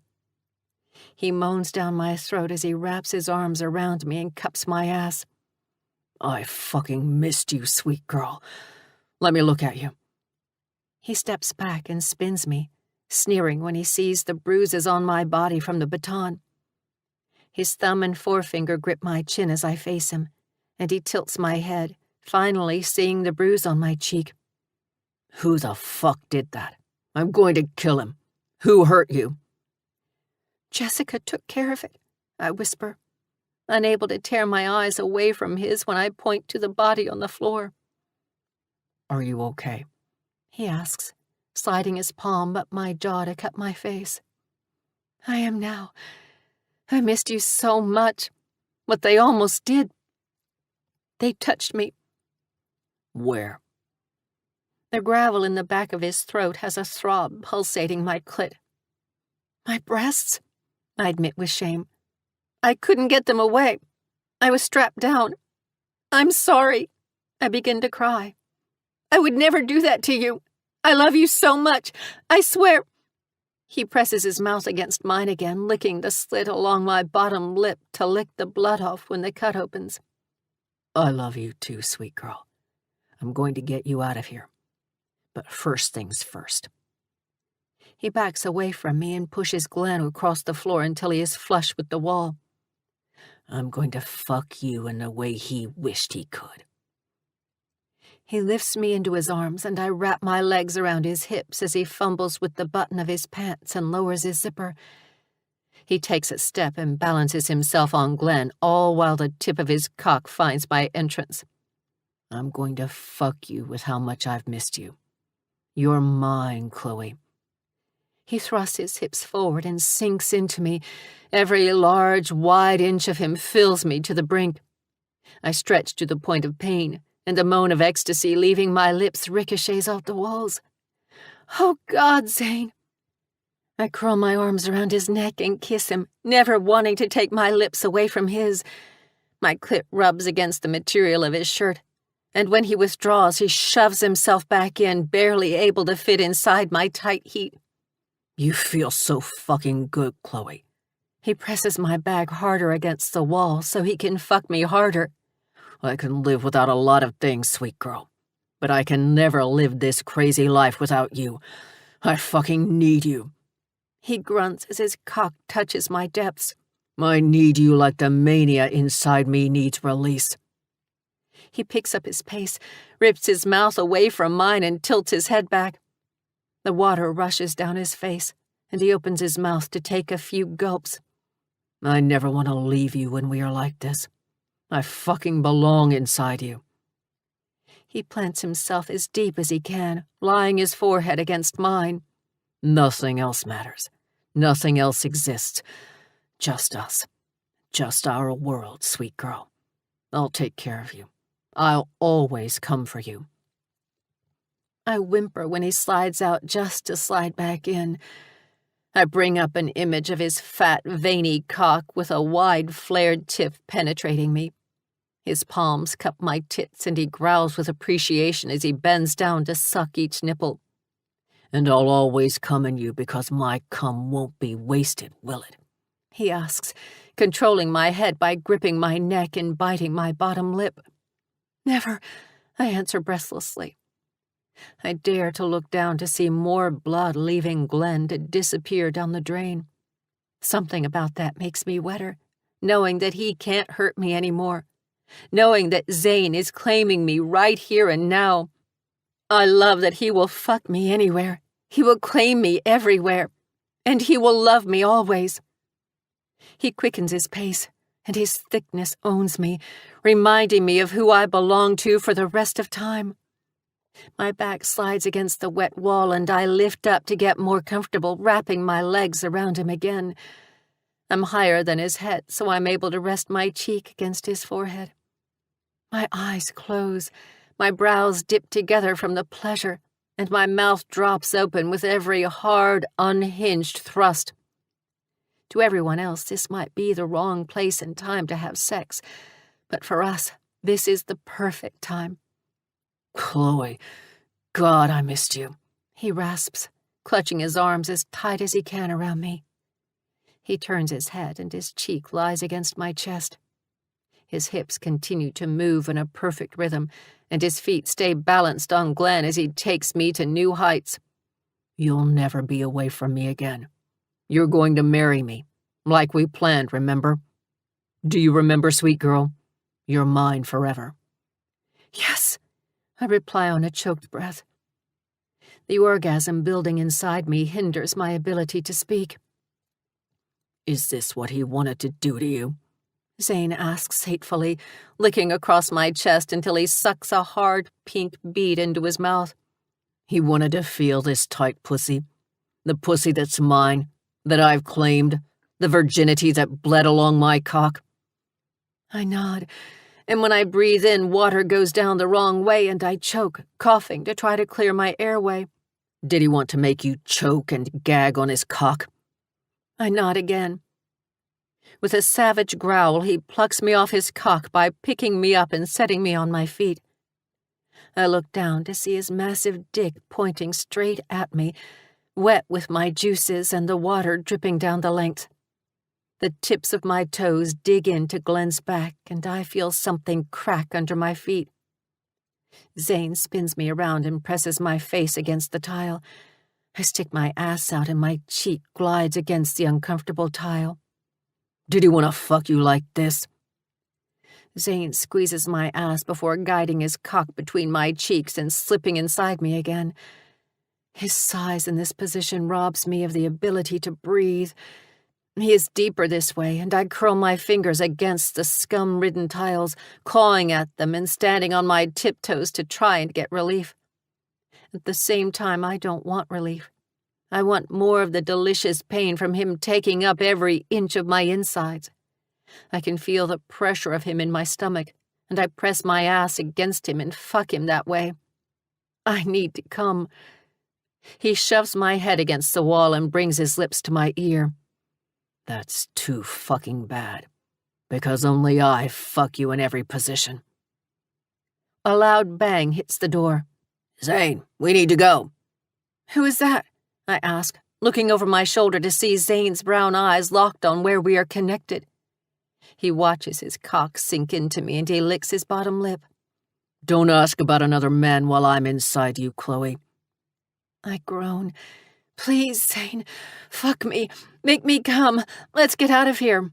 Whatever my sweet girl wants, she gets, he growls, gripping my hips almost violently and slamming his pelvis against mine.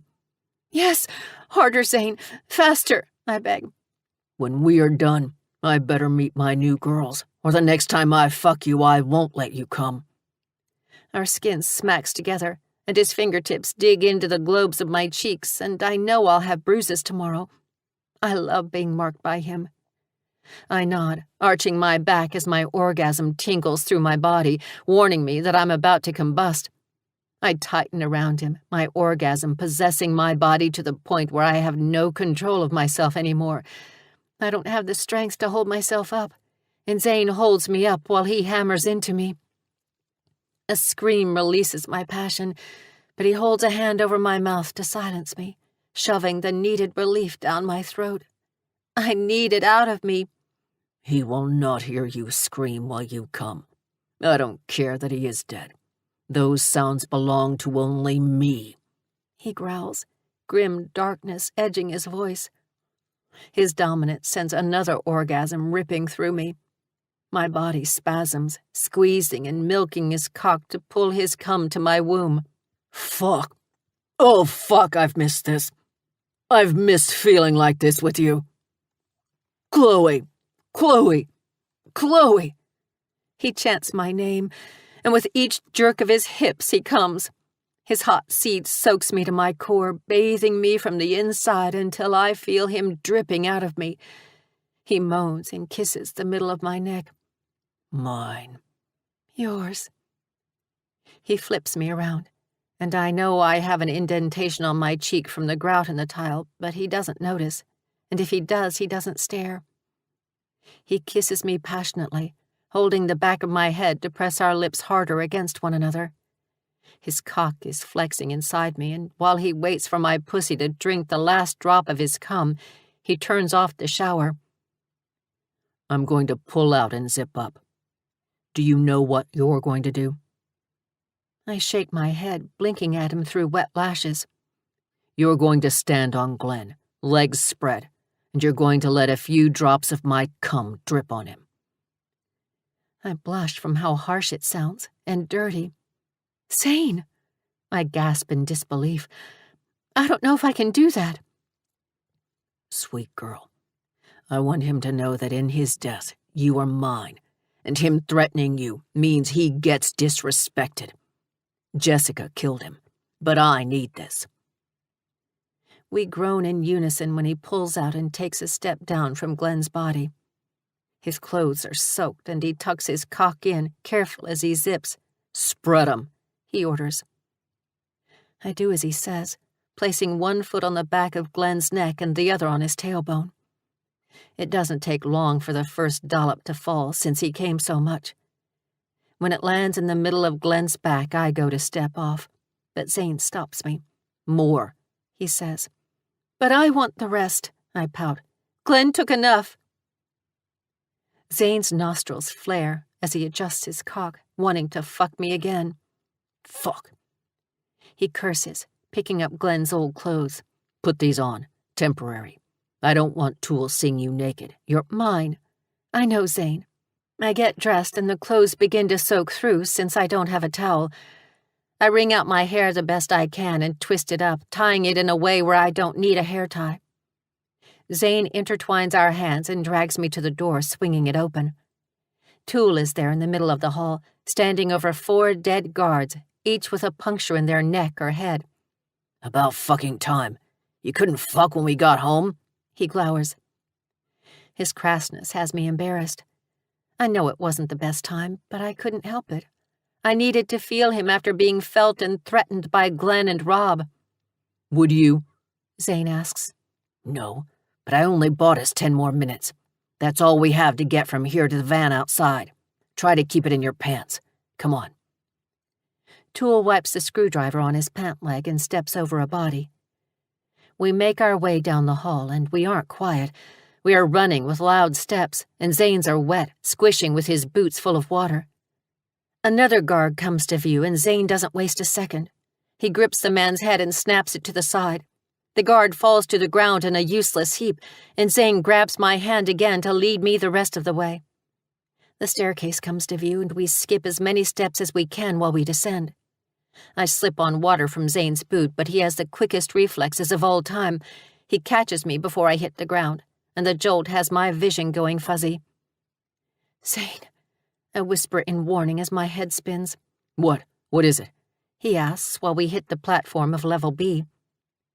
Haunting moans and painful screams fill the institution, and as much as it makes my heart hurt for the people stuck here, I know there isn't anything I can do for them right now. But there is no way I'm leaving them here forever. And in a quick flutter of an eye, I am astonished at the horrid pieces of cloth I'm wearing. They call these clothes? I'm a lady. I cannot be caught dead in attire such as this. And who are you? I question the man who is dragging me down the steps just as the tattooed fellow in front of us kills someone. Oh, my goodness me! Who are you two? When the man in front of me turns around, I'm stunned by who I see. It's him. It's the man who owns my heart. You are in these clothes because I'm here to get you out of here? He poses the statement as a question. I curtsy, making do with my manners like mother and father taught me. Lady Charlotte. He takes my hand and brings it to his lips. It's a pleasure to meet you, Lady Charlotte. I'm Lord Zane Rollins. I'm here to rescue you. Adored, in awe and in love, I press my hand against my chest. Oh, he is perfect. He is everything I've ever wanted. I love him. The unknown and uncertainty I felt is gone. I knew my heart was taken, and looking at him I know why. He is the perfect man. Come, my lady. We do not have much time. Of course. My apologies. I'm so happy to see you is all. The feeling is fucking mutual, my love, he says to me, stealing a quick kiss. I don't usually like a man who curses, but with him I don't seem to mind at all. He tugs me off the second-to-last step, and we break out into a run down a hall, just as a horrendous clatter of horns sounds off inside the building. I've not once been in a place like this before, but I don't have time to question it. I can't. As Lord Zane said, there is no time. When we hit the last step, 2 men come from nowhere, and one manages to punch the man that's helping us. He takes a small workman's tool of some sort from his ear and presses it into the man's heart, while Lord Zane breaks a man's neck. My hero. If I had time to sigh like a love-struck fool, I would. Come on. Lord Zane tugs my arm and yanks me down another hall. When his friend kicks open the door, the rain is pouring, and there are more footsteps closing in by the sound of it. Sorry, Zane. No time for a van. It's got to be the tunnels. Damn it. Zane hisses. Tunnels? Oh, that's a problem. I hate the dark. Chapter 14. Zane. I love the rain. Can't we be out here forever? Chloe, no. Lady Charlotte, no. I don't know who the fuck this is. She's a high hippie from the looks of it, and I fucking love it. But there's no time to truly appreciate it right now. She twirls in the rain, while in the distance there are 3 circular lights telling me the guards are coming. They are holding their flashlights. Police sirens wail in the distance, and I have no doubt they are coming for us. Sweetie, we need to go. I reach my hand out for her to take, but when her palm slides into mine, she lifts our hands and spins as if we are dancing. We are going to get arrested at this point. I love you, and we can play in the rain at home, but I need you to trust me and follow me, okay? Okay, she says wistfully. Who are you? Are you Zane? She asks, giggling. My heart explodes with happiness every time I look at you. It's like a million stars surround you, and I can't stop looking. I am. I answer. I'm getting a little tired of waiting for her when the guards are running across the field. We don't have time for this. I tug her to my chest, and we lock eyes for a split second. As the rain falls around us and her hair is in wet strands with drops of water falling from her bottom lip, I want nothing more than to kiss her. She might be a hippie, but looking at her makes me high. Who are you, sweetie? I lift her into my arms and run toward where the tunnel is. Lydia. That's a pretty name, Lydia. Get her in there. Tool barks, pulling out a gun from his waistband. He cocks it and lets loose a round. The loud crack of the gunshot combines with a strike of lightning. Go, he yells at me, firing off round after round. Climb down, sweetie. We have to hurry. Okay. She agrees happily and hops onto the first step. Oh, it's dark in here, Zane. I don't like the dark. I know, sweetie, but I'll be right behind you. You'll be okay. I reassure her, watching as the last guard falls to the ground by a bullet between the eyes. Christ, how many guards are here? We had to kill most of them. They're like roaches, Tool. They just keep coming. Well, right now, this is our chance. Let's go so we can get a head start, Tool says. He doesn't have to tell me twice. Rain hits the back of my neck as I tilt my head down and try to watch my steps. Even though it's fucking dark out, and in the tunnel, it only gets darker. I can't see my own feet as I take the ladder step by step. I jump down to the ground when I'm halfway to make room for Tool. He comes in after me and blocks the rain, and then closes the grate again. Let's hope no one saw us come in here, he says, wiping the rain off his face. Come on, let's rotate the wall again and break that fucking lever so they can't get to us. Good idea. It smells down here, but surprisingly, I'm not sickened by it.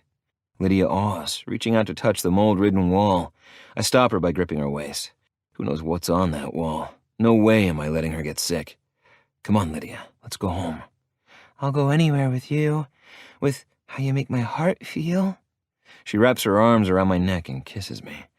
Her lips are soft, and I can feel the smile on her face.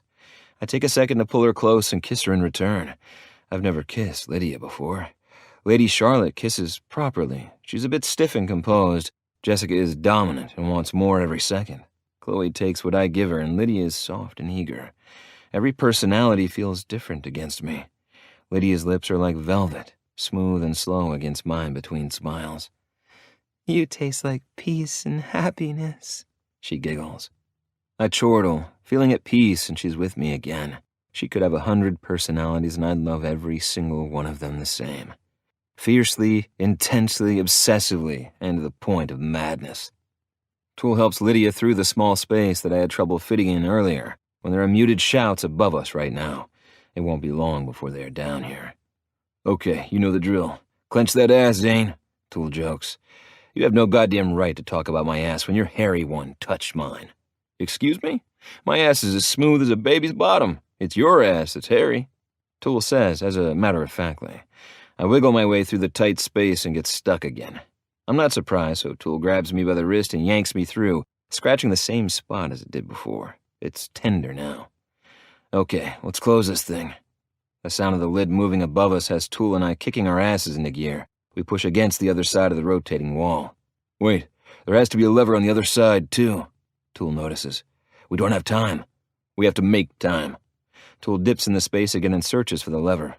Come on, he mutters to himself. Come on, Tool, fucking hurry up. I'm trying. Shit, he grumbles, firing off another round of bullets. Tool! I peek my head in the space, but I can't see much of what is going on. I jump back when he and another guy begin to fight, and they slam into the wall. I found it, he grunts as the guard smashes his fist against Tool's stomach. Well, stop dancing and come on. Yeah, 'cause I'm having so much fun. He drips with sarcasm, ducking so he misses a punch aimed for his face. He takes the screwdriver from his ear and jabs it in the guy's neck while reaching for the wall. He uses the guard's head to smash the lever, breaking it in half. He drops the guy to the floor, and I get out of the way so he can slither in the tight space. You okay? I ask him, tugging him free like he did with me. Fine. Let's fucking go, man. Together we use our combined strength to close the wall. The bottom and top scrape, and when it is flush, I slam my forearm down on the lever, causing this damn thing to be stuck for the rest of time. Oh, I made a new friend, look. Lydia grins at us while holding up a big fucking rat with a long pink tail. It stares at us like we are cheese, and she's petting it like it's a dog. I smack it out of her hands, and the rat hisses at me. I didn't even know rats could hiss. Lydia begins to cry, and Tool hangs his head, hands on his hips, clearly judging me. What? I can't let her hold a rat. They have diseases. We are all creatures, and we should all be treated the same. She sobs, shoulders shaking with big fat tears that make me feel like a piece of shit. Sweetie, I'm sorry. I don't want you to get sick. They aren't vaccinated like regular pets. So when we get home, I could get a pet rat? She sniffles, blinking at me with those big, beautiful eyes. Tool begins to walk, chuckling and kicking the water that's flowing down the middle of the tunnel. Oh, this is going to be a fun walk back, he says on a happy exhale. You want a pet rat? I try not to sound nervous and like the big, strong man she sees me as. She nods eagerly. I'll call him Bruce Springsteen. Please, oh, please. She begs, skipping down the tunnel as if she weren't just trapped in a mental institution, and Tool and I didn't have to kill a dozen of them. Lydia's going to keep me on my toes, that much I know. Anything you want, sweetie. I gulp, thinking about that fucking rodent escaping its cage and crawling on me. God, why? And what if Jessica wants a snake because she's vicious? Then Chloe will want a bunny, and you know what snakes eat? Yeah, rabbits. I bet that thing wouldn't last a day. Our house is about to become a damn pet store. My gut is telling me to be prepared, but I won't be. La la la la la la. Lydia sings, twirling her happy little heart out in the sewer. So, Lydia's different, Tool notes. I bet she'd be a blast to get high with. Get high? She is high, Tool. But I love her. It doesn't bother me. You're really okay with so many different personalities? How do you deal with it? Isn't it hard? I oddly don't feel defensive at the question. It's reasonable, and I don't know how to explain it. Maybe for other men it would be difficult, but for me, it's so far from being hard. I watch Lydia chase the rats down the sewer, her poor feet clogging around in boots that are too big. She's all smiles and laughs. She looks at everything like it's her first time seeing it. She holds an innocence like a child has. I mean, she likes rats, for fuck's sake. No, it isn't. Maybe it's because I know what difficult really is. I spent more than 35 years at that fucking place. Every day was about survival. I relate to Chloe, Jessica, Lady Charlotte, and Lydia. I try not to smile around Lady Charlotte's name, but I find it fascinating that I'm a lord all of a sudden. It's fun for me to learn about them. I find it beautiful and unique that Chloe is like this. Her personalities are so different from one another, and I mean fucking hate how they came to be. But I'll protect her. From here on out, she'll never have to worry about being alone in the dark again. What do you mean? How did they come to be? I thought she was born like this. Sorry, I don't know a lot about mental illness. Boomer Reaper's son, I know you don't know about him, but he has OCD. It isn't like your friend Ollie. He doesn't really have compulsions. He has obsessive, intrusive thoughts, and if he gives into his compulsions, they're usually violent. He tried to kill himself one time. I hate to say that's very common. People with intrusive thoughts just want the obsession of dark images and repetitive sentences to stop in their head. Yeah, I can't imagine how maddening that is, Toole says sadly. So most of the time mental illness is brought on by trauma. It isn't often someone is born with it. Some mental illness are genetic, like bipolar disorder and depression, but someone with DID... Huh? What? Toole sputters when he doesn't understand. Dissociative identity disorder. It's what Chloe has. That happens usually at a younger age when something traumatic happens. My mania, it's a form of bipolar disorder, but I was abused when I was younger, so I shrug as if it isn't a big deal. I'm sorry. Don't be, I'm not. It allows me to resonate with Chloe. I understand her in ways normal guys like you don't. No offense. None taken. She has 2 new personalities, so something happened when she left with her dad. She might even gain more over the years. So many. That's normal? Oh yeah. The brain will do whatever it needs to in order to protect itself. Wow. So if she had 15 personalities, you will be by her still? Are you kidding? Give me 300 of her personalities and I'd love them all the same. You're a good man, Toole says, clapping my shoulder. I'll be honest, I don't think I'd be able to do it. That doesn't make you a bad man. It just means you know your limits. I tell him, trying to make him feel better. What is this dreadful place? Lord Zane, do you live here? This will be problematic. Lady Charlotte looks around the tunnels with disgust. Toole snickers. And just like that, Lydia is gone. That's usually how it is. No, I don't live here. We are escaping that institution, remember? My home will be more than suitable for your beautiful needs. I say, brushing my fingers over her cheek. A charming man with a sly tongue, she purrs, puckering her lips. Lady Charlotte. I begin to say while Toole climbs up the ladder to slide the sewer grate to the side. You have no idea what I can do with my tongue. She places her hand to her chest, as if her sexual prowess is sensitive. Well, I can't wait to find out. Fuck. Men have no idea what they are missing out on when it comes to a woman with multiple personalities. I'm one lucky lunatic.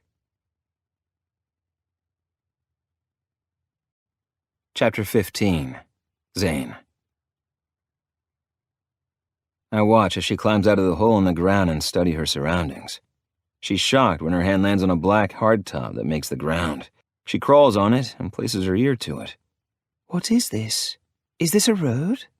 She glances at the large metal objects with wide eyes. Those wheels have black circles on them. Are those wagons? Where do the horses go? She thinks she doesn't know of this century. Toole asks, stunned and staring at her like she's an alien. Nope, everything is new. Isn't it awesome?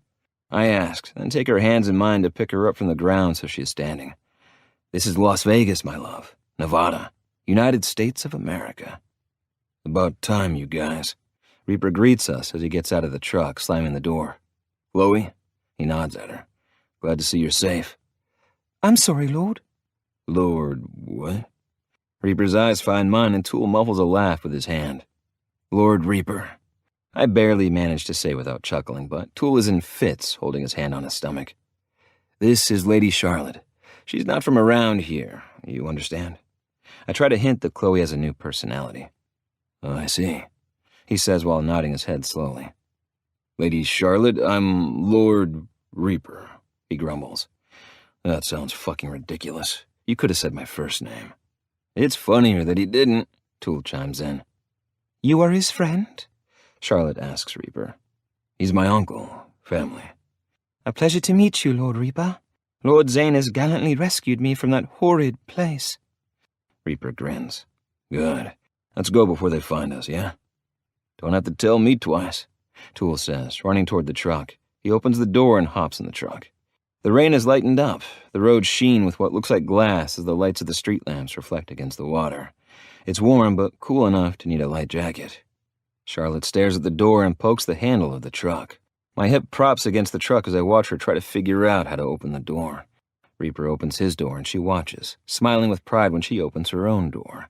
She climbs in the truck, and my heart is so fucking full and happy I could burst. Hey, Uncle Zane? Yeah? I'm happy you brought her home safe, he says before placing his foot on the step and lifting himself up into the driver's seat. Me fucking too. Oh my heavens! Lord Zane, what is this type of carriage called? She turns her head to Toole to ask him. A truck, he answers, amused. A truck? This truck is so comfortable. You must get in. She waves her hands eagerly. Reaper and Toole continue to laugh, but not to make fun of her. It's just an innocent moment to witness. I climb in the back seat and slam the door, which has Charlotte jumping. Hey, sexy. Lady Charlotte is long gone now, and my little rebel is back. I wrap my arm around her and turn her head. I fucking missed you, I say. She pushes her hands against my shoulders and throws her legs over my lap, smashing her lips against mine. Jessica's hands move to my face as she kisses me, owns me, and claims me right in front of the guys. Fuck me, it feels so good. This is so interesting, Toole says, as if he is watching a movie. Out of the corner of my eye, I see him watching us as Jessica ruts against my hardening cock. I want you so bad, she mutters against my mouth, sucking my bottom lip between her teeth. Right here, right now. The truck swerves and Reaper clears his throat. Can you not? He's my uncle, it's weird. We are 10 minutes away. By all means, go ahead, Toole states. Toole, Juliet would kill you.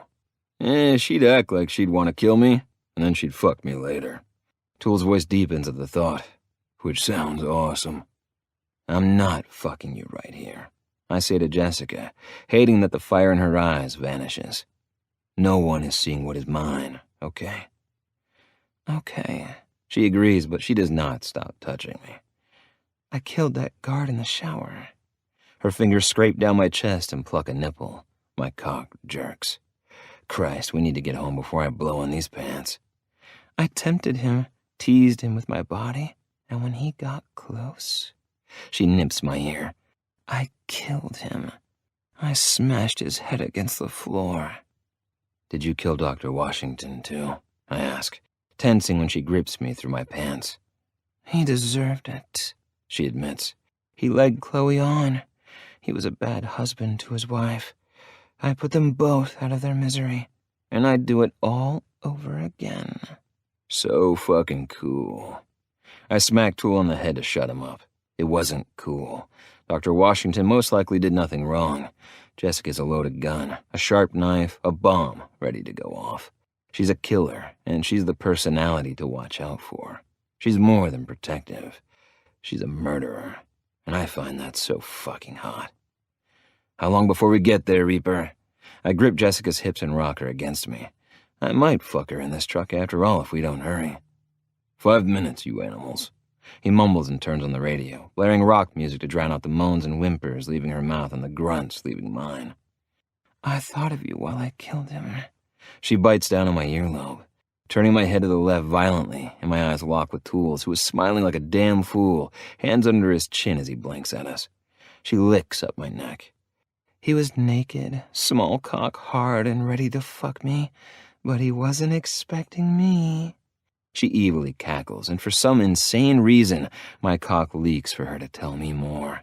My fingers dig into her hips, and I pull her over my erection, needing the friction to feel some sort of relief. I showed him no compassion. I know I had to get back to you. I bring my hand down on her ass, the hard slap filling the cab as Reaper swerving on the road again. You did good, little rebel. You did so good. I always want you to do whatever you can to get back to me. I clutch her ass in my hands and groan, needing to be inside her again. It's been too long. I have 3 of her personalities to fuck through before the sun breaks across the sky. Fuck, Reaper, hurry up, I'm dying. I need to be with Juliet. It's like watching porn. No wonder Bullseye, Skirt, and Dawn are so fucking happy. Bullseye gets to watch shit like this all the time. Tool readjusts himself and leans his head against the passenger seat headrest. We don't want to get pulled over, right? Did everyone seem to forget we have the police chief's daughter in the truck? He's probably going to be looking for her now. So keep your damn pants on. That goes for you too, Tool. Tell them to stop dry humping like teenagers. Never, Jessica says, licking the outline of my lips. I wouldn't listen to him anyway. I believe that, Reaper acknowledges. You're the only man I'll ever listen to, Jessica states, licking my chin as if I'm a savory sweetness she can't get enough of. We pass the turn that takes us toward the strip, and busy lights glow into the sky, flashing red, green, and blue. It reminds me that I need to take her down to a chapel and get married. I want her bound to me. She's mine. Mine to have, mine to love, mine to fuck, my madness to adore. She's fucking mine. When we get home, maybe you can order me around in the bedroom. I'll bend over and spread my ass cheeks. Do you want that? Maybe you want to fuck my ass, baby? She croons, teasing my cock as she rocks against my aching cock. She's going to make me cum in my pants like a fucking teenager. I'll never hear the end of it from the guys if I allow that to happen. I bet they have come in situations where they shouldn't. Fuck them. If I come, I'm coming. And it's going to be goddamn glorious, because Jessica's erotic, wanton behavior caused it. Better believe when we get home, I'm putting her in that straitjacket again. Feels like you'd like that.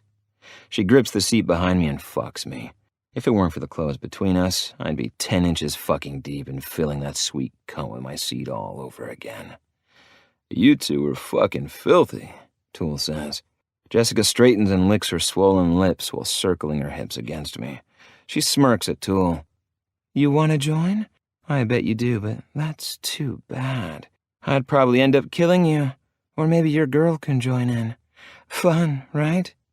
Get me out of this fucking truck, Reaper. Tool yells while Reaper laughs so hard his arm hits the horn, causing it to go off. Tool plasters himself against the door when Reaper turns onto the driveway. Nearly every light in the house is on, and Zipper is sitting outside with Goldie on the swing. When he sees us, he stands up and smiles, which is rare, and it looks different since he has those scars through his lips.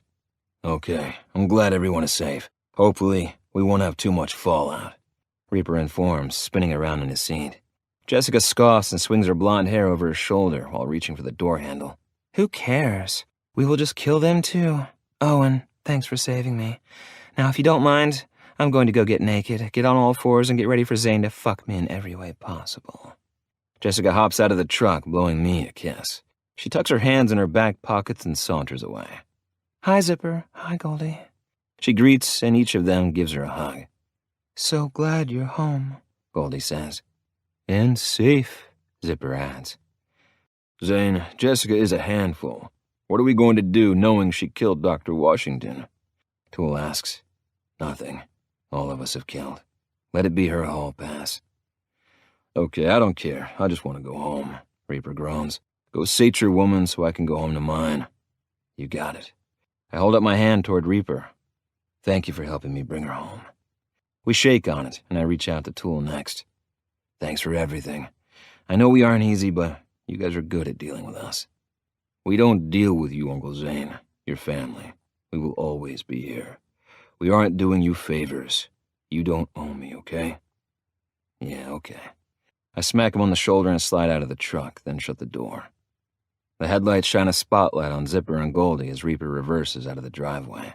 The tires sink into the sand, and for some reason, the further away he gets, the more I'm able to breathe. Zipper isn't ever the first to show his emotions. He saves those for Goldie. But when he sees me, he runs up to me and gives me the biggest hug, almost choking me. "I'm so glad you're okay. I was so worried for you going back there," he mutters against the nook between my neck and shoulder. "I don't know what we would do without you." I hug him in return because the truth is, I don't know what I would do without them either. They were my family before I found out I had Reaper. Blood runs deep, but madness runs deeper. These people will always be my family first. Chapter 16. Chloe. I run into the bedroom and shut the door, careful not to wake the entire house. I strip out of these nasty clothes and make a mental note to toss them in the trash or burn them. Knowing I haven't had a decent shower in what feels like days, I head toward the bathroom. I need to take a quick shower and wash that institution off me. I've missed it here. I run my fingers over the bathtub's edge before turning into the shower stall. I love how clean the tile is. The shower head is wide and attached to the ceiling. I flip the handle and it begins to rain from the ceiling. It's good to be home. I tilt my head back and let the hot water hit my face. I already feel better. "I thought you were going to be waiting for me on the bed, ass up," Zane asks outside of the shower stall. "I wanted to be clean for you," I say, grabbing the body wash from the corner shelf and squeezing the blue gel onto the loofah. I felt so disgusting. He rips his damp uniform off and steps into the shower with me. "Give me the loofah. I want to take care of you," he says. Without question, I hand him the sudsy orange ball. He starts at my chest, rubbing the loofah over them. The material scratches my nipple. I inhale from the touch and watch as he squats down, rubbing the loofah over my legs and feet. My skin awakens from his slow touch. The end of his calloused fingertip scratches against my inner thigh. I clench my legs together and run my fingers over his head. "I want you to eat me out. Write your name on my clit, baby." I yank his head between my legs, but he fights me, slipping the loofah between my legs first. My eyes roll to the back of my head as he moves it back and forth over my clit, acting like he isn't trying to turn me on. Zane makes sure to rub my clit every time before sliding the loofah through the folds. When he is done, the water washes the soap away, and he turns me around to wash my back, slipping it between my ass cheeks. I gasp when his finger rubs over my puckered hole, a place no one has been. I want him there. I want him everywhere. I want to feel him splitting me in two. "Jessica." Zane makes sure it's still me. "Yes?" He slips a finger inside me and I tense, clenching my muscles around his digit. "I'm just making sure it's still you. Because when we are clean, I'm going to fuck this ass. I doubt Chloe would like that." "I want you there. I'll like it." He pulls his finger out and stands, washing his body off next. The suds slide down his body and over the globes of his ass. I squeeze them, moaning at the firm meat I have in my hands. Such a good ass. I lift my hand in the air and spank him, watching as the ass jiggles. He turns around and spits out the water gathering in his mouth. "You have 10 seconds to get on the bed. Ass up like you promised before I bend you over and take you now. Pain be damned," he growls, standing there in the buff as his hair sticks to his chest from the water. He lifts his eyes, and the droplets fall from his lashes like tears. "No," he barks. I jump, excited and nervous as I run out of the shower. 10, he begins to count. 9, 8, 7. I snatch the towel off the rack and squeeze my hair out first before I dry off my body. 6, 5, 4. He turns off the shower, and I drop the towel on the floor and run to the bed, squealing as I jump on the bed. 3, 2, I get on my hands and knees and place my head against the mattress. 1. The number hangs in the air with anticipation, and liquid heat drips from my pussy. My nipples are hard, scraping against the mattress. There's my little rebel. Zane fills the room with his dominating presence. I sway my ass in the air the closer he gets, and the bed dips when he kneels on it. His right palm feathers over my left cheek, and an appreciative hum leaves his lips that puffs against my skin. My whole flutters, and goosebumps pebble over my skin. My fists clench in the sheets in my hands, and I'm dying for him to touch me. I want to feel your mouth on me. Please, I plead, rocking my forehead against the mattress. He spreads my cheeks apart, and the wet touch of his tongue hits my crease. I gasp, moaning as he probes it against my hole. You taste good, he says, like he wants more. Zane, I whimper, letting my dominance drop and finally submit like I always want to do. I never get to submit. I'm always dominant. I'm always alpha out of all of us. I get so tired of being strong, of being the muscle, of being the one that always needs to take care of everything. Chloe always needs something when she can't handle the situation. I appear, and it is exhausting. But with Zane, I can give in. I can submit. I don't have a worry in the world when I have him dominate me. God, you're fucking beautiful. This hole is so pretty, so pink and fluttering for me. You don't even want me to go slow, do you? You want me to shove my cock in this tight hole so you feel the pain and stretch, don't you? Yes, God, please, Zane.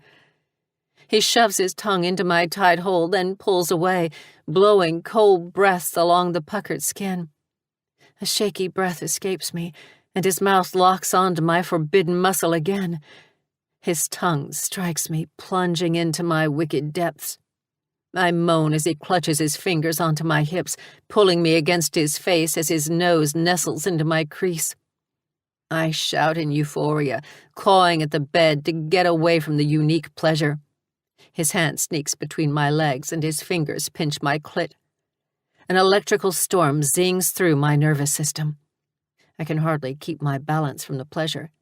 Zane slips his fingers through my folds and slips his finger into my wet pussy.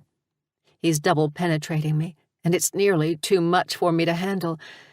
Another finger slips inside me, stretching me, and his cum is still inside me from earlier when he fucked Chloe in the shower room. You taste so good. I don't know what I want more, your pussy or your ass, he states. What do you want, little rebel? I have to think because I don't know. My brain is totally scattered. How does he expect me to make a decision when he is making me feel so good? Do I need to put on the jacket and make the decision for you? Yes, I say instantly. I don't want to have the power to make a decision. I want to give him all the power. Take it. Drain me. Own me. Submission will be the goal, and I want to meet it. The warmth of his body leaves from behind me, and I make a noise of protest, wanting him back. I want the jacket, but not if it means him leaving me. He kisses my left cheek and spanks my right slightly. I'll be back, little rebel. Don't worry, he says. The bed dips when he leaves, and he walks to the closet. I turn my head, my neck aching in the uncomfortable position to watch him stroll to me again. His cock is long, hard, and pointed to the ceiling as he holds up the white jacket. I remember when I wore it last time, and my pussy clenches and my ass flexes, quivering for his thick cock. Is this what you want? He holds up the jacket while the tip of his cock glistens from the clear bead of liquid dripping from the slit. Yes, please. You want me to take all the control, don't you? I nod eagerly, presenting my ass to him like a bitch in heat. It's going to hurt when I fuck you. I haven't stretched you enough. I don't care. I need it, I beg, dropping my hips to the bed and rubbing my clit against the bed. I hump the mattress, whining and moaning when it gives me the sensation that I need. He doesn't say anything as he lays the jacket over me and begins to strap me in. My arms are crossed on my chest, and the fear of not being able to touch him or fend for myself has me panicking. I love it. I love fighting against the need to protect myself, because it is instinct. But I know he will take care of me. Submission is a process, and I can't wait to feel it when he makes me feel it. It's freedom. It's a high. It's a fucking privilege. Look at you. He praises me, which has me feeling proud. So weak against me right now. So willing. So goddamn perfect. I hear the drawer open and close and the click of a bottle opening. He drizzles the lube onto my star, and his hand is pressed against my tailbone as he guides his cock between my cheeks. Oh God, this is it.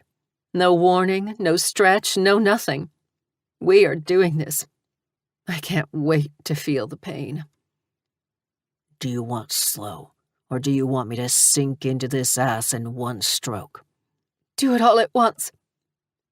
As soon as the words leave my throat, the tip of his hot iron rod presses against me, and with one hard push, the flared tip of his cock penetrates me. My breath is stolen, and tears prickle my eyes. I can't breathe. I'm about to tell him to stop, to get off me, that I changed my mind, but he thrusts in. We both shout. Mine in pain, his in pleasure. Oh, fuck, you are so goddamn tight. I'm not going to last long, Jessica. I can't. Not when you feel like this, he warns. His heavy sack is nestled against me, and when he slides out and shoves back in, a tear drips down my cheek. It hurts. His sack is nestled against me, and he begins a steady rhythm. My cheek rubs against the comforter with every thrust, but on the 5th stroke the pain fades, and I moan, especially once he shoves 2 fingers into my pussy. Zane fucks me simultaneously, his cock in my ass and his fingers stretching me.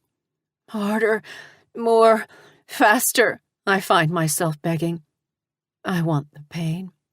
I want the soreness. I want to feel completely wrung out. His palm cups the back of my head and he flattens my body onto the bed, fucking me hard and fast. Zane, Zane! The orgasm hits me out of nowhere. I come harder than I ever have. My muscles clench on his cock and fingers, and I lift my head to shout. Tears stream down my face from the vicious pain, fullness, and stretch. I'm addicted. I'll always need this from him. There's submission, but him taking me like this is different. It's a vulnerability that I'll never be able to give anyone else, trust with anyone else, because there is no other person that I'd trust enough to take me like this. Not that I'd let them. Zane is my one and only. His hips sputter when he gets close. He cries out my name, shoving his length as far as he can go, filling my ass with his hot seed.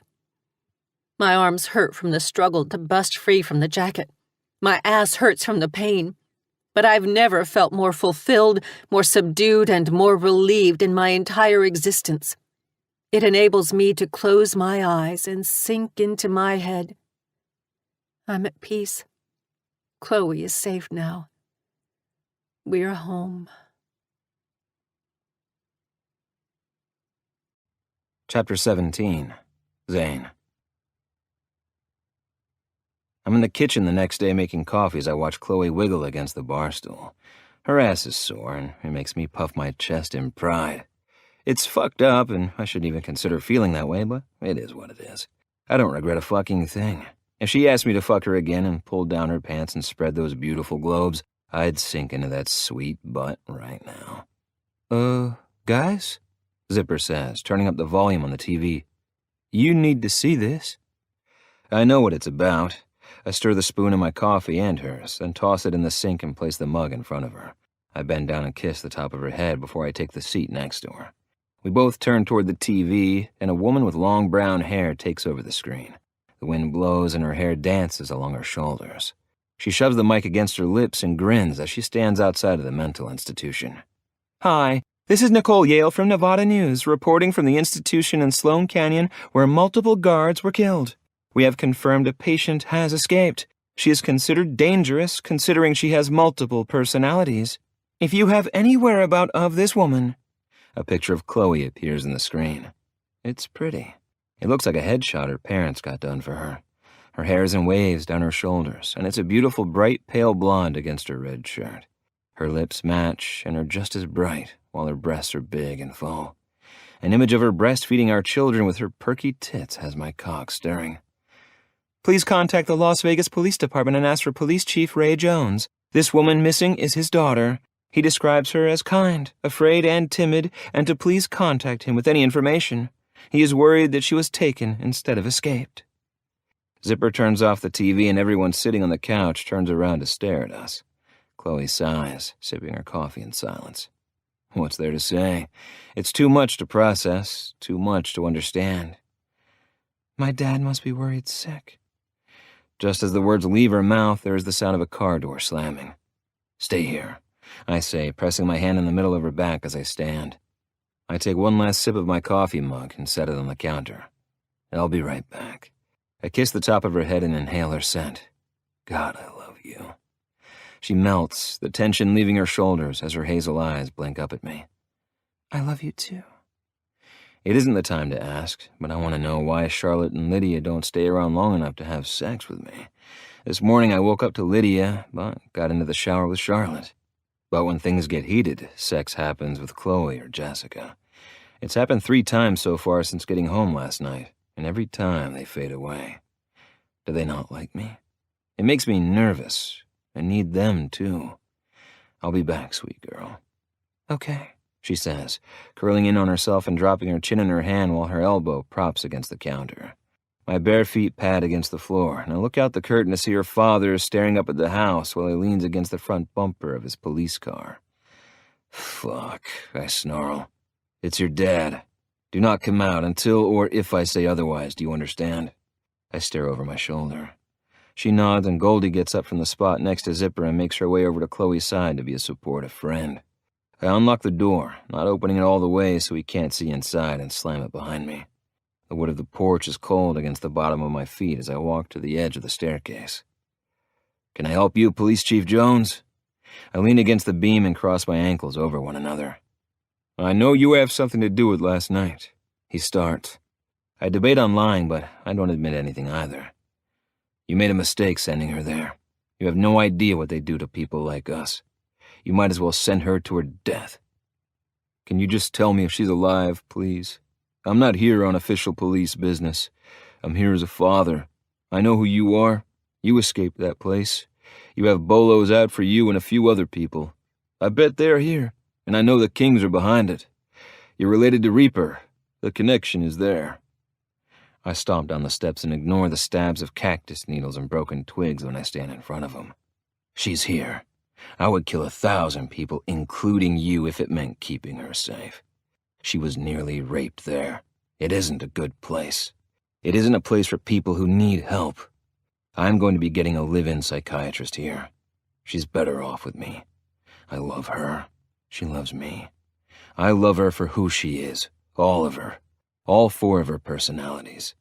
2 of which are your fault, so don't try to act like a martyr with me. Did she kill her other therapist? He asks. I shake my head, denying the cold-blooded murder. No, she didn't. It must have been someone else. Another crime of passion. Maybe he was having an affair on his wife. You'll keep her safe. Can I still see her? I love my daughter from the moment I saw her. If I have to choose the law or her, I'll choose her every time. Please, don't keep her from me or her mother. How do I know you're genuine? His eyes are red, and he has dark circles under them telling me he hasn't slept. I've only ever cared about her well-being from day one. I made a mistake sending her to Sloan Canyon, but I was scared when I saw 2 new personalities. I didn't know what to do. I'm going to marry her. So if you're serious, you're going to have to get used to us being around. And as far as you're concerned, we are all dead from a car accident. I don't care how you have to make it look, but we are happy here. This is our home. We won't cause trouble, but if you don't hold up your end of the bargain, you've seen what I do for the ones I love.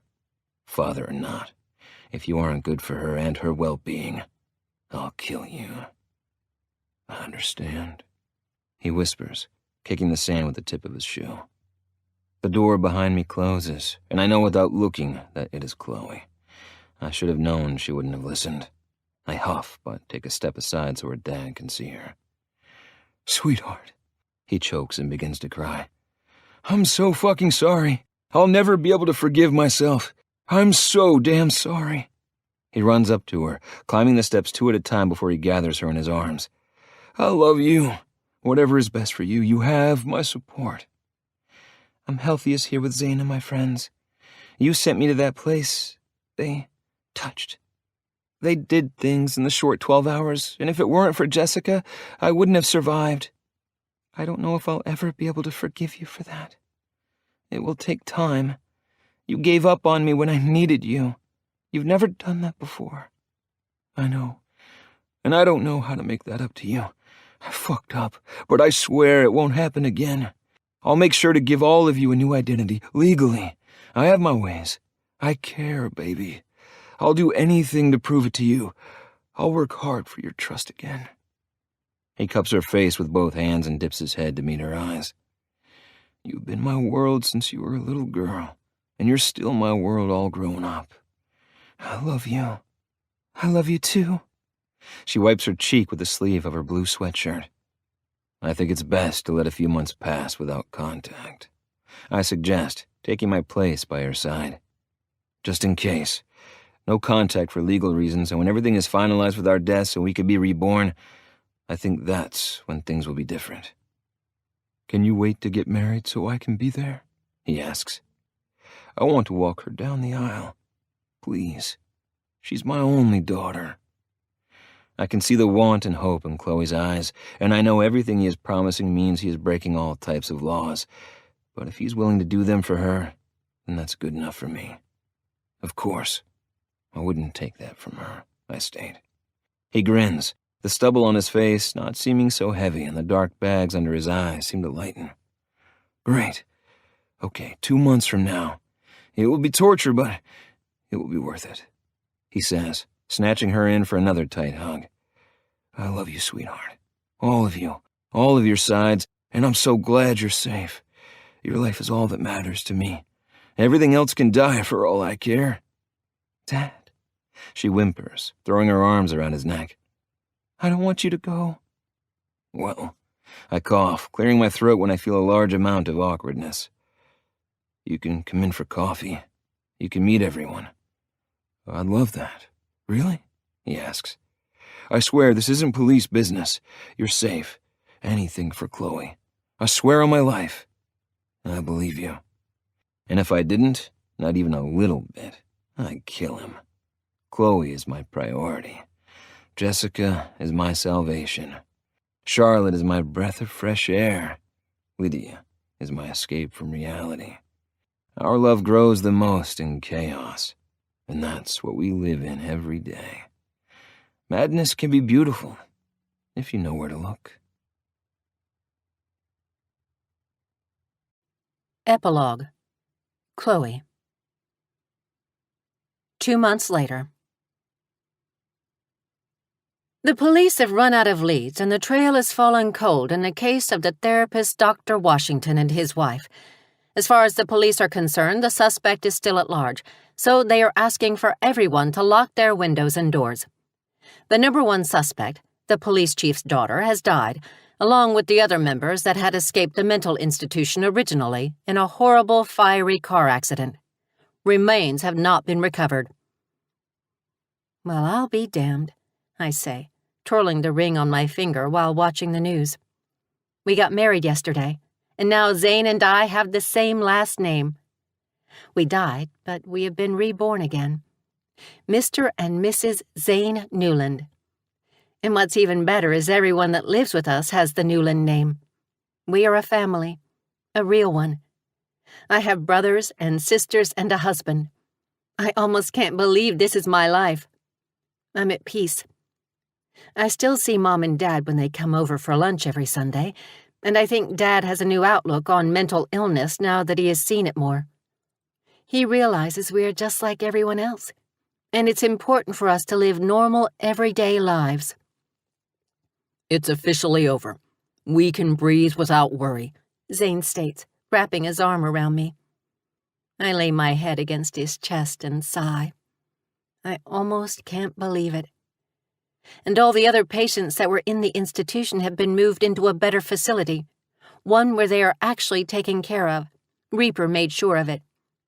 He really went out of his way to make sure they had a good life. It surprised me, and it shouldn't have, since he is so kind to us here at the asylum house. You better believe it, sweet girl. I love you and you're all mine. I think it's time we start making that baby we want so bad. You mean the one you want so bad? I giggle when he tackles me against the couch and slips his fingers under my panties to touch my wet folds. You want it too? I do, but I'm not sure if we would be good parents. I'm nervous. We have so many problems, but if we don't try, I know I'll regret it. Does Charlotte or Lydia want to come out and play? I shake my head. When it comes to sex, it's me or Jessica. I think Charlotte and Lydia exist when I shut down from real life, but when I'm living in reality, I'm me or Jessica. I'll get them one day. He nips at my bottom lip. It's his life mission to coax them out, but it isn't about them not liking him. Every side of me feels safe with Zane, and if I didn't, that's when Charlotte and Lydia would take over. I only ever need me and him. He's my chaos in a world of havoc. There's no place else I'd rather be. I'm proof that anyone can be loved, anyone can be accepted, and everyone deserves a chance. Zane is mine. Well, ours.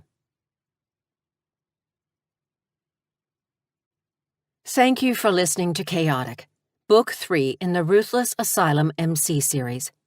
Written by K.L. Savage. Narrated by Aaron Shedlock and Tieran Wilder, both members of SAG-AFTRA. Produced by Blue Nose Audio. Production coordination by Candace Lawrence. Post-production by Ron Lipkin. Copyright 2021 by Ruthless Underworld LLC. All rights reserved.